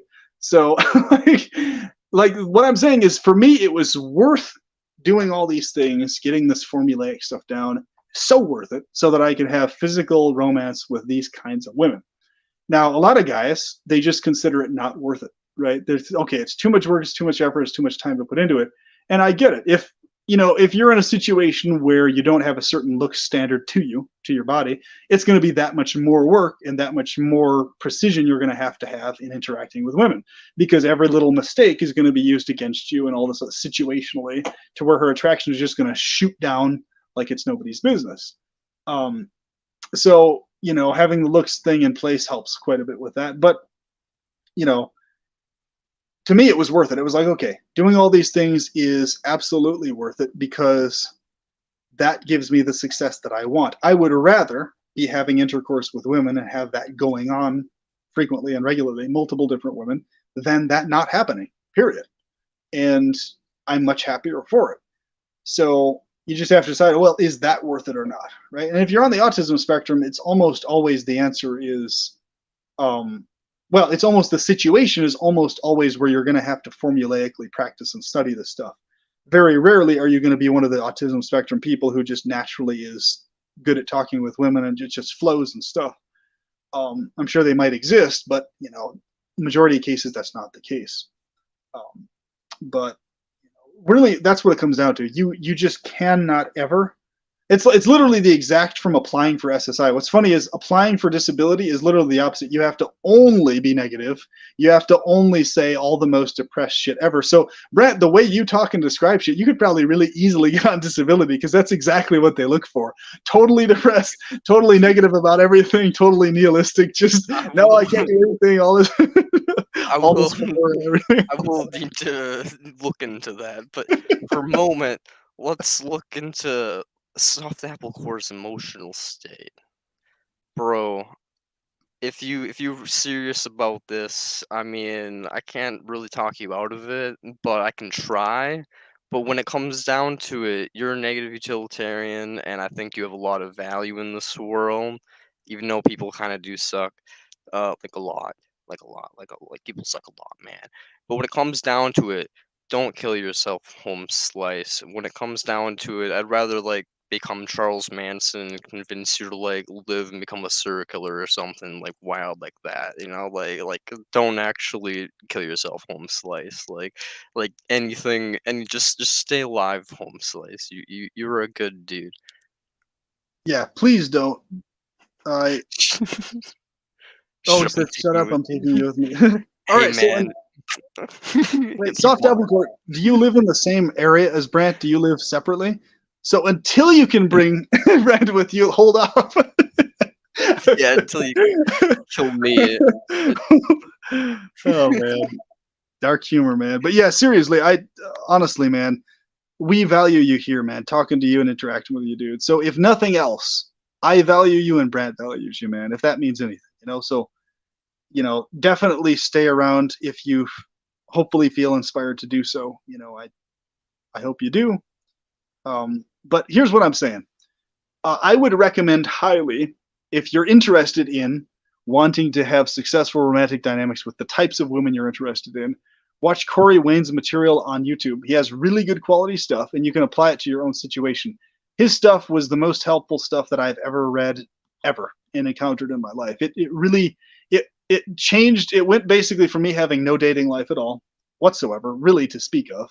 Maybe like here and there dates with women that always ended up falling apart the more I interacted with them. Uh, and then totally having a very flourishing, very successful dating life that's very consistent with multiple different women that treat me very well, pay for stuff, and treat me extremely good. So yeah, night and day difference. Totally night and day difference. Well Plus, worth it. if And you're in a big city, that field app that you recommended me, I'm sure you can get some action out of that, my dude. yeah, Field's a good one too.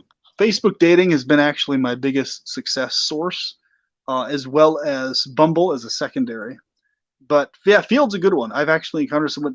I haven't actually had any full follow ups. Well, I did have one follow up with like a date with a lady off of that, but there's just something off. We weren't fully attracted to each other all the way. She looked really good, but she was like super hyper ADD, ADHD, and I just Ah, way too fast paced for me. I was like, holy shit. cracked out. Like, well, she was like really good looking, and I found her personality attractive. She was just like a million miles an hour, like just like super so high energy. I was like, holy shit, I'm gonna be exhausted just interacting with the girl before I can even get my boner up. It's just like so like the attraction was there. I just need a chick that's like more laid back than that, and that's the reason that didn't really work out. Other than that, I mean, I've had great success on all three of the sites, but um, there's a way to do it, and it is definitely worth it if that's what you actually want.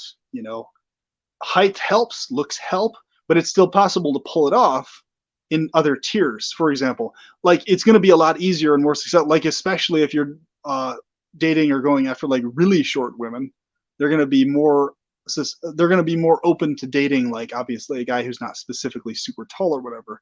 In a lot of cases, sometimes taller women will date shorter dudes. They may, it can happen. It's just a Yeah. matter of You just have to have, like, a rule like that, you know? Like, obviously, if they're taller than you, you have to have a rule of pegging, like, they have to be able to peg you, like, otherwise I find women who are taller than me really sexually attractive a lot of times. So it's what's weird. Same.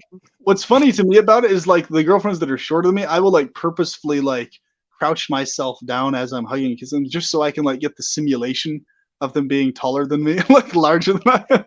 That actually turns me on. They always laugh about it and find it really funny. but but that's what I'm saying. These things are possible, they can happen.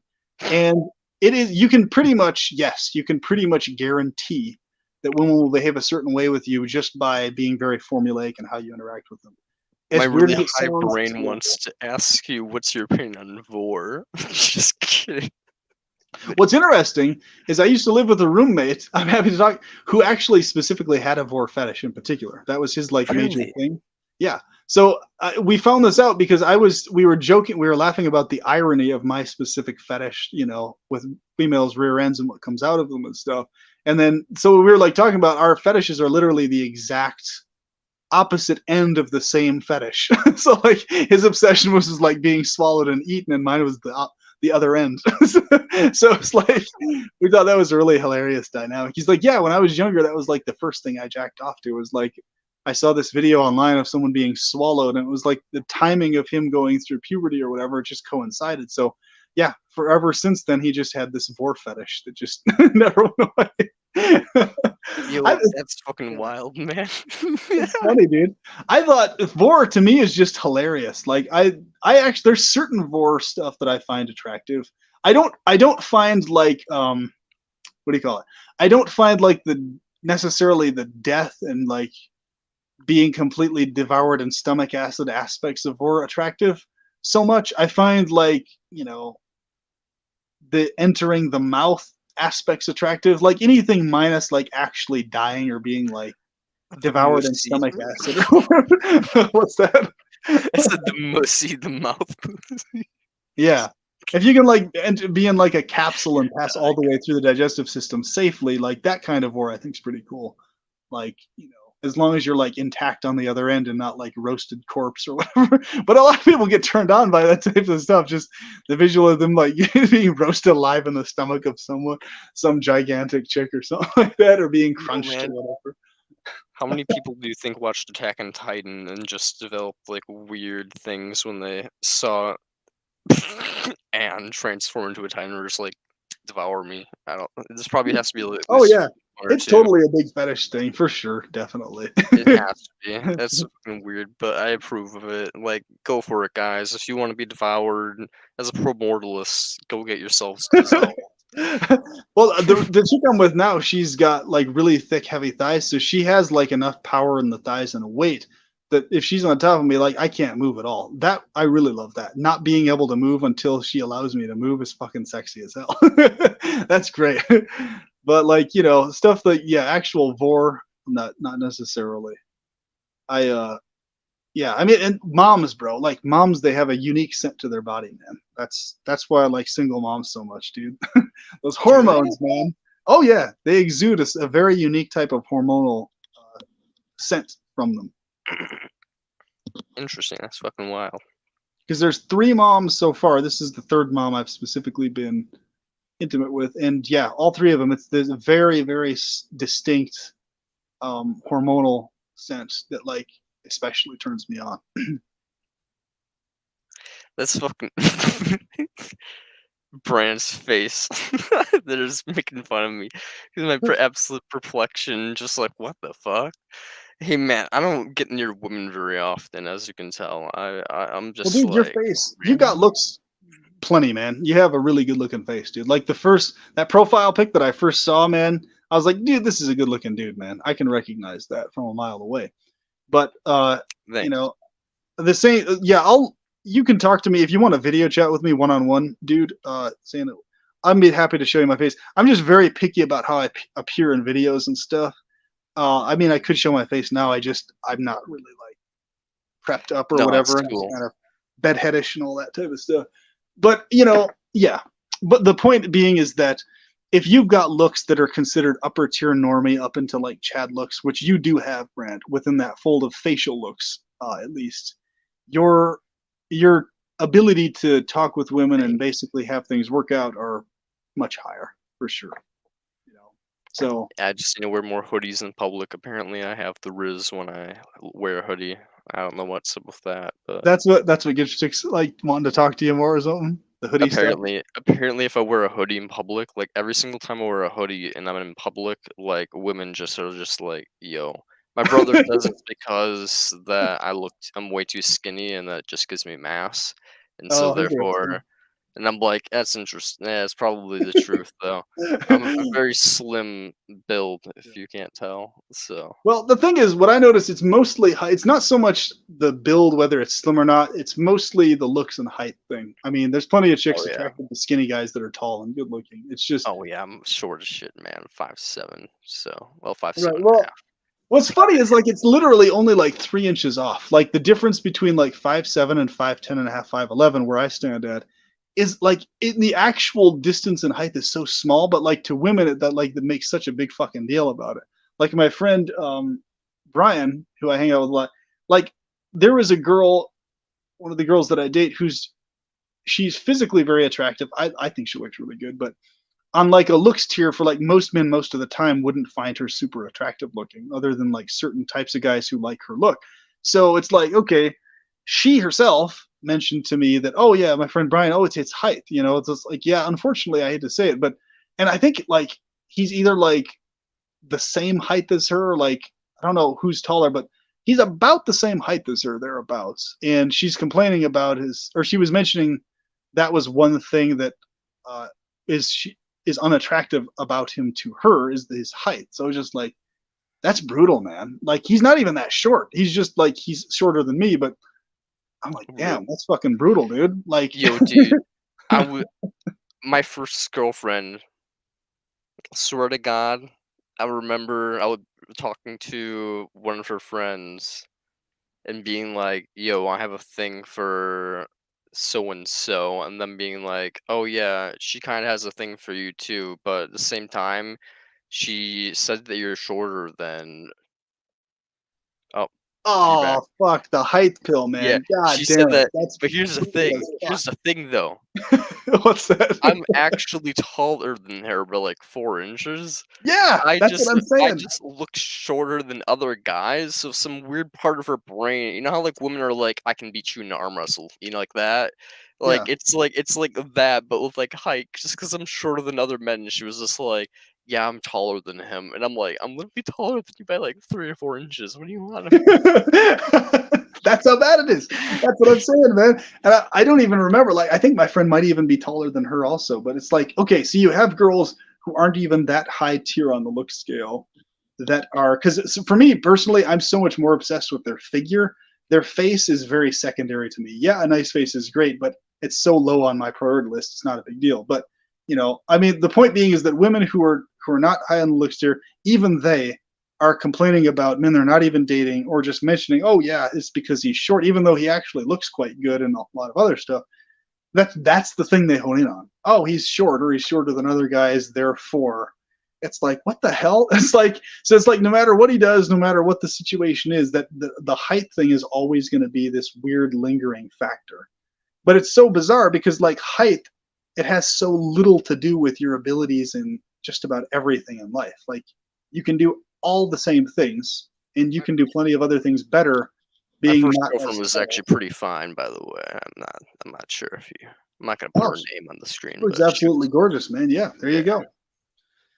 Yeah, same here. She was very good looking. It's just, the you run into that weird conundrum too, like where a lot of women who are good looking, they have so many men contacting them and hitting them up, so many options and stuff. And hell, even women who aren't Pretty even much. considered really good looking have shit tons of men hitting them up and stuff like that. Like the amount of sex requests and hookups and requests and all the stuff that this girl that I'm with had recently been getting, she was mentioning to me, she's like, yeah, all these requests, I get them all the time, but they turn me off. And it's just like the guy sending dick pics randomly, like right, left, and center. It's just, I don't get it. It's like these dick pic things. have to either be one of two things. They have to be fucking like bot virus accounts. For some weird reason, people just like trolling and sending women these pics that aren't even their dick pics or some shit like that. Or men are really that dumb they think chicks actually want to see their penises. Even though like there's shit tons of videos online everywhere, like everybody knows that women are turned off if you send them a picture of your penis. That's like the first They thing just to do. people are just probably so insecure that they just want someone to be like, "Yeah, man, your dick looks okay," and then be like, "Yeah, I'm okay." It's like it's just so funny. I mean, cause you could see that in person. I laughed my ass off with her telling me this stuff like that. It's just because you'd have guys like just saying, talking about our curves and all that stuff, wanting to have sex that night. It's like, don't you get that like saying those things to a female is exactly what turns them off, like in the vast majority of cases. And I I've mean, only sent one dick pic ever in my entire life, and it one was in your entire consensual. life. It was consensual, though. I asked them if it was okay beforehand because There I you was go. like, I was just like, "Yo, what would you like to see?" It was I had an OnlyFans at one point, so I was just like, "Yo, man," Right. and she was like, "Yo, man, I'd sub your OnlyFans." I'm like, "Yeah, jokes, I gotcha, but like, low-key, would you want to?" And she's like, "Maybe," and I'm like, "You said a yes or no?" And she's like, "Yeah," and I'm like, "Okay." There you go. See, well, see what's funny about it is like the. I mean, I've done that on certain sites, like LPSG, Large Penis Support Group, is one that's a really fun site. But they get like really weirdly political on there and stuff like that. And They there's get political? Is it like like very, political very, about very political penises? on there. Is Like it like weird. Republican cocks are larger than Democratic? Well, I mean, with amongst a bunch of the guys, you have that. But here's what's really interesting. So I realized like so on LPSG, I eventually signed off of that for a little bit because majorly the politics, like just world politics and stuff, people filled like the forums with that, and they get like super emotionally butthurt about this stuff.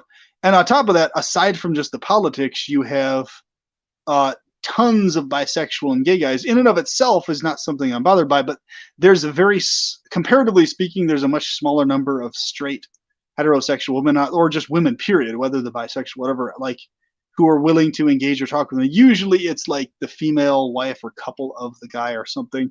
So yeah, I got a decent amount of females contact me through there, but for the most part, the site is just flooded with like huge numbers of gay men and bisexual guys who are just like asking all the time for like, sending penis pics over to them or like videos of you jacking off or whatever. Just like stuff like that. It's very it's just a constant ongoing thing. And on top of that, you have men basically just constantly debating and obsessing on, okay, who has the bigger, longer penis here and blah, blah, blah, and this and that. But what's funny is the women on there, uh, the, what is the point of joining that group? Are you talking about the large penis support groups?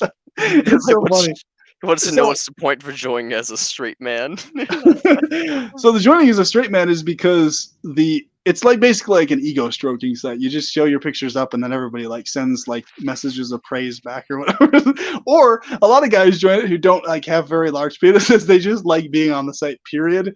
And then people still give them praise anyway. I mean, it's kind of like just like a social hangout for like talking about penis related stuff, I guess. So, it's just a Same here right convenient now. place. Yeah. But basically what I noticed, the women who came on there, they basically were, a large number of them were emphasizing the perfectness of my size, length, and thickness. Even though I'm not the biggest there, it's like there's a sweet spot that women prefer visually, physically, and otherwise, where it's like they like you to be big but not too big. So it's like depending on what angles I would take the pictures at, sometimes they would be totally horrified, like, "Oh my god," like terrified that it was gonna. And I was like, "No, it's literally just the angle I'm taking it at. If I take it at a different angle, it doesn't look as horrifying." Like, because I was. So what's funny about We it is straight like up for if you get it at the right angle, women are attracted to it and they like that. But like with the gay guys on there, for them, a lot of them are really obsessed on the size thing, especially so. So like what you'll have here's like what you'll have, this dynamic of like the same guy one day will like praise you, like he'll send a comment to praise, "Oh my god, you're so big, you're so sexy," and everything. And then like if you disagree with him on some political thing, then the next day he'll be like, "Oh, you're like you're you're not that big, you're just totally average. But it's like, wait, aren't you the same person who was just the day before? So it's like that's how it goes with a lot of the guys on there, and it's just more humorous than anything. But with the women, it's pretty consistent. It's like, that's what they're looking for. Like they see all sorts of penises on there, but consistently they're like, you know, they're attracted more to a penis that's large but not too big, more than they are to like humongous, super big penises or whatever. But what's interesting is that site is the best site for like micro analysis of worldwide penises, like everywhere. So there's entire forums with like thousands of posts and pictures and everything where they like go over every single like porno that all these different individuals have been in to like microanalyze the exact length and thickness and all this type of stuff. So what it was found, it was determined that there's not a single penis in the entire world to date, as far as I know still, that measures over 10 inches or even technically up to 10 inches anywhere in the world. The only ones that have been found that measure that are actually photoshopped and proven to be photoshopped. So what's really fascinating about it is that is how, yeah, there's people that obsess on it like day and night, and people with Photoshop backgrounds and all sorts of stuff. So you have, this is just, the whole site is full of a lot of that type of stuff. So it's actually a really useful reference. That site is also the site where a lot of like these New randomized conspiracy theory now. Men's penises are just being photoshopped just like women's tits online. Whoa. Yeah. So there are basically the penises that everybody think are like 14, 15 inches that are claimed to be that or whatever are literally 9.5 range-ish thereabouts. That's it. That's the reality. If that even 9-inch range, that's the reality. And, that's basically what's happening there. So the biggest in the entire world, that's the range you're dealing with. So if you think about, okay, average size 5 inches thereabouts, give or take an inch, and then 9.5. I mean, it's really not as drastic as a lot of people think it is. But I mean, the point with that site, because you have a lot of men who are insecure on there as well, straight, bisexual, and homosexual, just men from all walks of life. But that site is actually the site where people by name that I actually talked to and interacted with, and you can confirm this because they were the one that posted the picture up. All these randomized like penis enlargement ads and stuff that you see popping up throughout porn sites randomly, these are the pictures they're getting from LPSG. They're getting pictures from these guys' posted pics. So there's one guy on there who was doing a lot of Photoshop analysis, and I saw like an ad within like a week showing his specific genitals on an ad, and he's like, oh shit, look, here it is. I saw this ad pop up on a porn site, and we were just all laughing our asses off because it's like they're just pirating these pictures off of these guys' accounts and just posting them up randomly elsewhere. So it's really funny, like that, seeing that whole wild stuff. Yeah, it's crazy. But I mean, the men, what I notice is women genuinely don't care unless it's just already up there publicly to see. For the most part, women don't care one way or the other what shape or what your penis looks like, really.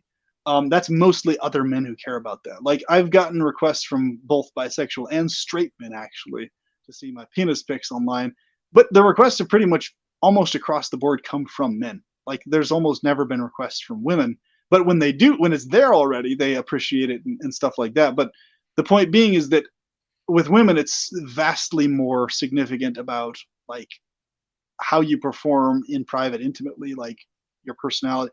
Those things are like insanely more important to females, like across the board. And also obviously the sweet spot size wise is what they prefer anyway. So, it's like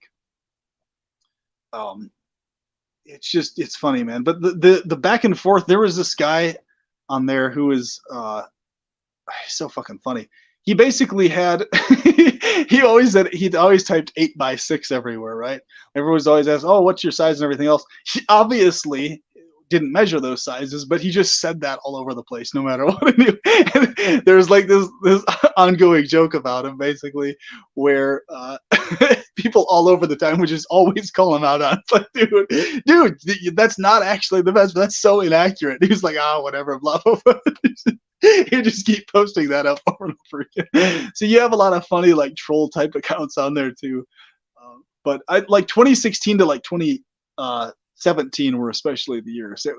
It's a fun experience. So if you ever want to just have like wonky, funny conversations with people about penis related shit, LPSG is the place to go. There's so many funny things on there, and you'll see guys like debating and competing who's like bigger than the other. It's just so ridiculous. Like the whole football locker room bullshit and stuff.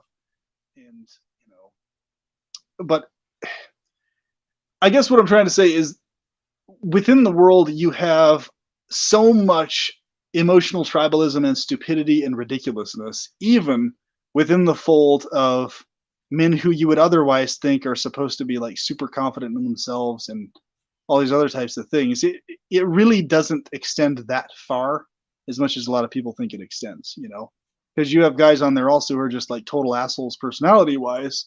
Yeah, they're large in size, but everybody hates them because they just they're just miserable to interact with. So it's like it's not always cracked up to be. Yes, it is an asset. Yes, it is an advantage in one way, but I mean, it's also connected to its own ridiculousness as well. If you have a, and what I would always bring up to these guys was the fact that, hey guys, what the actual measurements, what does that make a difference one way or the other? I mean, we're all dealing with, you know, like vastly above, for the most part, vastly above average sizes here anyway. So past a certain threshold, it literally doesn't make any difference whether you're X amount of inches that much longer or thicker or whatever. It really doesn't, So, uh, it's, but yeah, people are people, man. They're emotionally tribalistic as hell. That's all there is. Say for let's see, what was the point of joining the for a straight mod?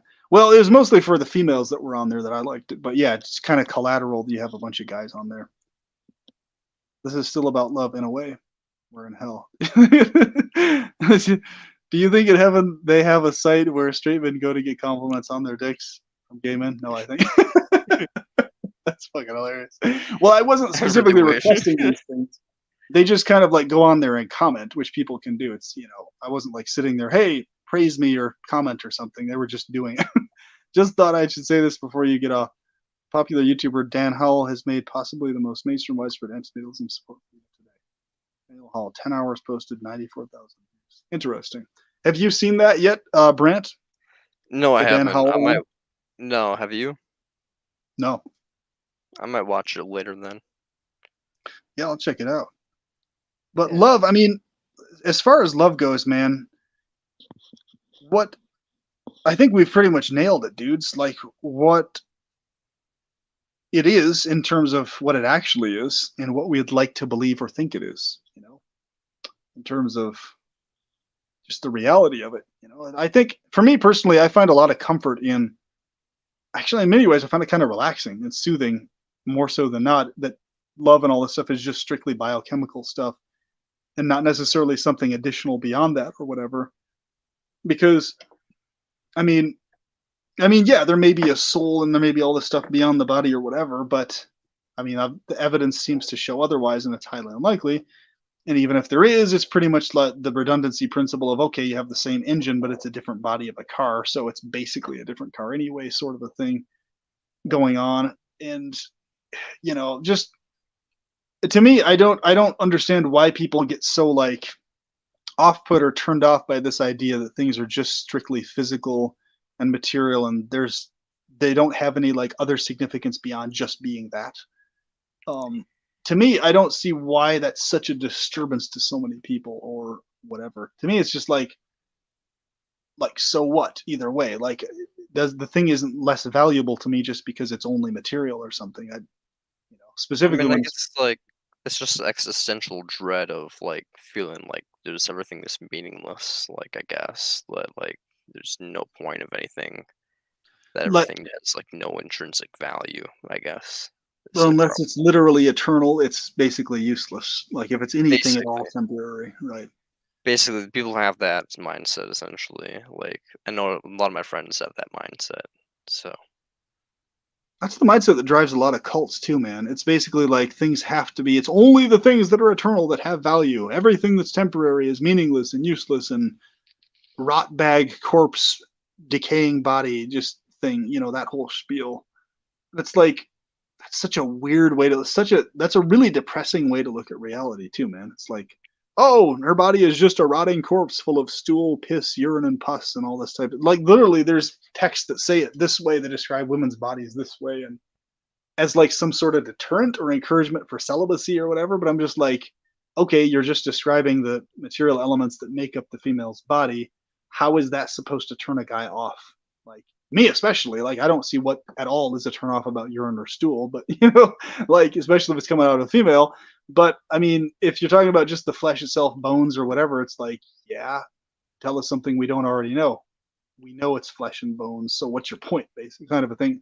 They're like, oh, the point is the conclusion is therefore you're in total delusion that you're attracted to flesh and bones and blood and pus, and it's like, well, no, it's that the amalgamation of those things that cohesively as a whole form her body and features and everything else, and the skin that covers over that, and the brain and interactiveness. It's not just this flesh bag walking around that people are attracted to. That's not what they're attracted, So it's like, I don't know, man. Those narratives have just always kind of weirded me out. Like why that's supposed to turn people off, I just don't really get it. You know? Apple wants to know if you want to be immortal. I mean, I at one point wanted to be immortal. Now I don't because I'm a premortalist. But at one point I wanted to be. But Yes, I would now I like my sentience to be immortal. Yeah. oh okay.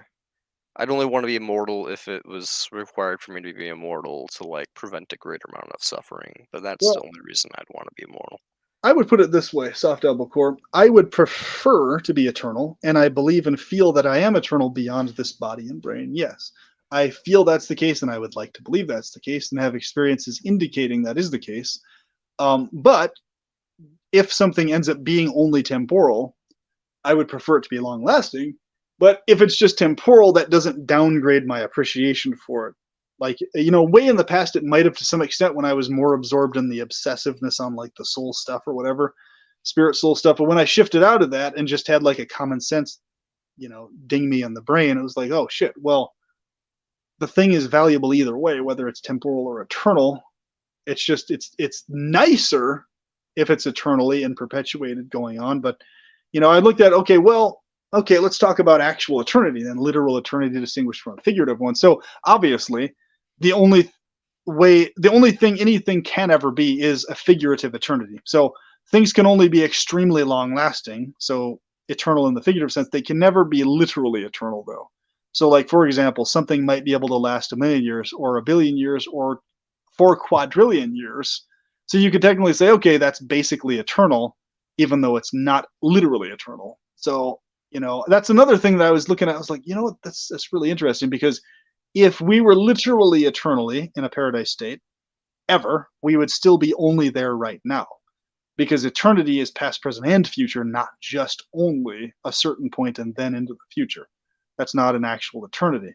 So the fact we're here now in a state other than a paradise state, even if it's an illusory experience, and the real world is this constant background world to all of this, which the Krishna ideologies talk about and explain as the case, and various other ideologies. Well, even if that's the case, those experiences of those worlds aren't literally eternal at any time because here we are right now experiencing something other than those worlds. So it's obviously a man-made exaggeration, claiming that something is literally eternal or could be as a sentient experience because we're the living evidence that that's not the case right now. Because yeah, those would be the only experiences if they were eternal experiences, because they would literally never end, and we wouldn't be right here right now having even this conversation. Is Our there difference? conversation would just be blissful and ecstatic. Is there a difference between eternal and like infinitely ongoing, or Well, there can't be something literally infinitely ongoing because if it starts at any point, that means it's just figuratively forever ongoing, but never literally that. It's kind of a weird thing to think about. It's just, I mean, yeah, you could yeah, basically say it is, but it isn't really actually. You know what I mean? yeah, because Like, there's like a point of like reference to where it starts, and if that ever ends, then it's just kind of like, well, I mean, did right. it end? So he says, yeah, we can stay in the higher realms as long as we want. Well, it would be nice if we could stay there as long as we want. I guarantee you, I wanted to stay there longer than I did. If there is a higher realm, and I would want to be there right now instead of here right now. So I'm skeptical of the idea that we can stay there when we want. Would I like that? Yes. Do I believe it's a fight to ensure we stay there? Yes, unfortunately. I don't think it's just a hunky dory. Okay, I want to stay there, boom, therefore I'm staying there. I think we have to actively forever keep combatively guaranteeing we stay there. And to me, in my mind, that involves the actual physical world of technology, guaranteeing that we maintain our sentience active and aware ongoing here into those states to where we don't just, ideally, we don't just end up dying and then getting sent wherever at death or, something like that. But rather, if and when this body dies, somehow being able to maintain our sentience that we have currently past the bodily death is the ideal. So yeah, it's really weird to me. In a lot of the conspiracy circles and stuff, certain Gnostic circles, they have a weird overconfidence in like just because they believe they're the spiritual being of light or whatever beyond the matrix, and they're confident of it. Somehow that equals that's what's going to happen when they die or something like that. I don't know. It's very to me. It seems very naive to just assume that that's what's automatically going to happen or something. You just become light and energy. Right. I mean, they're always so vague about it too. Like for me, it's like I have a very specific futanari form that I want to maintain forever.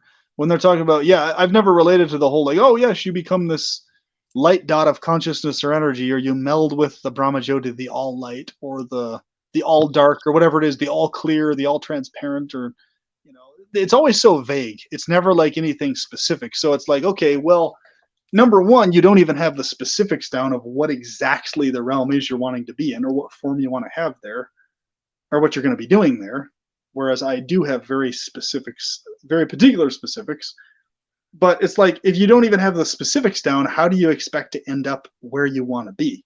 Like, oh, light world somewhere, somehow, some way. Wishing the best for others, having a vibration that's a high vibration or something. Equals entrance into paradise state. I don't know, man. It's just very like infantile, like naive. It's like, it's like if I cross my fingers and believe it enough, it's going to happen. It's like, well, what's the evidence of that in this life now? When have you laid down and crossed your fingers and just magically manifested situation? I mean, yeah, you can intend and want something to happen, but you have to actively like be engaging in your life to make things happen. Like if I'm wanting to get with a gigantic ass lady who's a mom of 2 kids, I need to actually actively be, out in the world dating and talking to women and stuff. I can't just magically expect that she's gonna, plop on my lap and just pop out of nowhere, And then it's kind of like that. Basically, they're crossing their fingers and like, yeah, I believe enough, therefore it will become real or something. It's like it obviously takes a lot more than that. I mean, and what's weird is a lot of the times the same people, You they're can't just very manifest reality by like believing, bro. What do you mean? so basically it's like they do that and then they tend to also be the types of people who are like overly paranoid of like AI and transhumanist tech and everything else. And I'm like, dudes, literally AI transhumanist tech is the only thing that can even potentially guarantee anything in terms of you perpetuating your sentience in an assured way from one form to the next in an active, awake way. Like if you don't have transhumanist tech, it's literally you're forced to have to die to enter into any other state, period. Or meditate in the Himalayas and cross your fingers, hoping that your meditation will lead you to some other state or something. But well, in that case, babies are fucking totally screwed because they can't meditate. Animals are totally fucking screwed, so that fucking sucks ass. So it's like, man, if your if your paradise state is dependent on you meditating like that for fucking 10 years in a cave somewhere, well, fuck, man. I mean, that sucks ass too because you get 10 years of like fucking asceticism, austerity, and micro torture. Where you're borderline starving to death the whole time or some shit like that. That doesn't sound very fun. I'm not interested. It's like, man, if I entered the paradise state after that, I was like, that That's the sucked only way ass. to transcend home slice. That's the only way. Well, I'd be like, hey, even if I achieved that afterwards, I'd be like, that sucked ass having to perform that, like, sitting in a cave for 10 fucking years meditating. It really would have been nice to just be here to start with. Like, what the fuck was up with that? That's what I'd ask. You ever hear about the Buddhist monks that mummified themselves alive, or no? Something refresh my memory. I heard something about along those lines, but which particular case are you referring to? Like they literally Oh, entombed themselves alive? like kind of, yeah. Basically, they starve themselves slowly over the point of like uh 10, sometimes 20 years, And basically at that point, you're just eating like vegetables very rarely, like to the point where like your gut bacteria literally die off, and all the bacteria inside your body is basically dead. So that when you are buried in the ground while you're still alive, you basically just ring a bell until you no longer can ring it, What and the then they'll check on you after a while, and if you don't decay, they basically just said that you've transcended. And apparently, like 30 people have ever like done that, but like successfully. But it takes like apparently a minimum of 10 years to transcend or some shit like that. Most of them go for like 20 years. So it's like apparently like 30 people in the world that have like starved themselves to death over the course of 20 years and then rang a little bell to indicate them they're gonna dead. Then like at least ah. 5, 10 years later their body is like not even decaying. And they're considered like holy people because their bodies don't decay basically. It's fucking wild. Dude, that's really fucked up, man. Yes, you did hear a Futanari form soft apple core. And then so yeah, what you're saying there, dude, see, that's what I'm saying. That whole thing, it's like a micro torture. I'm very familiar with the claims about that type of stuff, transcendence, but I was looking at this and I was like, what the fuck? To me, it's like not even really worth it. Like, okay, yeah, sure. Transcend after all of that 10 to 20 years. But like, what the fuck was that? 10 to 20 years of fucking starving to death gradually. I mean, it's just, I don't know. To me, it's just the two don't really meld together. It just makes it kind of like sort of a redundancy. It's Uh, like, if I see, have to torture myself to transcending attain transcendence, what the fuck is the point in it being a transcendence? That's how I see it, basically. transcendence is to break from the cycle of reincarnation, my friend. So to suffer the ultimate amount of suffering to prevent an indefinite future amount of regression of suffering. Yeah, you don't want to regress backwards and then bring more suffering into the world. So you take on it as like a catalyst. Yeah. So that's basically, yeah, I know the claims and stuff like that. It's like, it just, my mindset is like, if I can't attain transcendence by having great sex with big booty women until I leave my body, then it's just I'm really not interested in transcendence, to be honest with you. At that point, I mean, to each their own. I mean, if you consider it worth it to fucking fast for 20 years, I guess go for it. I'm just not really inclined. I mean, yeah, I have a lot of endurance. I can do a lot of endurance stuff. So, like, if I had to, I guess I could do that. But I mean, fuck, man. If that's the only way to attain transcendence, that's like really fucked up, It's basically just to like live dude. without any desire whatsoever, and to like including neglecting your like all physical bodily responses. So you're basically just literally a walking husk. Yeah. And like if you can neglect all physical things, it takes apparently like some people like 20 years, but like they're like after like 20 years they're like, yeah man, I don't care about anything. Nothing's real. And see, that's Just the thing. I'm not interested in letting go of material. To me, it's just so pointless. It's like, why not just maintain material things until you leave this world? I mean, you can just, you know, you can have a whatever like transcendent detached attitude towards them while you're here, while enjoying them. I mean, it's like it's just very strange to me. But I'm familiar with it. Like, believe me, I was extremely familiar with the whole Hare Krishna thing for years, and they go really articulate into all that stuff, all the austerities and all the, the chanting, the meditation, the chakras, and so on and so forth, the different realms and everything, how all that, how to ascend, how to descend, how to be humble, how to how to transcend without performing austerities and stuff like that.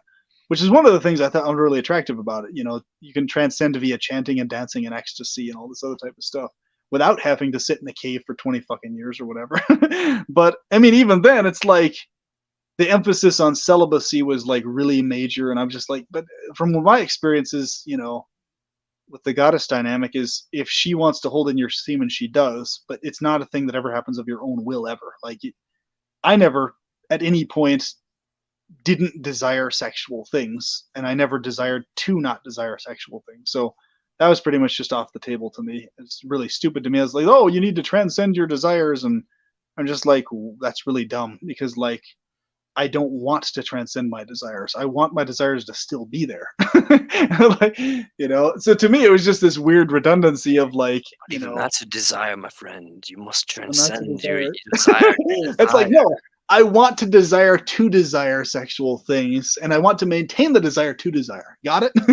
And so it's like, okay, We whatever, you're hopeless, transcend basically. is to not desire anything at all, my friend. You can't even desire there's only 2 ways to achieve transcendence: death and to achieve no desires whatsoever. That's basically it. And they're both bullshit, in my opinion. They both suck ass. Fair enough. It's like, I'm not interested in either. It's like, man, because see, to me, it's just those two things are just a fucking stain on all the pleasure anyway. It's like a big, blood stain on the. I would say shit stain, but that doesn't bother me. So blood stain on the pleasure, right? Forever, for the rest of eternity. It's like, oh, the blood stain of you like having to rot away as a, or not. Okay, so they're not a corpse. Their body is just laying there in the perpetual nirvana after 20 years. Okay, so you had to like gradually like shift out of your body laying there for 20 years. It's just trippy, man. It's weird as fuck. Imagine doing that, just like starving yourself to the point where like your body is like so numb to all sensation, you're just in like a pure euphoria state, just like and you've like transcended. You're just like Yep. He says, I want to create my own reality with female elf sex partners. Fuck yeah, dude. If I can't, that's lame. Big booty ones specifically. That's the way. So I think soft apple core, I'm a scat man, skeeby dibby dib yo da dub dub. I think he's talking about me, but anyway. Yeah. I think soft apple core, are you specifically a Christian, or are you just referring to the Bible in like the conspiracy researcher sense, where you basically take verses from it as anecdotal, interesting pieces of information? Oh, he was just making a joke because Oh, you said something about your food not reform, and he was like, "Praise Jesus, we've gone too far." I love it. That's funny. But that's the thing. I mean, you got to be specific. It's like, what do you want? What form do you want? What person? How do you want to engage and all this other type of shit? It's like that's what's funny to me. Like, I've literally got some dumbass assholes on other channels like creating whole videos going on and on of, oh my god, he's so fucked up. No, I'm just specific. I have an actual specific form and identity that I visualize myself being and idealize. Like, what the fuck do you have? Nothing. It's just vague ass, like, I don't know what I am. But what I do know is I'm an eternal spirit that floats around and does shit. But well, No, what that do you look makes like? sense. What form do you have? Like, what specifics are there that are you beyond this current state? It's like, motherfucker, I have specifics. You like, what the fuck are these other jokers? I've always visualized myself that if like the spiritual realm existed, I'm probably like the Antichrist. Oh, he's just joking. Okay. Oh, yeah, I see what you mean. Yeah, you literally are the Antichrist. I've always enjoyed those narratives. Like, for example, when I shifted out of Christianity officially, I was always like darkly attracted to it, but like I've always loved the idea of like me myself being the Antichrist figure who brings back like the Babylon mystery religion with like the sex rituals and all this type of shit like that. Like I always thought it was cool to like consider myself as like potentially being the Antichrist or like one of the like main like head honchos next to the Antichrist or whatever.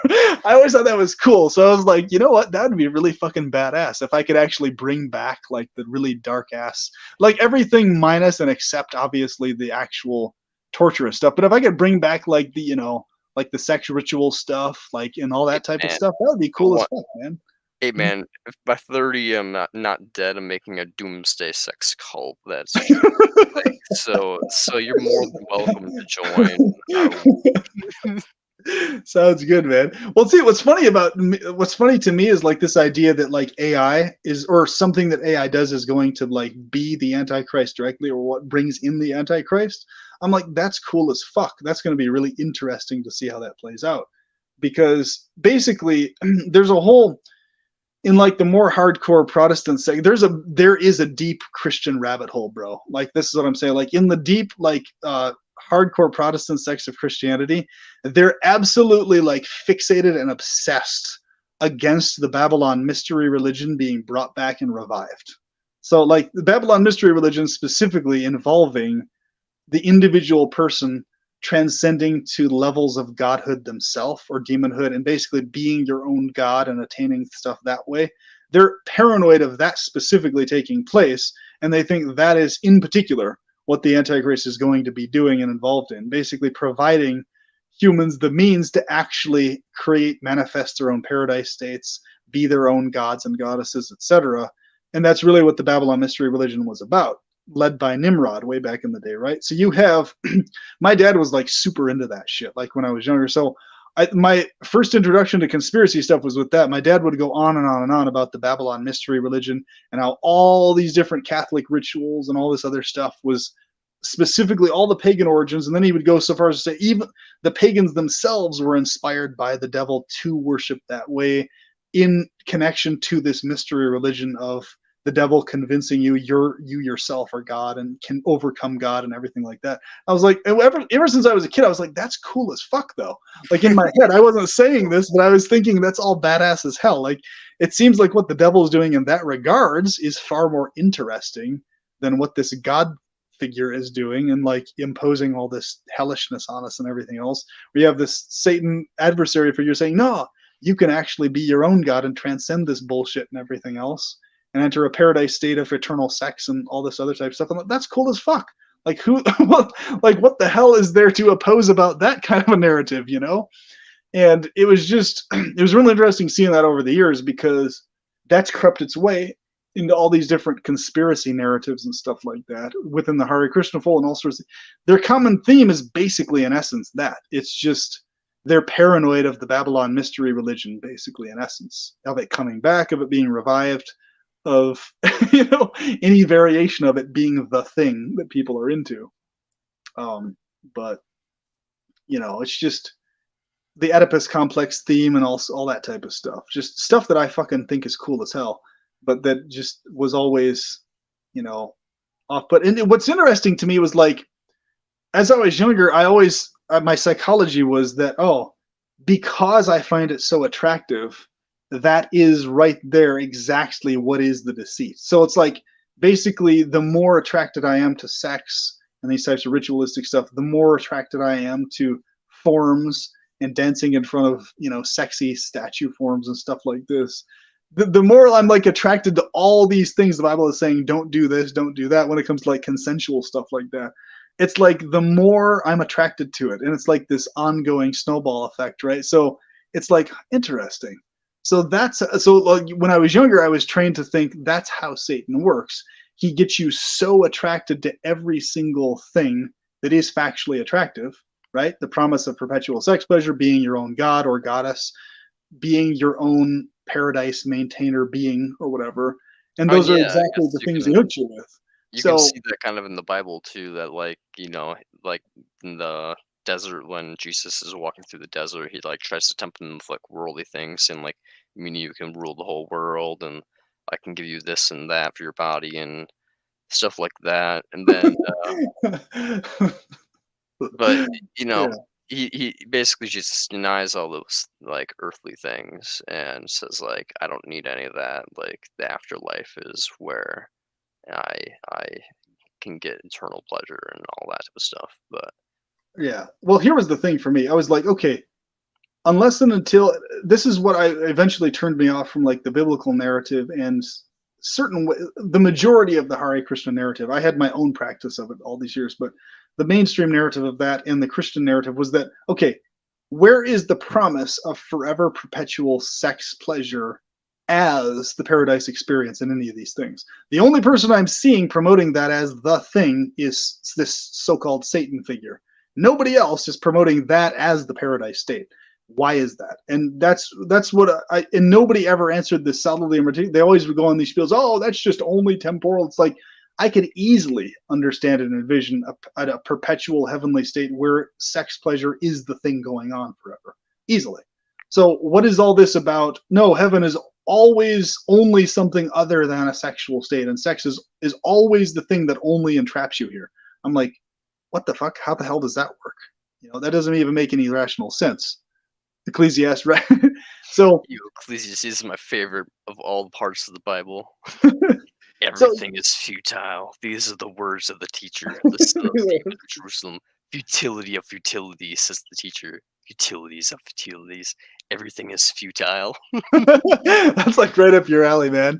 Oh, good grief, dude. It's literally just an entire chapter of the Bible that's just about how every single thing that you can ever achieve in life, every single desire, every single pleasure, every single thing, family, friends, fortune, love, sex, every single thing is just chasing the wind, just pointless. And the only thing, and the reason that it's here is for God to basically just show us that the separation from Him is a pointless thing, and that we need to be unified with him to have any sense of euphoria and true peace. And I'm like, wow, that's fucking dark as shit. I love it. That's right up your alley, man. Gosh darn it, dude. That's see. What's funny is that like we have. This is a great statement that was just mentioned here. I always wanted to dig out the minds of a nun's back door while she prays. Yes, that is one of the greatest fetishes ever. The Ecclesiastes is the best book in the Bible. And you know what's interesting is that a lot of these really upstanding Christian women or women who do the Christian thing publicly, yeah, they're all for bending over and opening their cheeks behind back doors, man. It's, you know, opening their back door behind back doors, if you know what I mean. It's quite an interesting dynamic because they'll, on one hand, they'll have the public face, and then in private, they'll have a totally different face that they don't show to the public, right? And so it's like, wow, very interesting. I think that, you know, because there's so much sexual oppression within that, they're especially really freaking horny and stuff like that, you know, because it's like they don't really have an authorized outlet of, yes, you should engage in these things. These are healthy for you. It's just like, no, you must abstain. This is of the devil, blah, blah, blah, blah, blah, you know. This is And kind of so, basic shit, though. I forgot this part. It's kind of vegan-y if you think about it. Um, where is it? Uh, all have the same breath. No man has advantage over the animal, since everything is futile. All go to one place. All come from dust. All return to dust. oh man, dude, Who knows if the spirit of man rises upward and the spirit of the animal descends into the earth? I have seen that there is nothing better for a man than to enjoy his work, because that is his lot. Basically, we're just workers, for who can bring him to see what will come after him? Again I looked, and I considered all the oppression taking place under the sun. I saw the tears of the oppressed, and they had no comforter. The power lay in the hands of the oppressors, and there was no comforter. So I admired the dead, who had already died, above the living, those who are still alive. But better than both is he who has not yet existed, he who has not seen the evil that is done under the sun. I saw all the labor, and succeeded in spring, and envy the neighbor. This too is futile, in the pursuit of the wind. Like, it's just evil. yep. To dust, dark, dark, just bleak. Man, what's really interesting about it is that so many people still don't understand that the whole fucking concept of the invisible God and the sky thing, the spirit concept came from the fucking breath, man. It's people didn't understand that air was like full of particles and shit, bro. Like, it's insane, man. It's insane how mundane the origins of that shit is. It's unbelievable. You know, the whole idea that breath is life and stuff, well, it comes from the fact that people in the past, they saw somebody breathing, you're alive. If you stop breathing, you're dead. It was literally that fucking simple. So they Yeah, associated the breath of life with divinity and all this shit. When there's nothing divine about it. It's just fucking air with particles in it that has oxygen and nitrogen that you need in your lungs. I mean, they thought it was like some supernatural other than that thing that was going into their lungs. And because they couldn't see it, it's just clear. Well, oh, God is this clear thing that's going in and out of our lungs. That's God. Oh shit! Wow, interesting. So let's pray to the thing that's going in and out of our lungs, keeping us breathing and alive. That once the spirit, once the breath of God is out of our lungs, we die. You know, it's that mundane. And people think it's this like multi-layered, multi-dimensional. Oh no, no, no! They knew about spirit beyond matter and all this stuff. Hold on a minute. No, they actually didn't. A lot of that's modern New Age interpretive stuff.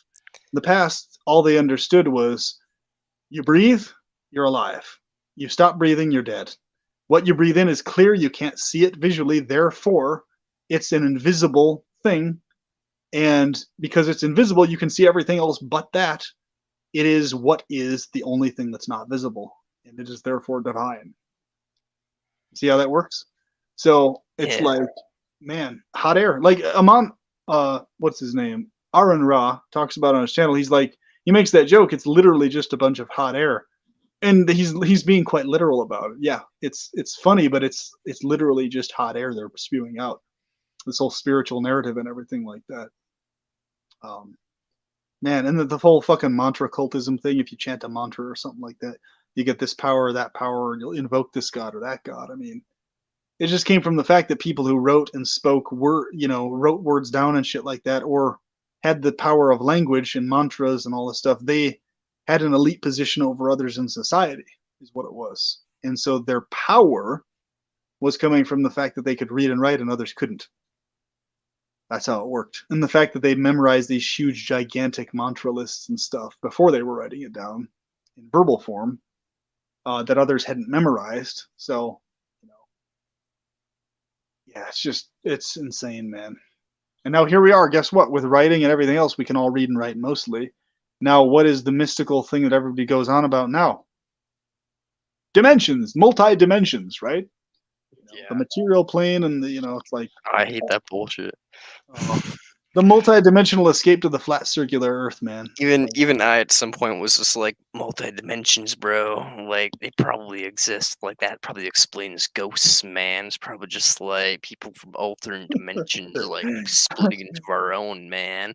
And now I'm just like, bruh, it's just such bullshit. There's only one world and it sucks ass, and I just want it to be over. Well, even if they do exist, it's just a redundancy principle because it's like, so Yeah, what? Okay, they exist, but here's all this bullshit happening now. Like, none of those other realms are doing jack shit to stop this at the moment. So what use are they really? I mean,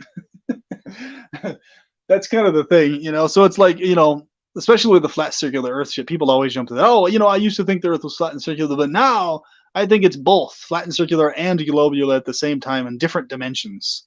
So, different dimensional perceptions of the Earth. It's just a cop out, so they don't have to be like, you know what, I was actually just mistaken on the map and the shape and everything else. Instead of just saying they were mistaken, it's like, no, dimensions. And then guess what? Okay, multi dimensions, then they can go on some other tangent narrative, whatever conspiracy you want. Just invoke dimensions, bro, and you can literally create any story, however elaborate you want, any conspiracy, any narrative you want to convince people of in the conspiracy fold. Just invoke multi-dimensionality, and you've got your ass fucking covered, man. You can literally bullshit out your mouth for years, decades, and people will fawn over everything you say. It's just unbelievable, man. And no, I believe it. they won't admit it while they're doing it either. They'll just be like, no, because multi-dimensions are real, therefore everything he say might be true, therefore it's worth considering continually all the time, even though there's holes in certain things he's mentioning. Because multi-dimensions, bro. That's why. What's Yeah, your that whole thing. I mean, do you still buy into the Mandela effect, or I mean, Well, what's the your opinion Mandela on effect is very interesting. Like we talked about it's there could be a possibility of different things. The most likely being that it's a collective memory. Like for example, if there are multiple dimensions that exist, it's a collective memory of a past that actually did exist, but like in an alternate dimension, or if the whole like universes crossing over thing is a real thing.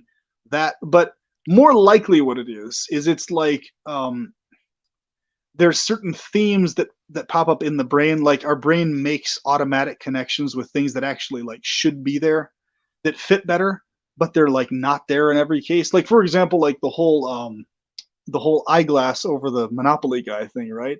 It like he actually looks better with an eyeglass. It makes more sense visually. It's an automatic correlation because the eyeglass was associated with that time period and everything else. So it's like our brain automatically associates an eyeglass, looks better on the Monopoly guy, makes more sense, and therefore that's what the brain remembers as like an esoteric archetype theme, as hey, that's how it's supposed to be. And so therefore the brain convinces itself that is how it is or was, versus it not being there, because it legit looks like something is missing on his face when he doesn't have the monocle there. It's like, where's his Yeah. monocle? You know If what I mean? Naruto was being a monocle at one point, so I know. That's what I'm saying. It's like, so more than likely it's the brain making those connections, but it could be, the parallel universe thing. In one universe, there was like a past almost entirely identical to this one, but there were slight differences. So like, the whole idea of I don't know, I don't necessarily buy it 100%, but I find it interesting as a thing to discuss. The whole CERN narrative of when they activated the particle accelerator, it like literally shot us into crossing over with an alternate like timeline of reality or some shit. So like we're all remembering this fucking timeline that actually existed that was almost identical to this one, but not quite. So there were like these little differences, like oh, you would love just this weird certain shit like anime that. called, Steins Gate. Have you ever watched that before, or Steins Gate, you said? yeah, it's my favorite anime, basically. What was it about? It's like this lab of like really funny dudes that just like goof off and just like do like stupid ass experiments, but they accidentally make a fucking time machine that like can send things back in time. And they don't even know it's a time machine at first. They just think it like turns things to goo. But later but later, it turns out they find out that no, it's quite literally like shooting things through like a wormhole, stretching their molecules out and like turning it into like paste when it comes out the other side. So they learn to like send messages back in time, basically, like data, and then like basically like creating a time machine, and like shit goes fucking south from there, like really fast, and like there's like a whole organization that's like Saren turns out to be like this shadow government type of thing going on. It's like trying to like, and yeah, it's crazy, man. It's a really fucking cool anime though. That's cool, dude. That sounds interesting. I've thought about a lot about the whole like time travel thing. It's pretty much solidly confirmed that time travel into the literal past is impossible for so many reasons because you literally have to replace every single microscopic detail, every single detail. And it even then it would just be a fully detailed replica of the past. It wouldn't actually be the past. Travel into the future to certain extents within a marginal framework is somewhat possible, but only within very specific contexts, like the differences between like planetary bodies and stuff like that. So basically, like relatively traveling into the future, even though you're not literally traveling into the future, kind of a thing. And maybe a slim possibility of literally traveling to the future with the development of technology as time goes on, maybe. But travel into the past, it's a solid impossibility for all the reasons just stated, because it's like you know no matter what, it's only ever going to be a replica of the past, but not literally the past, kind of a thing. That's why when I see stuff like Back to the Yeah, Future and stuff, I have all sorts of trippy, like fucking, how they do like the movie theory stuff like that, where they never actually traveled in the past at all. It was just a fucked up, creepy simulation of the past, connected to a much mm, darker like line of things, stuff like that. So uh, it's interesting because if what we're dealing with is a simulation here, then yeah, I mean, there's all sorts of like fucked up stuff that could be going on. What we do know, though, is that the simulation is uh, very torturous, directed and driven in that direction. It's definitely much more so that than anything else. Just enough pleasure to keep us crawling and drooling at the mouth over it, in various forms.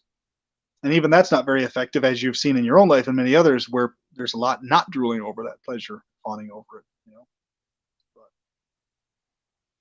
man, it's crazy stuff, brother. it is. Yeah.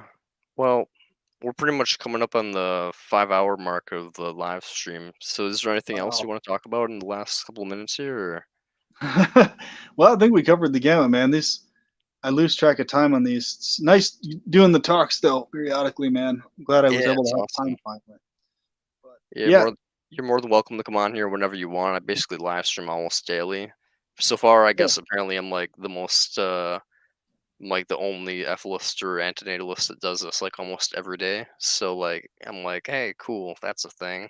So That's kick ass, man. Keep at it. So tonight, anyone who wants to watch, if you're still up at all, or even you, Brad, I'll be recording probably a midnight musing. Either that, or I'll just do another standard video or something on some topic after this.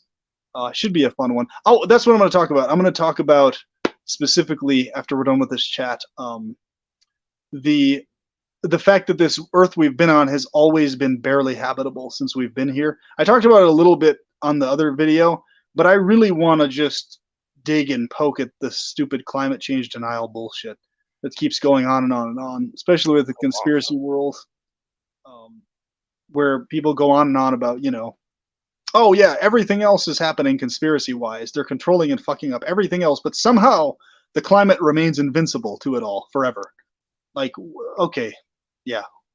You want to talk dumber than a box of rocks? Let's talk about that. I've just gotten to the point with that whole stuff. It's so common of a thing. Like even outside of the conspiracy fold, it just really needs to be like, just crushed for the bullshit that it is, man. So basically, that's what I'm going to go on about. Like, okay, we live in a world that's barely habitable, and you like literally are not understanding that any minor change to a barely habitable world is disastrous, and that's what climate change is. And they don't put the two and two together. So kind of like a follow up to my last one, but more hard hitting in certain ways, I think.